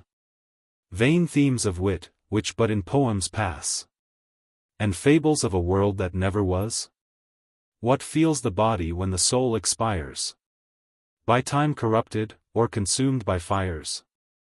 Nor dies the spirit, but new life repeats in other forms, and only changes seats. Even I, who these mysterious truths declare, was once Euphorbus in the Trojan War. My name and lineage I remember well, and how in fight by Sparta's king I fell. In Argive Juno's fame I late beheld, my buckler hung on high, and owned my former shield. Then death, so called, is but old matter dressed in some new figure, and a varied vest. Thus all things are but altered, nothing dies, and here and there the unbodied spirit flies, by time, or force, or sickness dispossessed, and lodges, where it lights, in man or beast, or hunts without, till ready limbs it find, and actuates those according to their kind. From tenement to tenement is tossed. The soul is still the same, the figure only lost. And, as the softened wax new seals receives, this face assumes, and that impression leaves. Now called by one, now by another name. The form is only changed, the wax is still the same. So death, so called, can but the form deface. The immortal soul flies out in empty space, to seek her fortune in some other place. Then let not piety be put to flight, to please the taste of glutton appetite. But suffer inmate souls secure to dwell, lest from their seats your parents you expel. With rabid hunger feed upon your kind, or from a beast dislodge a brother's mind. And since, like typhus parting from the shore, in ample seas I sail, and depths untried before, this let me farther add, that nature knows no steadfast station, but o'er ebbs or flows, ever in motion, she destroys her old, and casts new figures in another mold. Even times are in perpetual flux, and run, like rivers from their fountain, rolling on. For time, no more than streams, is at a stay. The flying hour is ever on her way. And as the fountain still supplies her store, the wave behind impels the wave before. Thus in successive course the minutes run, and urge their predecessor minutes on. Still moving, ever new, for former things are set aside, like abdicated kings. And every moment alters what is done, and innovates some act, till then unknown. Darkness we see emerges into light, and shining suns descend to sable night. Even heaven itself receives another dye, when wearied animals in slumbers lie. Of midnight ease, another, when the grey of morn preludes the splendor of the day. The disk of Phoebus, when he climbs on high, appears at first but as a bloodshot eye. And when his chariot downward drives to bed, his ball is with the same suffusion red, but mounted high in his meridian race. All bright he shines, and with a better face. For there, pure particles of ether flow, far from the infection of the world below. Nor equal light the unequal moon adorns, or in her waxing, or her waning horns. For every day she wanes, her face is less, but gathering into globe, she fattens at increase. Perceiv'st thou not the process of the year? How the 4 seasons in 4 forms appear, resembling human life in every shape they wear? Spring, first, like infancy, shoots out her head, with milky juice requiring to be fed. Helpless, though fresh, and wanting to be led. The green stem grows in stature, and in size, but only feeds with hope the farmer's eyes. Then laughs the childish year with flowrets crowned, and lavishly perfumes the fields around. But no substantial nourishment receives. Infirm the stalks, unsolid are the leaves. Proceeding onward whence the year began, the summer grows adult, and ripens into man. This season, as in men, is most replete with kindly moisture, and prolific heat. Autumn succeeds, a sober tepid age, not froze with fear, nor boiling into rage. More than mature, and tending to decay, when our brown locks repine to mix with odious grey. Last, winter creeps along with tardy pace. Sour is his front, and furrowed is his face. His scalp, if not dishonored quite of hair, the ragged fleece is thin, and thin is worse than bare. Even our own bodies daily change receive. Some part of what was theirs before, they leave. Nor are today what yesterday they were, nor the whole same tomorrow will appear. Time was when we were sowed, and just began to show the promise of a future man. Then nature's hand, fermented as it was, molded to shape the soft coagulated mass. And when the little man was fully formed, the breathless embryo with a spirit warmed. But when the mother's throes begin to come, the creature, pent within the narrow room, breaks his blind prison, pushing to repair his stifled breath, and draw the living air. Cast on the margin of the world he lies, a helpless babe, but by instinct he cries. He next essays to walk, but downward pressed, on 4 feet imitates his brother beast. By slow degrees he gathers from the ground his legs, and to the rolling chair is bound. Then walks alone, a horseman now become. He rides a stick, and travels round the room. In time he vaunts among his youthful peers. Strong-boned, and strung with nerves, in pride of years. He runs with mettle his first merry stage. Maintains the next, abetted of his rage. But manages his strength. And spares his age. Heavy the third, and stiff, he sinks apace. And though 'tis downhill all, he creeps along the race. Now sapless on the verge of death he stands, contemplating his former feet and hands. And, Milo-like, his slackened sinews sees. And withered arms, once fit to cope with Hercules. Unable now to shake, much less to tear, the trees. So Helen wept, when her too faithful glass reflected on her eyes the ruins of her face. Thy teeth, devouring time, thine envious age, on things below still exercise your rage. With venomed grinders you corrupt your meat. And then, at lingering meals, the morsels eat. Nor those, which elements we call, abide. Nor to this figure, nor to that are tied. For this eternal world is said, of old. But 4 prolific principles to hold. 4 different bodies. 2 to heaven ascend. And other 2 down to the center tend.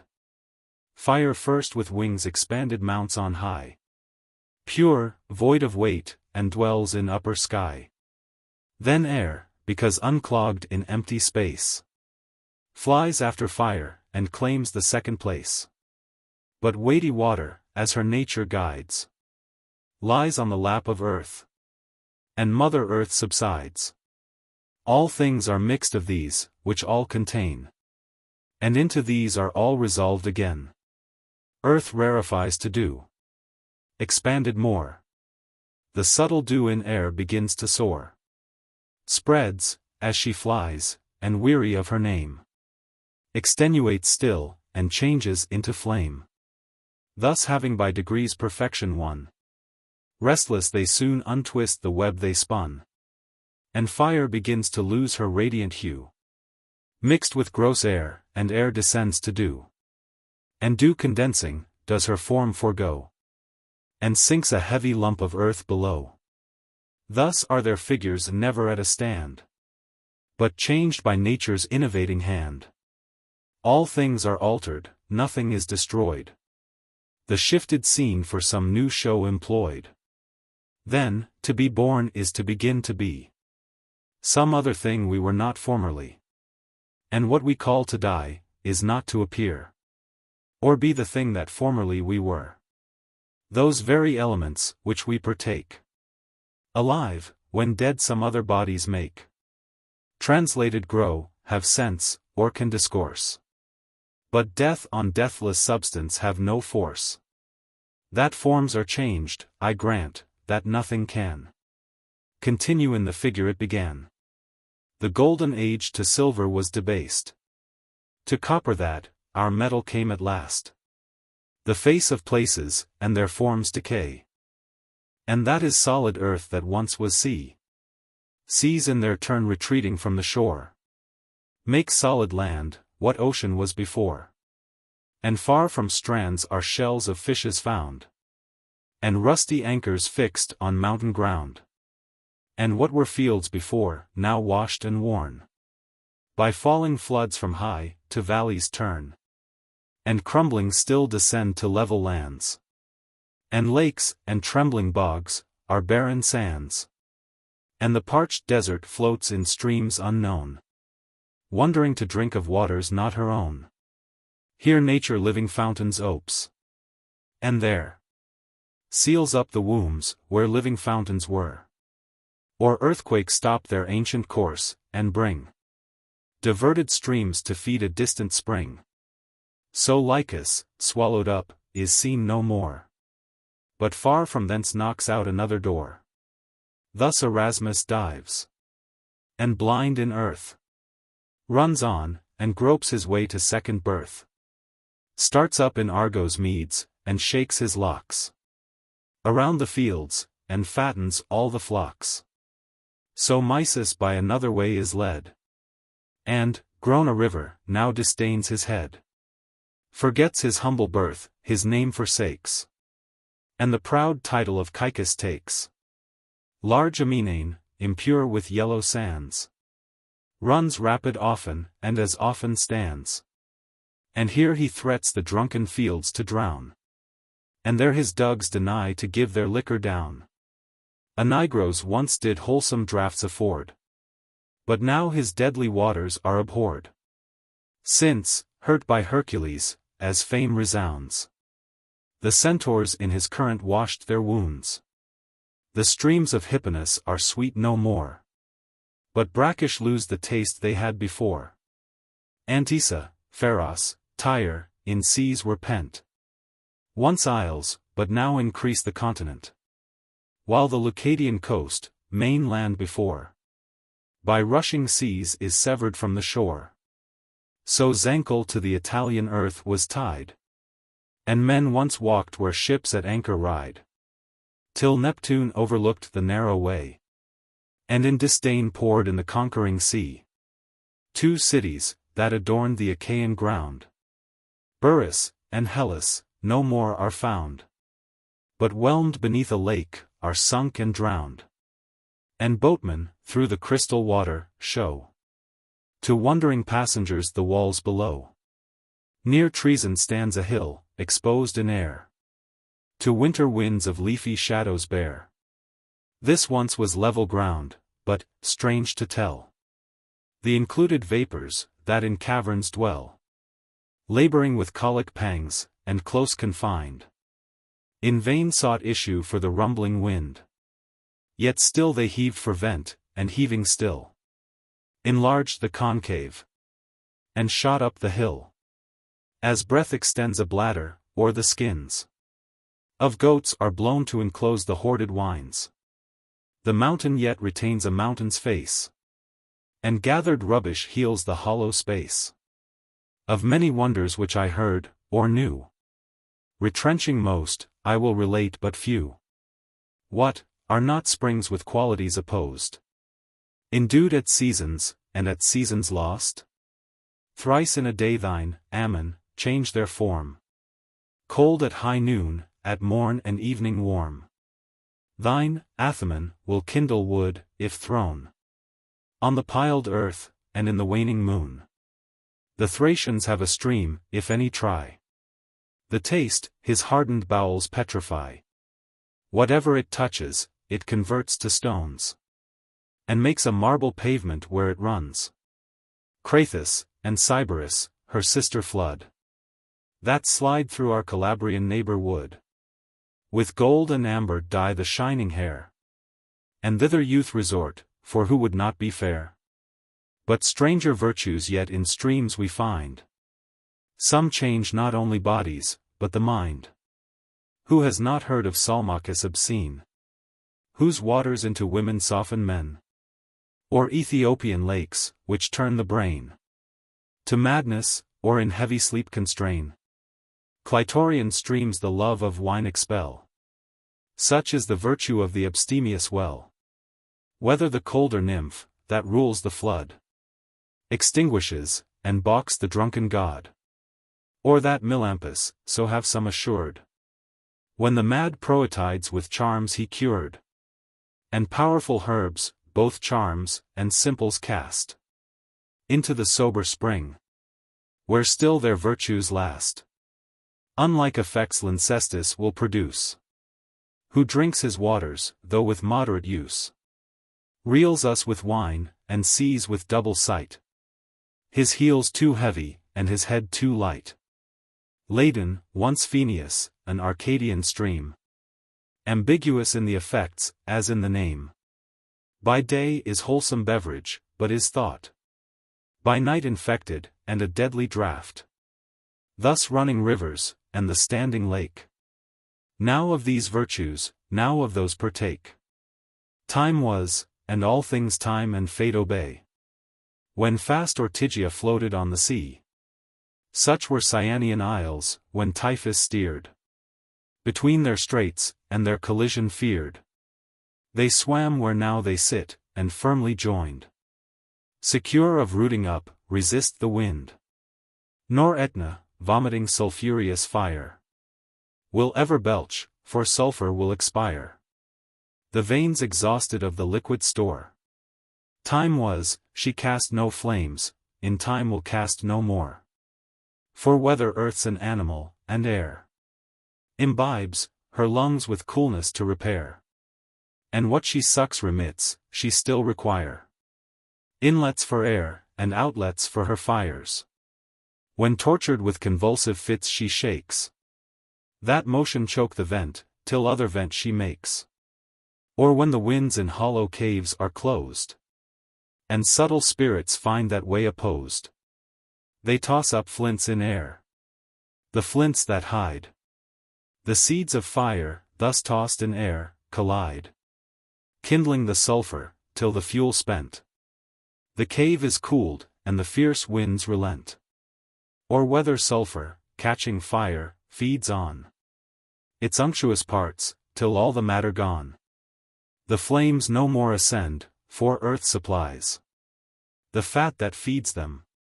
And when earth denies that food, by length of time consumed, the fire, famished for want of fuel, must expire. A race of men there are, as fame has told, who shivering suffer hyperborean cold, till 9 times bathing in Minerva's lake. Soft feathers, to defend their naked sides they take. 'Tis said, the Scythian wives, believe who will, transform themselves to birds by magic skill, smeared over with an oil of wondrous might, that adds new pinions to their airy flight. But this by sure experiment we know, that living creatures from corruption grow. Hide in a hollow pit a slaughtered steer. Bees from his putrid bowels will appear, who, like their parents, haunt the fields, and bring their honey harvest home, and hope another spring. The warlike steed is multiplied, we find, to wasps, and hornets of the warrior kind. Cut from a crab his crooked claws, and hide the rest in earth, a scorpion thence will glide, and shoot his sting, his tail in circles tossed, refers the limbs his backward father lost. And worms, that stretch on leaves their filmy loom, crawl from their bags, and butterflies become. Even slime begets the frog's loquacious race. Short of their feet at first, in little space, with arms, and legs endued, long leaps they take, raised on their hinder part, and swim the lake, and waves repel. For nature gives their kind, to that intent, a length of legs behind. The cubs of bears a living lump appear, when whelped, and no determined figure wear. Their mother licks them into shape, and gives as much of form, as she herself receives.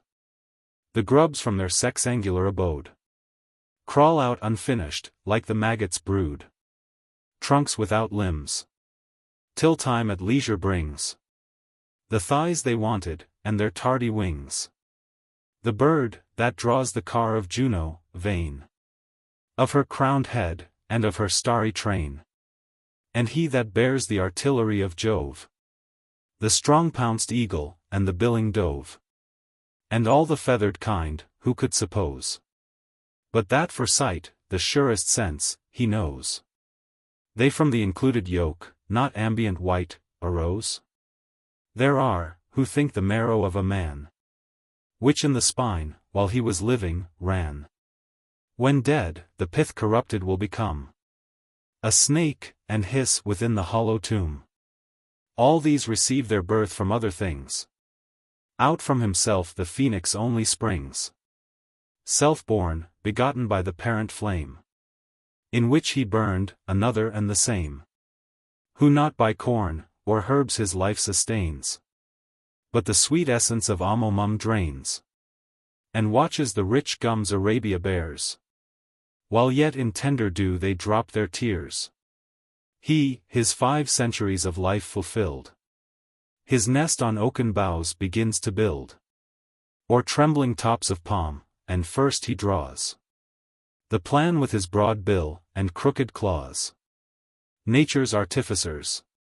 On this the pile is formed, and rises round, then with the spoil of cassia, cinnamon, and stems of nard, for softness strewed beneath, his funeral bed is reared. Funeral and bridal both. And all around, the borders with corruptless myrrh are crowned.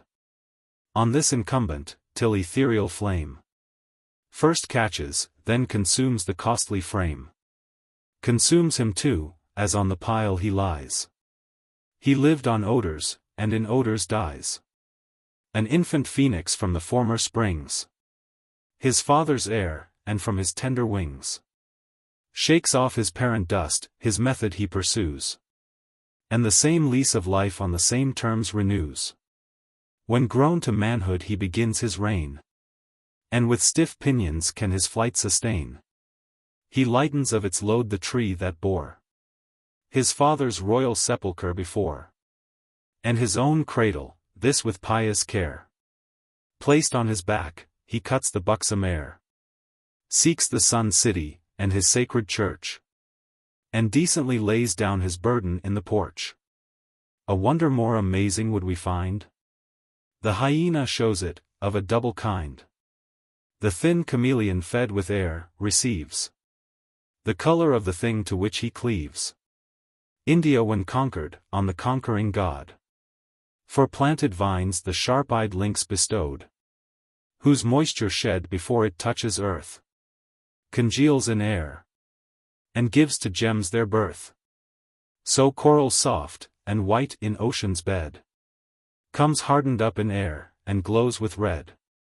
All changing species should my song recite. Before I ceased, would change the day to night. Nations and empires flourish, and decay.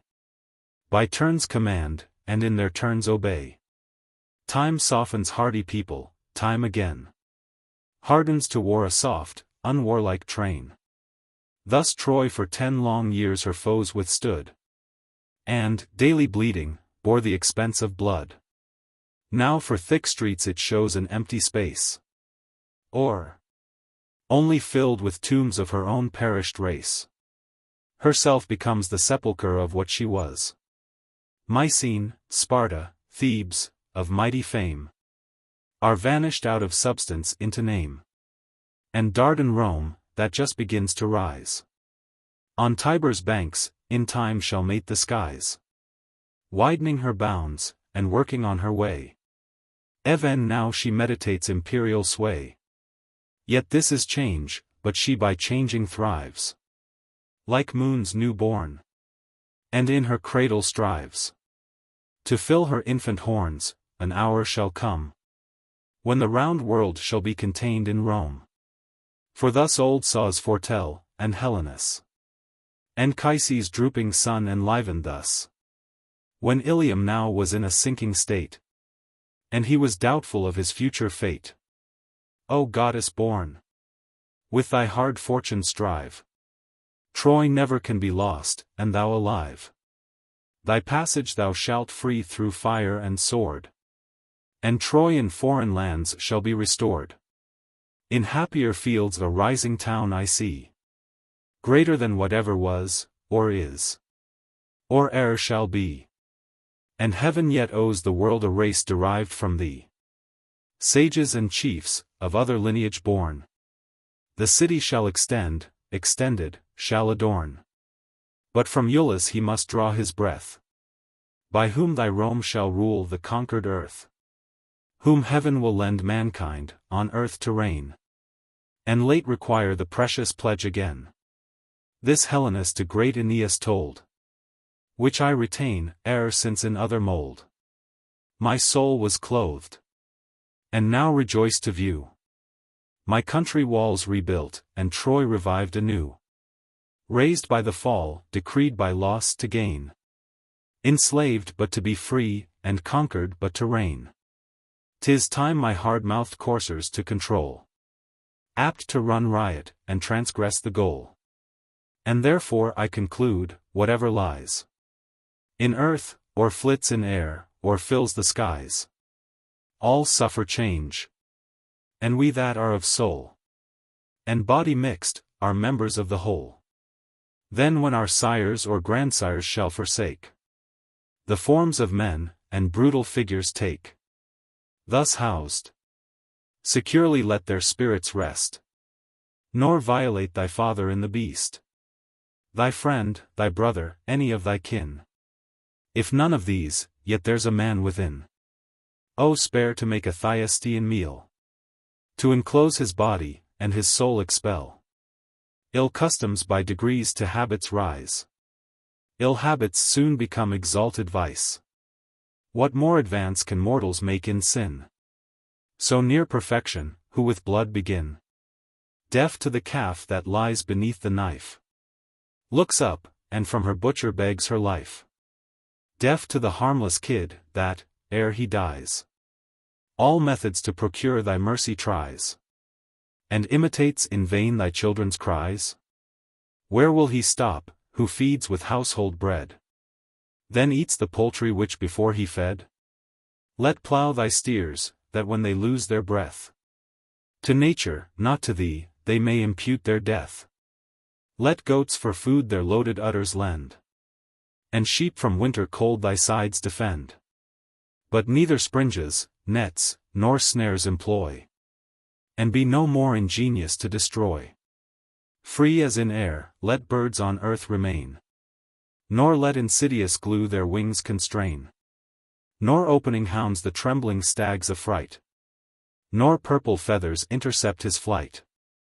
Nor hooks concealed in baits for fish prepare, nor lines to heave them twinkling up in air. Take not away the life you cannot give, for all things have an equal right to live. Kill noxious creatures, where 'tis sin to save. This only just prerogative we have. But nourish life with vegetable food, and shun the sacrilegious taste of blood. These precepts by the Samian sage were taught, which godlike Numa to the Sabines brought, and thence transferred to Rome, by gift his own. A willing people, and an offered throne. O happy monarch, sent by heaven to bless a savage nation with soft arts of peace, to teach religion, rapine to restrain, give laws to lust, and sacrifice ordain. Himself a saint, a goddess was his bride, and all the muses o'er his acts preside. Story of Hippolytus. Hippolytus, rejecting with horror the advances of his stepmother Phaedra, is accused by her of the guilt which he has refused to contract. The angry Theseus entreats Neptune to punish the incontinence of his son, and the innocent youth is thrown from his chariot and dashed to pieces. He is afterward restored to life by Diana, who disguises his features, and bestows on him immortal existence. Advanced in years he died, one common date. His reign concluded, and his mortal state. Their tears plebeians and patricians shed, and pious matrons wept their monarch dead. His mournful wife, her sorrows to bewail, withdrew from Rome, and sought the Arician vale. Hid in thick woods, she made incessant moans, disturbing Cynthia's sacred rites with groans. How oft the nymphs, who ruled the wood and lake, reproved her tears, and words of comfort spake. How oft in vain, the son of Theseus said, thy stormy sorrows be with patience laid, nor are thy fortunes to be wept alone. Weigh others' woes, and learn to bear thine own. Be mine an instance to assuage thy grief. Would mine were none, yet mine may bring relief. You've heard, perhaps, in conversation told, what once befell Hippolytus of old. To death by Theseus' easy faith betrayed, and caught in snares his wicked stepdame laid. The wondrous tale your credit scarce may claim. Yet, strange to say, behold in me the same, whom amorous Phaedra oft had pressed in vain, my father's honor and my own to stain. Till, seized with fear, or by revenge inspired, she charged on me the crimes herself desired. Expelled by Theseus, from his home I fled, with heaps of curses on my guiltless head. Forlorn, I sought pity in Treason's land, and drove my chariot o'er Corinthus' strand. When from the surface of the level main, a billow rising, heaved above the plain, rolling and gathering, till so high it swelled, a mountain's height the enormous mass excelled. Then bellowing, burst, when from the summit cleaved, a horned bull his ample chest upheaved. His mouth and nostrils storms of briny rain, expiring, blew. Dread horror seized my train. I stood unmoved. My father's cruel doom claimed all my soul, nor fear could find a room. Amazed, awhile my trembling coursers stood, with pricked-up ears, contemplating the flood. Then, starting sudden from the dreadful view, at once like lightning from the seas they flew, and o'er the craggy rocks the chariot drew. In vain to stop the hot-mouthed steeds I tried, and, bending backward, all my strength applied. The frothy foam in driving flakes disdains the bits and bridles, and bedews the reins. But though as yet untamed they run, at length, their heady rage had tired beneath my strength. When in the spokes a stump entangling, tore the shattered wheel, and from its axle bore. The shock impetuous tossed me from the seat, caught in the reins, beneath my horse's feet. Then stretched, the well-knit limbs in pieces hailed. Part stuck behind, and part the chariot trailed. Till, midst my cracking joints and breaking bones, I breathed away my wearied soul in groans. No part distinguished from the rest was found, but all my parts a universal wound. Now say, self-tortured nymph, can you compare our griefs as equal, or injustice dare? I saw besides the darksome realms of woe, and bathed my wounds in smoking streams below. There I had stayed, nor second life enjoyed, but Paeon's son his wondrous art employed, to light restored, by medicinal skill. In spite of fate, and rigid Pluto's will, the invidious object to preserve from view, a misty cloud around me Cynthia threw, and lest my sight should stir my foes to rage, she stamped my visage with the marks of age. My former hue was changed, and for it shone a set of features and a face unknown. Awhile the goddess stood in doubt, or Crete, or Delos' isle, to choose for my retreat. Delos and Crete refused, this which she chose, bade me my former luckless name depose, which kept alive the memory of my woes. Then said, immortal life be thine, and thou, Hippolytus once called, be Virbius now. Here then a god, but of the inferior race. I serve my goddess, and attend her chase. Egeria transformed to a fountain. Egeria, the wife of Numa, while lamenting the loss of her husband, is changed by Apollo into a fountain. But others' woes were useless to appease Egeria's grief, or set her mind at ease.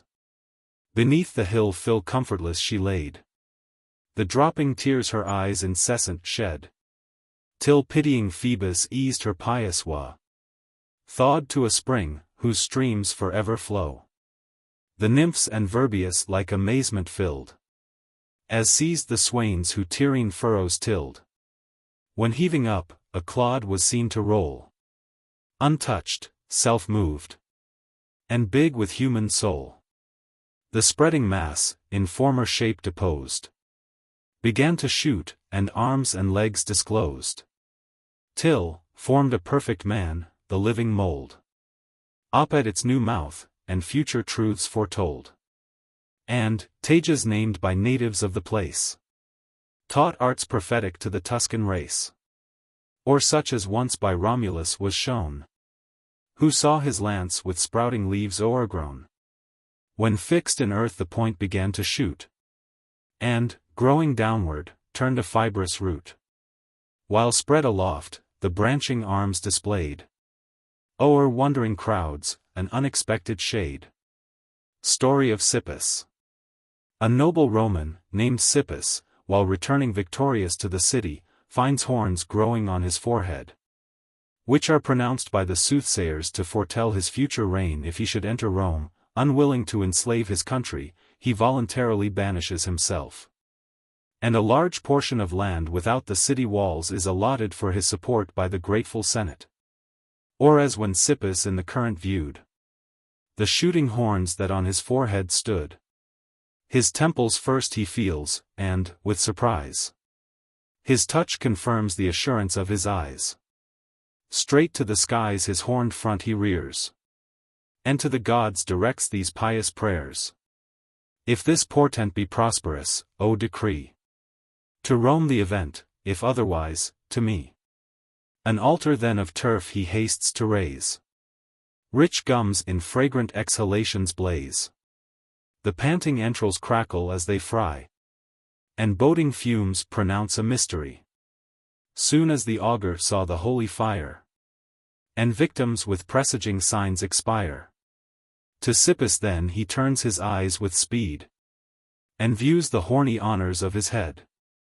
Then cried, Hail, conqueror! Thy call obey.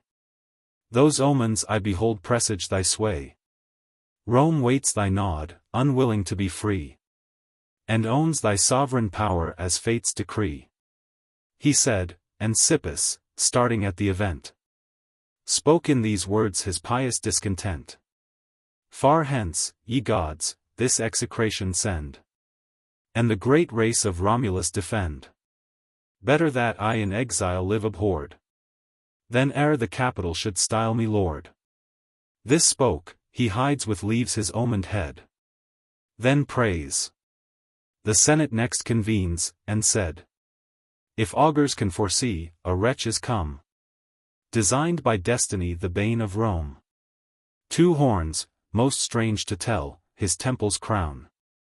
If e'er he pass the walls, and gain the town, your laws are forfeit that ill-fated hour, and liberty must yield to lawless power. Your gates he might have entered, but this arm seized the usurper, and withheld the harm.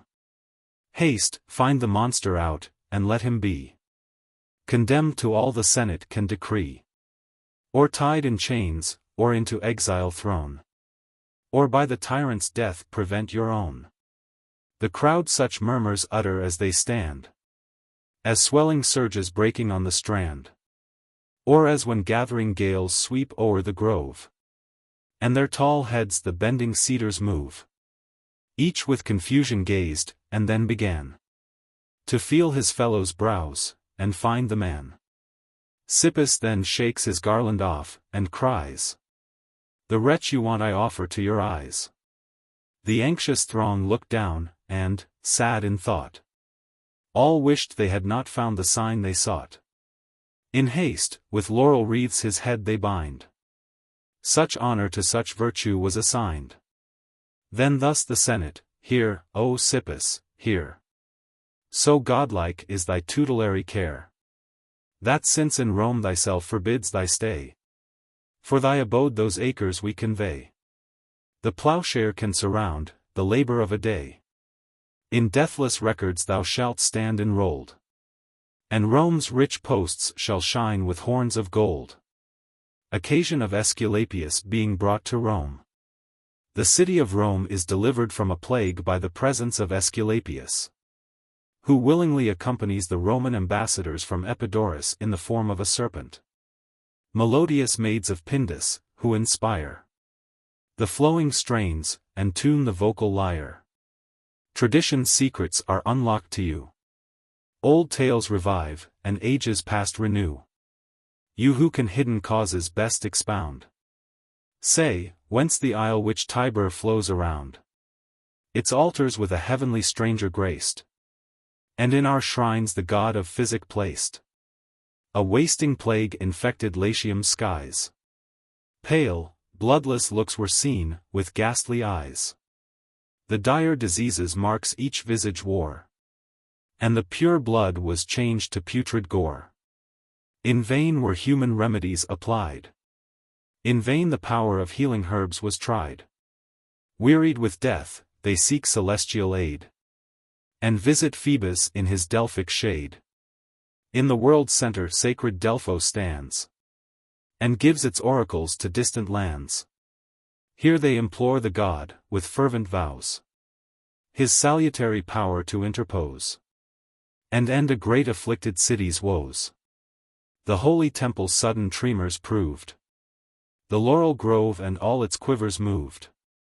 In hollow sounds the priestess thus began, and through each bosom thrilling horrors ran. The assistance, Roman, which you here implore, seek from another, and a nearer shore. Relief must be implored, and succor won, not from Apollo, but Apollo's son. My son, to Latium born, shall bring redress. Go with good omens, and expect success. When these clear oracles the Senate knew, the sacred tripod's counsels they pursue. Depute a pious and a chosen band, who sail to Epidaurus' neighboring land. Before the Grecian elders when they stood, they pray them to bestow the healing god. Ordained was he to save Ausonia's state. So promised Delphos, and unerring fate. Opinions various their debates enlarge. Some plead to yield to Rome the sacred charge. Others, tenacious of their country's wealth, refuse to grant the power who guards its health. While dubious they remained, the wasting light withdrew before the growing shades of night. Thick darkness now obscured the dusky skies. Now, Roman, closed in sleep were mortal eyes. When health's auspicious god appears to thee, and thy glad dreams his form celestial see. In his left hand, a rural staff preferred. His right is seen to stroke his decent beard. Dismiss, said he, with mildness all divine. Dismiss your fears, I come, and leave my shrine. This serpent view, that with ambitious play. My staff encircles, mark him every way. His form, though larger, nobler, I'll assume. And changed, as gods should be, bring aid to Rome. Here fled the vision, and the vision's flight was followed by the cheerful dawn of light. Nor was the morn with blushing streaks o'erspread, and all the starry fires of heaven were fled. The chiefs perplexed, and filled with doubtful care, to their protector's sumptuous roofs repair. By genuine signs implore him to express what seats he deigns to choose, what land to bless. Scarce their ascending prayers had reached the sky. Lo, the serpentine god, erected high, forerunning hissings his approach confessed. Bright shone his golden scales, and waved his lofty crest. The trembling altar his appearance spoke. The marble floor, and glittering ceiling shook. The doors were rocked, the statue seemed to nod. And all the fabric owned the present god. His radiant chest he taught aloft to rise, and round the temple cast his flaming eyes. Struck was the astonished crowd. The holy priest, his temples with white bands of ribbon dressed, with reverent awe the power divine confessed. The god, he cries, all tongues be still. Each conscious breast devoutest ardor fill. O beauteous, O divine, assist our cares, and be propitious to thy Votiari's prayers. All with consenting hearts, and pious fear. The words repeat, the deity revere. The Romans in their holy worship joined, with silent awe, and purity of mind. Gracious to them, his crest is seen to nod. And, as an earnest of his care, the god, thrice hissing, vibrates thrice his forked tongue. And now the smooth descent he glides along. Still on the ancient seats he bends his eyes, in which his statue breathes, his altars rise. His long-loved shrine with kind concern he leases, and to forsake the accustomed mansion grieves. At length his weeping bulk in state is borne through the thronged streets, which scattered flowers adorn. Through many a fold he winds his mazy course, and gains the Pordan moles, which break the ocean's force. 'Twas here he made a stand, and having viewed the pious train, who his last steps pursued, seemed to dismiss their zeal with gracious eyes, while gleams of pleasure in his aspect rise. And now the Latian vessel he ascends. Beneath the weighty god the vessel bends. The Latins on the strand great Jove appease their cables loose, and plough the yielding seas. The high-reared serpent from the stern displays his gorgeous form, and the blue deep surveys. The ship is wafted on with gentle gales, and o'er the calm Ionian smoothly sails. On the 6th morn the Italian coast they gain, and touch Lacinia, graced with Juno's fane.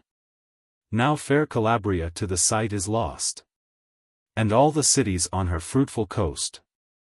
They pass at length the rough Sicilian shore, the Bruttian soil, rich with metallic ore, the famous isles, where Aeolus was king, and Pestus blooming with eternal spring.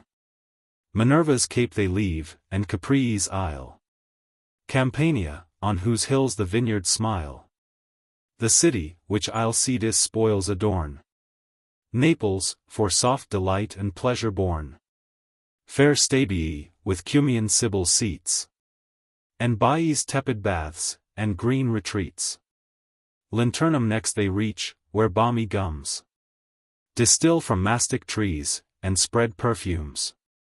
Cajeta, from the nurse so named for whom with pious care Aeneas raised a tomb. Vulterne, whose whirlpools suck the numerous sands, and Trachas, and Minturne's marshy lands. And Formia's coast is left, and Circe's plain, which yet remembers her enchanting reign. To Antium, last, his course the pilot guides. Here, while the anchored vessel safely rides. For now the ruffled deep portends a storm. The spiry god unfolds his spheric form.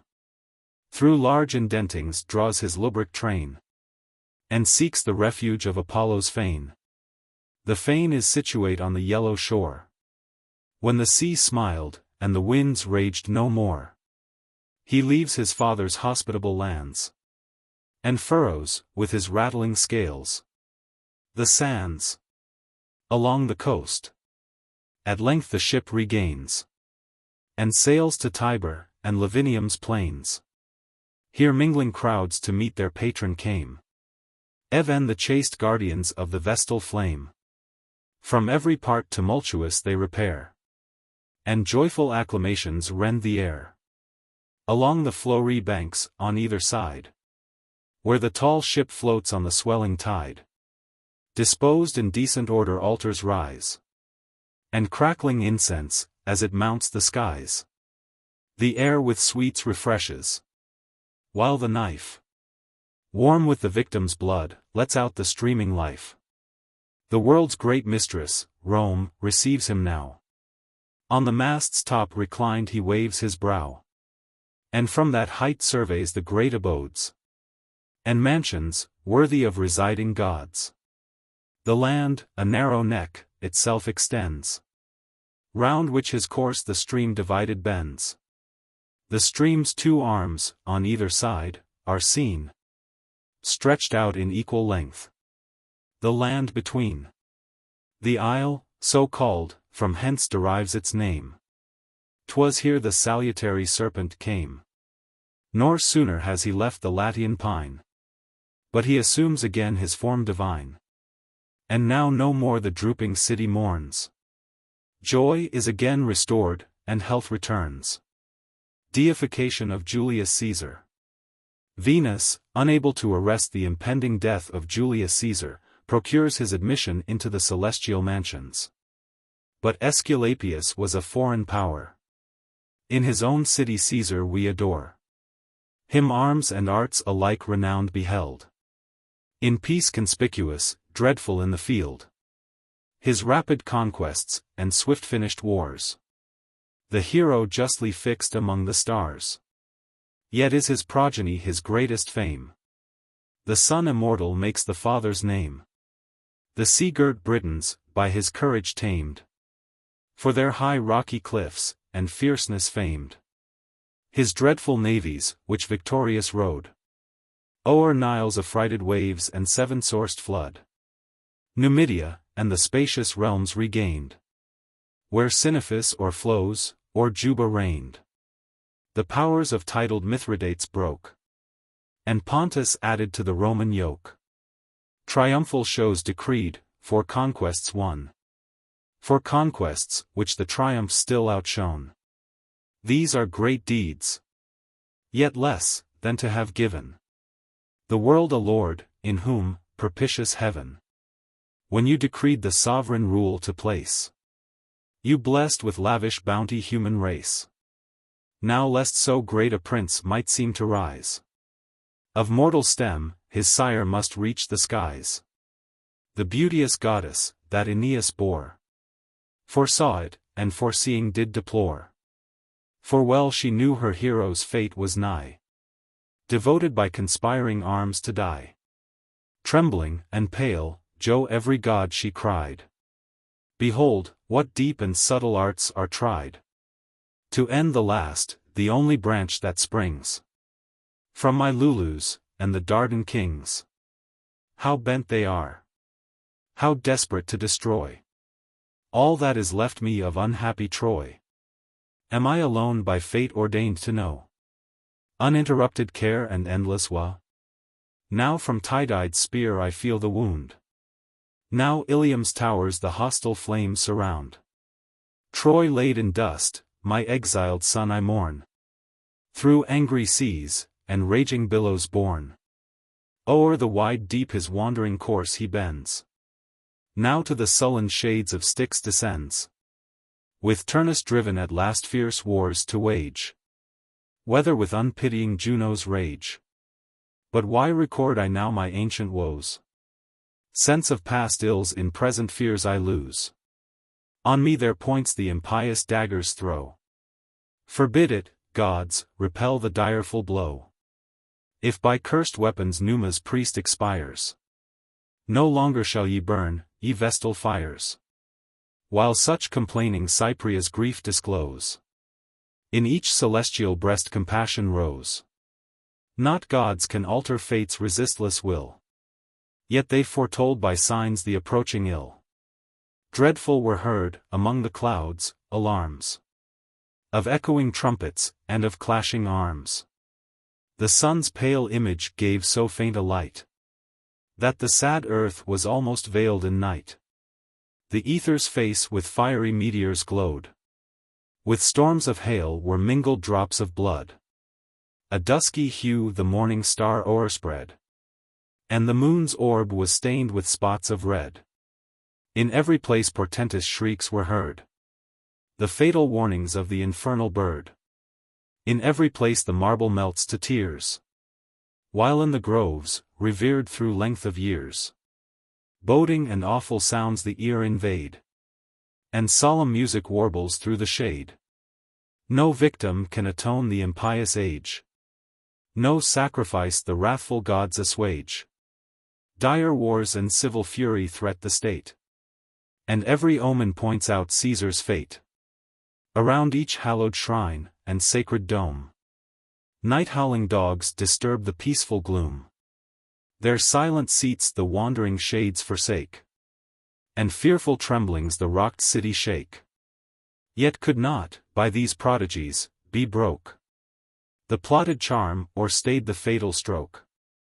Their swords the assassins in the temple draw, their murdering hands nor gods nor temples awe. This sacred place their bloody weapons stain, and virtue falls, before the altar slain. 'Twas now fair Cypria, with her woes oppressed, in raging anguish smote her heavenly breast.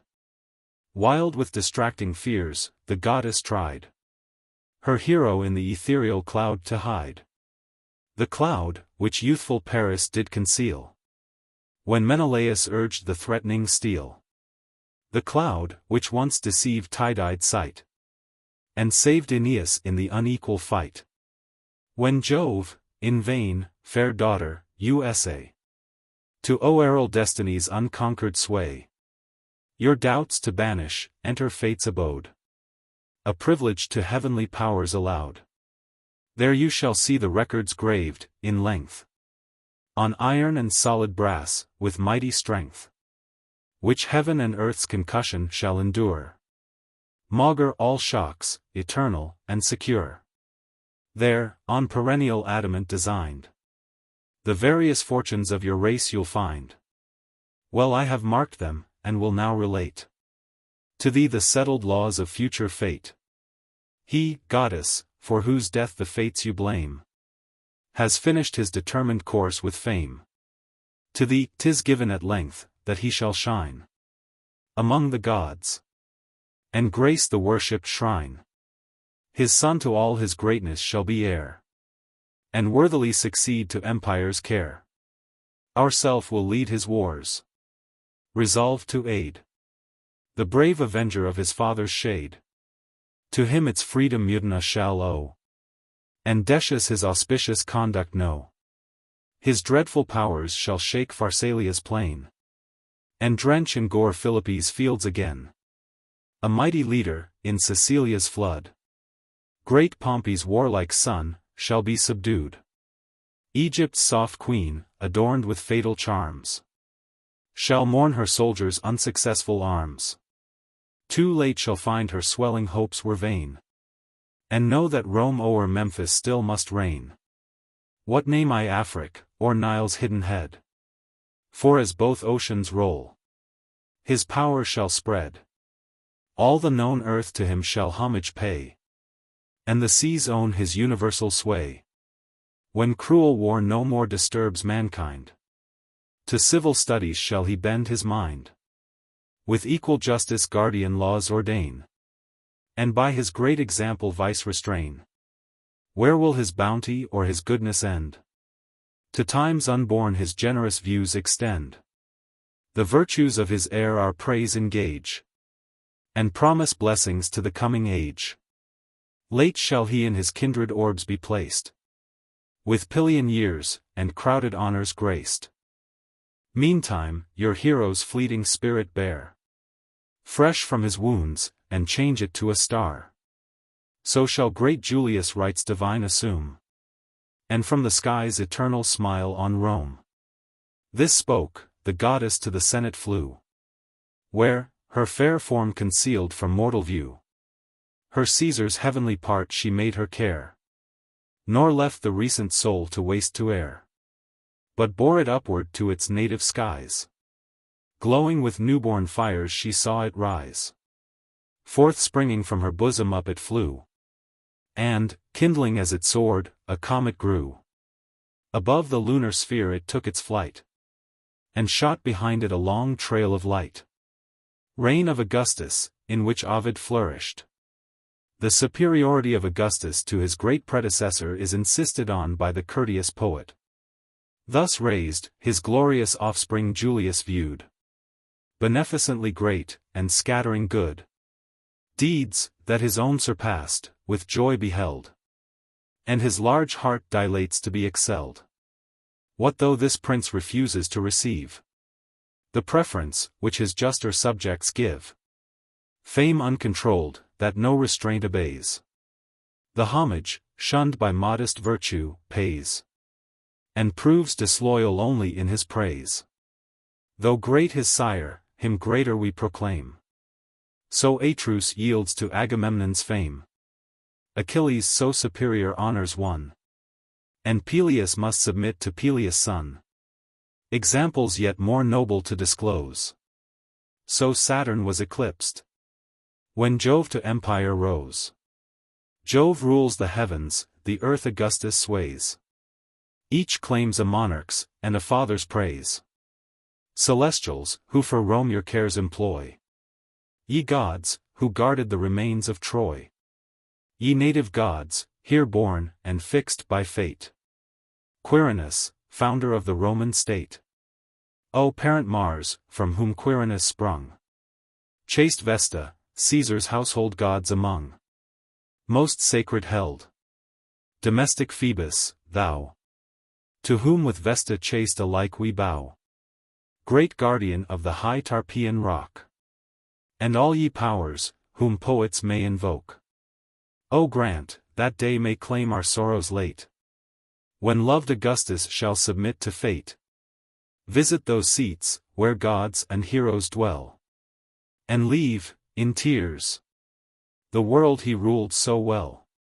The poet concludes. Ovid concludes with a rapturous anticipation of the renown which will follow the publication of this work. The work is finished, which nor dreads the rage of tempests, fire, or war, or wasting age. Come, soon or late, death's undetermined day. This mortal being only can decay. My nobler part, my fame, shall reach the skies, and to late times with blooming honors rise. Whatever the unbounded Roman power obeys, all climes and nations shall record thy praise. If 'tis allowed to poets to divine, one half of round eternity is mine.